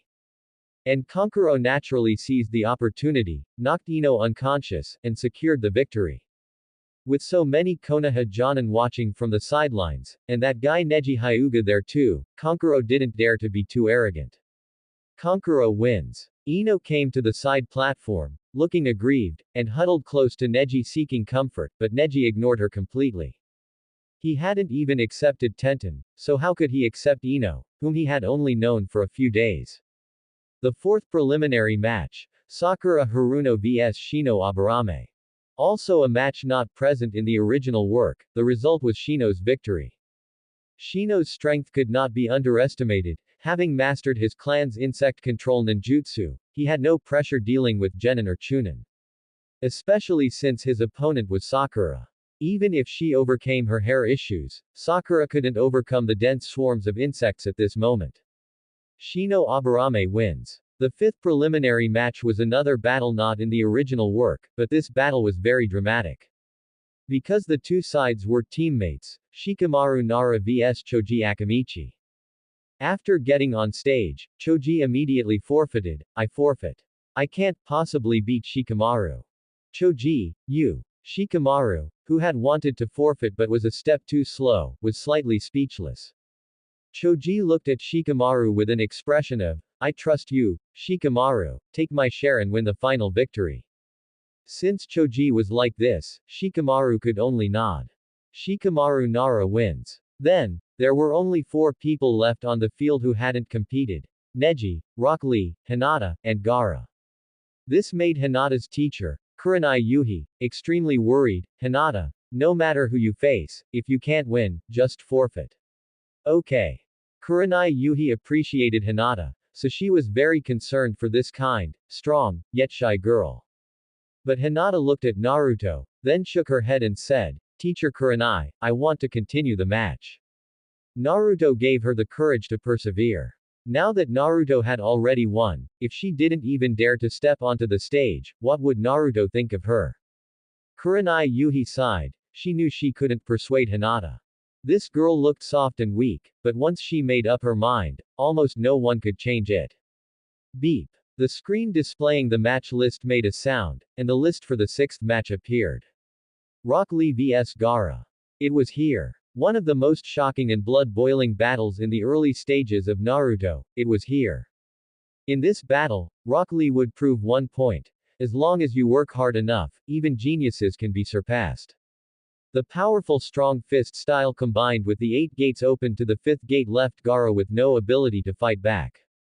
If not for the fact that Rock Lee was too short-lived, he would have won. But it was a pity. Watching the rolling waves of sand surge toward Rock Lee below the stage, Neji knew he couldn't just stand by and watch. He activated his Byakugan and looked toward Gaara. This affected Gaara, preventing him from crushing Rock Lee's arm, but it still shattered Rock Lee's right leg. Ignoring Gaara's near-murderous glare, Neji deactivated his Byakugan, acting as if nothing had happened. Whoosh! Might Guy stopped the battle and forfeited on behalf of the unconscious Rock Lee. Walking up to the side platform, Gaara passed by Neji and said with full killing intent, "I can't wait to taste the flavor of your blood." Neji smiled disdainfully and didn't reply. At this moment, everyone's eyes were locked on Neji and Hinata. And the match screen displayed the final list: Hinata Hyuga vs Neji Hyuga. Neji slowly walked down to the stage, as did Hinata. Looking at Hinata's gradually firming face, Neji smiled, ending with the princess of the Byakugan. That's not bad. Neji had a feeling in his heart that once he defeated Hinata head-on here, his Byakugan evolution progress would increase by 1%. Of course, it was limited to this place. Elsewhere, Hinata didn't qualify. However, the branch family member bound by the caged bird seal was about to launch an assault on the princess of the Byakugan. If the two were evenly matched, this battle would be worth watching. But the problem was, the gap between Neji and Hinata right now was far too large. Even though Neji had a 1-degree blind spot because of the caged bird seal, Hinata still couldn't defeat him. Hinata, go for it. Big brother Neji, go for it. Amidst Naruto's cheering, the match began, and then the match ended. Neji saw through all of Hinata's moves, and while dodging them all, he unleashed a set of 8 trigrams 64 palms. It could be said that the Hyuga clan truly had one trick that works everywhere. As long as one was fully hit by the 8 trigrams 64 palms, unless they were someone like Naruto who had cheats, there was absolutely no chance of a comeback. Miss Hinata, your speed is too slow. Looking at Hinata who had fallen to the ground, Neji looked at the referee. Neji Hyuga wins. Thus, the match list for the third exam was Shikamaru vs Tamari, Kankuro vs Shino, Naruto vs Sasuke, Neji vs Gaara. With this, the preliminary matches for the third exam were all over. But at this very moment, Neji closed his eyes. Feeling the surging heat coming from his eyes, he opened his personal panel. Name: Neji Hyuga. Age: 14. Bloodline ability: Byakugan progress 50% Tenseigan. Skills: Caged bird seal break, Byakugan, pressure. Check-in location: Hokage Rock. Consecutive check-ins: 365 days, current progress, 360. Ha ha ha ha. Seeing the description of the skill Byakugan, pressure granted at 50% Byakugan evolution progress, Neji could no longer suppress the ecstasy in his heart. He began to look forward immensely to the situation when he returned to the Hyuga clan grounds. The moment he had been looking forward to change the Hyuga clan, had finally arrived. Neji, are you okay? Tenten looked at Neji with worry. She didn't think there was something wrong with Neji's brain because of his strange behavior. Instead, she leaned in and concernedly touched Neji's forehead. It seemed she was worried that Neji had a fever. All right. At this moment, besides being worried about Neji's health, Tenten also felt a bit at a loss. It was the time for an orderly exit, but the others hadn't fully left yet. Those peers, even the Jonin, and even the Hokage had all turned to look at Neji because of this. Everyone seemed very curious about the reason for Neji's sudden laughter. Tenten also wanted to know a little, but she was more worried about Neji. She was very worried that Neji's laughter would affect her crush's future ninja career. Fortunately, Guy-sensei had taken Rock Lee away for treatment early on. Fortunately, the gaze of the few Jonin led by the Hokage was inquisitive and curious, without any malice. Neji also realized, but he didn't put away his smile. Instead, he explained with a smile, I suddenly thought of something happy. I'm fine, don't worry. As he spoke, he took Tenten's hand off his forehead. Neji's explanation made Tenten breathe a sigh of relief, but the girl was made to blush by Neji's actions. Because after Neji took Tenten's hand off his forehead, not only did he not let go immediately, but he instead held onto Tenten's palm. This sudden public display of affection was shoved into the mouths of those curious people, and they immediately revealed knowing smiles. Confession successful. No wonder he laughed out loud. The old fox Hiruzen Sarutobi also revealed a gratified smile, as if he had already seen the scene of the next generation of Konoha shining. The ninjas left one after another, not wanting to continue staying here and being fed this PDA. Naruto looked at this scene with envy, his gaze involuntarily sweeping towards Sakura next to him. And Sakura's gaze involuntarily looked in the direction of Sasuke, although Sasuke was not here. The one most gnashing her teeth was Ino, she had just confirmed her target. But this situation not only didn't make Ino give up, but instead ignited her fighting spirit. It's just establishing a relationship. As long as you swing the hoe well, there's no corner that can't be dug. Hinata also cast an envious look, then stole a glance at Naruto. As for the three sand ninja, including Gaara, they all disdainfully skied, as if they felt that romantic feelings would only affect the speed of their blade drawing. Gaara was even a bit disappointed in Neji. I didn't expect you to be just an ordinary person. Since that's the case, then wait for your death in a month. Neji ignored all of the above, watching them leave with a smile on his face. Seeing this small crisis pass smoothly, Neji finally breathed a sigh of relief. However, when he wanted to let go of Tenten's hand, the girl directly interlaced her fingers with his. I know you weren't laughing for that reason just now, but since you casually used me as a shield, I need to collect some compensation. When saying this, Tenten was blushing, turning her head to look elsewhere, not daring to look at Neji's face. But her palm showed no intention of letting go in the slightest. Helpless, Neji could only let her hold it. This was the consequence of his momentary loss of emotional control just now. Fortunately, he didn't dislike Tenten, and even quite liked her, so it wasn't a loss. Then, he led Tenten to the room where he had been staying. Karen was still waiting for him inside. At this moment, Tenten let go of his hand. At the same time, she decided in her heart that she wouldn't wash this hand for at least a week. After picking up Karen, the three of them left the Forest of Death via a side path and returned to Konoha village. This process was very smooth, they didn't encounter anyone else. Next, with 1 month left until the third round of exams, Neji was going to change the Hyuga clan. He was full of confidence. This was not because his Byakugan evolution progress had increased to 50%, and his strength had consequently reached the level of a Jonin. But because of the skill named Byakugan pressure. Skill. Byakugan pressure. Description. By emitting immense pressure through the Byakugan, it directly stuns enemies within range into a fainting state, and can even cause substantial damage to objects, effect doubled against Byakugan users. This was the culprit behind Neji's loss of composure earlier, and it was also the root cause of his maniacal laughter.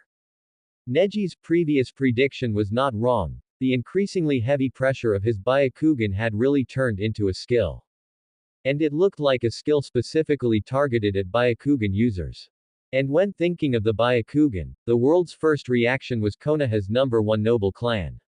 Hyuga main family. You might as well just read out our ID numbers. With this skill, even if Neji's strength was only a mere Jonin, he would definitely be able to suppress the entire Hyuga clan single-handedly. Therefore, he laughed like one of the Uchiha's 4 laughing legends. Because he couldn't wait for all of that to happen. However, he hadn't expected that this matter would actually facilitate the good thing between himself and Tenten. Since he had already done it, he would not be irresponsible. Thus, right in front of Karen, Neji took Tenten's hand. This surprised Tenten immensely, and she couldn't help but look back at Neji. Without needing any words, everything fell into place naturally. It was still the afternoon, with the sunset shining down. Although they were in the heat of love, they both still had things to do, and it was time to part temporarily. Asking Karen to wait aside for him, Neji pulled Tenten to a place where no one was around. Then, he embraced the girl. Tenten's body stiffened, and she didn't dare to move. But Neji said, I will return to the Hyuga clan grounds later, and then do something earth-shattering. What thing? Will you be in danger? Tenten grabbed Neji's clothes with a nervous look. Neji shook his head gently. There is danger, but the danger is not great. Will you support me? I hope you can pay attention to your own safety. If you can do that, I will support you. Tenten put forward her condition. Neji smiled with gratification. The support of someone close was not the same as the comments of ordinary people. Neji's becoming stronger was not only to complete his own goals but also to protect the people close to him. If even those close to him were against him, then a large part of his motivation to become stronger would disappear. Fortunately, the thing he was worried about didn't happen. I will pay attention to my own safety. Neji said words that made Tenten smile. However, you need to help me look after Karen for a while. Since I chose to help her, I must help to the end. At least let her be able to survive on her own. But you also know Karen's current situation. I promise you. Tenten interrupted Neji, go do what you want to do. No matter what happens, I will stand on your side. Beneath the setting sun, Tenten gazed at Neji's back with soft, infinitely determined eyes. I must work even harder, or how else will I be worthy of standing by your side? Facing the increasingly talented Neji, Tenten actually felt a bit inferior. If things continued as they were between them, Tenten would likely give up in a few years. But Neji's declaration just now had completely ignited her fighting spirit. Standing beside Tenten was Karen, who was watching Neji depart with longing, wanting to follow him. Be good, I will protect you. Tenten held Karen's wrist and comforted her softly. At that moment, Tenten's image in Karen's eyes became magnificent. On the other side, after parting ways with Tenten and Karen, Neji did not immediately return to the Hyuga clan grounds, but instead went to Hokage Rock. Counting today, there were only 5 days left to complete a year of consecutive check-ins, so he certainly wouldn't give up. However, to Neji's surprise, he saw someone unexpected at Hokage Rock. Jonin Kakashi was holding the novel Neji had copied. While reading the text, he said to Neji, "Yo, I knew you would come here." This made Neji raise an eyebrow. Is there something Jonin Kakashi needs from me? He had not deliberately hidden the fact that he came to Hokage Rock every day for the past year. It was impossible to hide, so it was not unexpected for Neji that Jonin Kakashi knew about it. Facing Neji's straightforward question, Jonin Kakashi sighed and put away the novel. Then, he revealed his Sharingan and stared at Neji. This made Neji frown. Jonin Kakashi, what are you doing? Jonin Kakashi did not answer Neji's question but instead said, your chakra levels have suddenly increased, and the area around your eyes is glowing. I don't intend to ask what is going on. Everyone has their own secrets, and I have no hobby of prying into them. However, I love Konoha. Even if some things have happened here that make me very sad, I still love this place. So, although I don't know what you intend to do, I want to ask one thing. What is it? Neji appeared calm on the surface, but internally, a massive storm was brewing. Jonin Kakashi was actually using his Sharingan to look at him directly. Was he suspicious of him? Fortunately, Jonin Kakashi had no intention of investigating the changes in his eyes or his strength, which put Neji slightly at ease. Jonin Kakashi did not let Neji speculate too much and said directly, will what you are about to do shake the foundation of Konoha? Neji was stunned, then shook his head. No. Or rather, what I intend to do will actually be beneficial to Konoha. That's good. Jonin Kakashi nodded, pulled down his forehead protector to cover his Sharingan, and prepared to leave. Neji, you are a smart and gifted guy. Before, I thought you might not be able to break through the caged bird seal, but now I think I may have misjudged. Regardless, I hope you remember that you are a Konoha ninja. After saying this, Jonin Kakashi prepared to leave. But Neji spoke up, Jonin Kakashi, whose Konoha is it? Is it the Konoha of all Konoha ninja, or the Konoha of the higher-ups? Jonin Kakashi's footsteps paused, and he turned his head to look at Neji in surprise. I didn't expect you to think so deeply. He stood on his tiptoes, looked at the setting sun on the horizon, and said firmly, Konoha, of course, is the Konoha of all Konoha ninja. Tap, tap, tap. Jonin Kakashi left. Neji was also relieved. After checking in, Neji walked toward the Hyuga clan grounds. By now, he understood the reason Jonin Kakashi had come to find him. It was actually very simple. Jonin Kakashi was a careful and serious person. Although he seemed a bit lazy on the surface, he was very reliable when he got serious. Such a Jonin Kakashi, after discovering Neji's abnormality, both wanted to find out the situation and did not want Neji to go astray. During the time he had spent with Neji, he thought highly of Neji and naturally wanted this sapling of Konoha to grow sturdily. But after observing Neji today, Jonin Kakashi realized that Neji was not just a boy as he appeared on the surface. Neji's actions all had deep meanings, far less impulsive than Naruto or Sasuke. Therefore, Jonin Kakashi abandoned his original plan and switched to simply confirming Neji's stance. After realizing that Neji still considered himself a Konoha ninja, Jonin Kakashi was not so worried anymore. A true Konoha ninja would not harm or shake the foundation of the village. If a certain ninja did many things that harmed Konoha under the banner of doing it for Konoha, then there was no doubt that he was a sinner of Konoha. Danzo Shimura. However, regarding Neji's state of mind, he naturally liked Konoha as well. As a fan of the Hokage series, who wouldn't like Konoha village?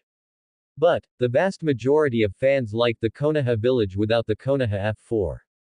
Hiruzen Sarutobi, Danzo Shimura, Udatane Kaharu, Homura Mitokado.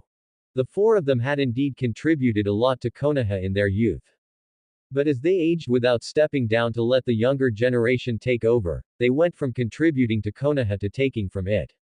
The only one who was slightly better was Hiruzen Sarutobi. After all, he was the Hokage and still had some sense of being a Hokage.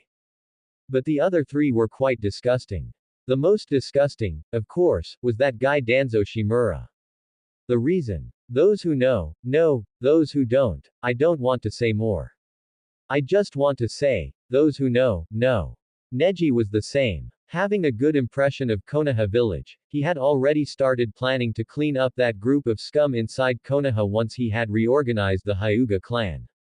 However, Neji did not think too much about this matter, because the time for him to show his skills had already arrived. The gate of the Hyuga clan grounds had already appeared in Neji's field of vision.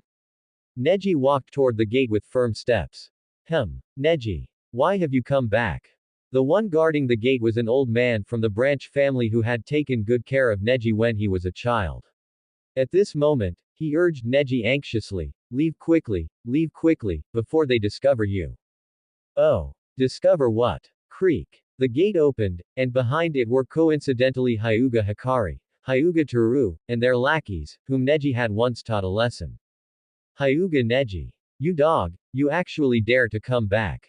Hyuga Hikari was emotionally agitated. Watch me break your legs for daring to offend. Hyuga Toru was the same.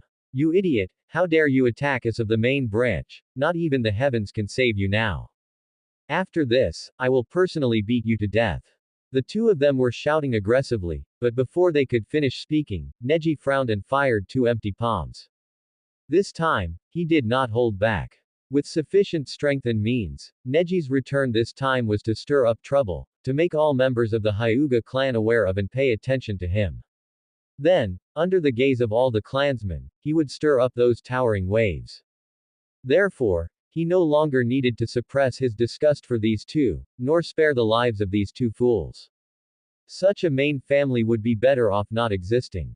Thump thump tilde. Hyuga Hikari and Hyuga Toru didn't even have time to react. They stared wide-eyed, falling into a pool of blood, dead with eyes wide open.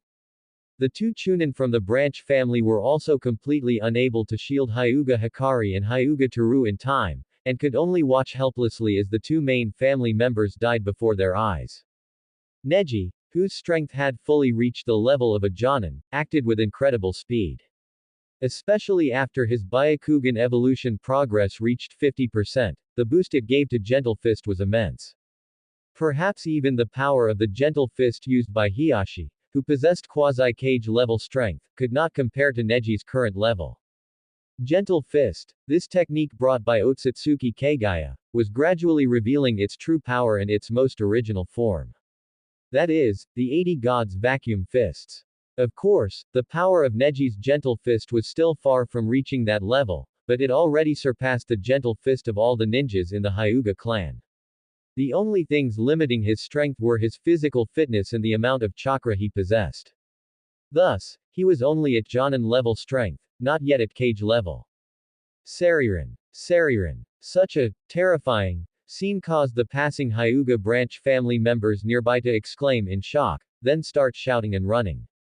For a branch family member to kill a main family member, defying the established hierarchy, this was something that had not happened within the Hyuga clan for thousands of years. The passing clansmen couldn't believe their eyes, only letting out cries of shock after repeatedly confirming what they saw. And this perfectly aligned with Neji's intentions, so he simply watched calmly. You actually killed main family members. How dare you? One of the two branch family Chunin shrieked. Hyuga Neji, how can your strength be so powerful? The other branch family Chunin seemed to have his worldview shaken. But he didn't look at Neji with disgust, instead, there was a hint of admiration. Clearly, this was a branch family member who had not been tamed by the main family, one who still retained his sense of self and harbored resentment towards the current state of affairs. Such a branch family ninja would be someone who would fully support Neji in the future, so Neji answered his question. Because, I will become the light of the Hyuga clan. Before this branch family ninja could respond, Neji continued, inform the clan head and the main family elders of everything that happened here. Then tell them that I will await them at the clan's ancestral hall. With that, Neji turned and walked towards the direction of the ancestral hall. The two branch family ninjas didn't dare delay for a moment and immediately sprang into action.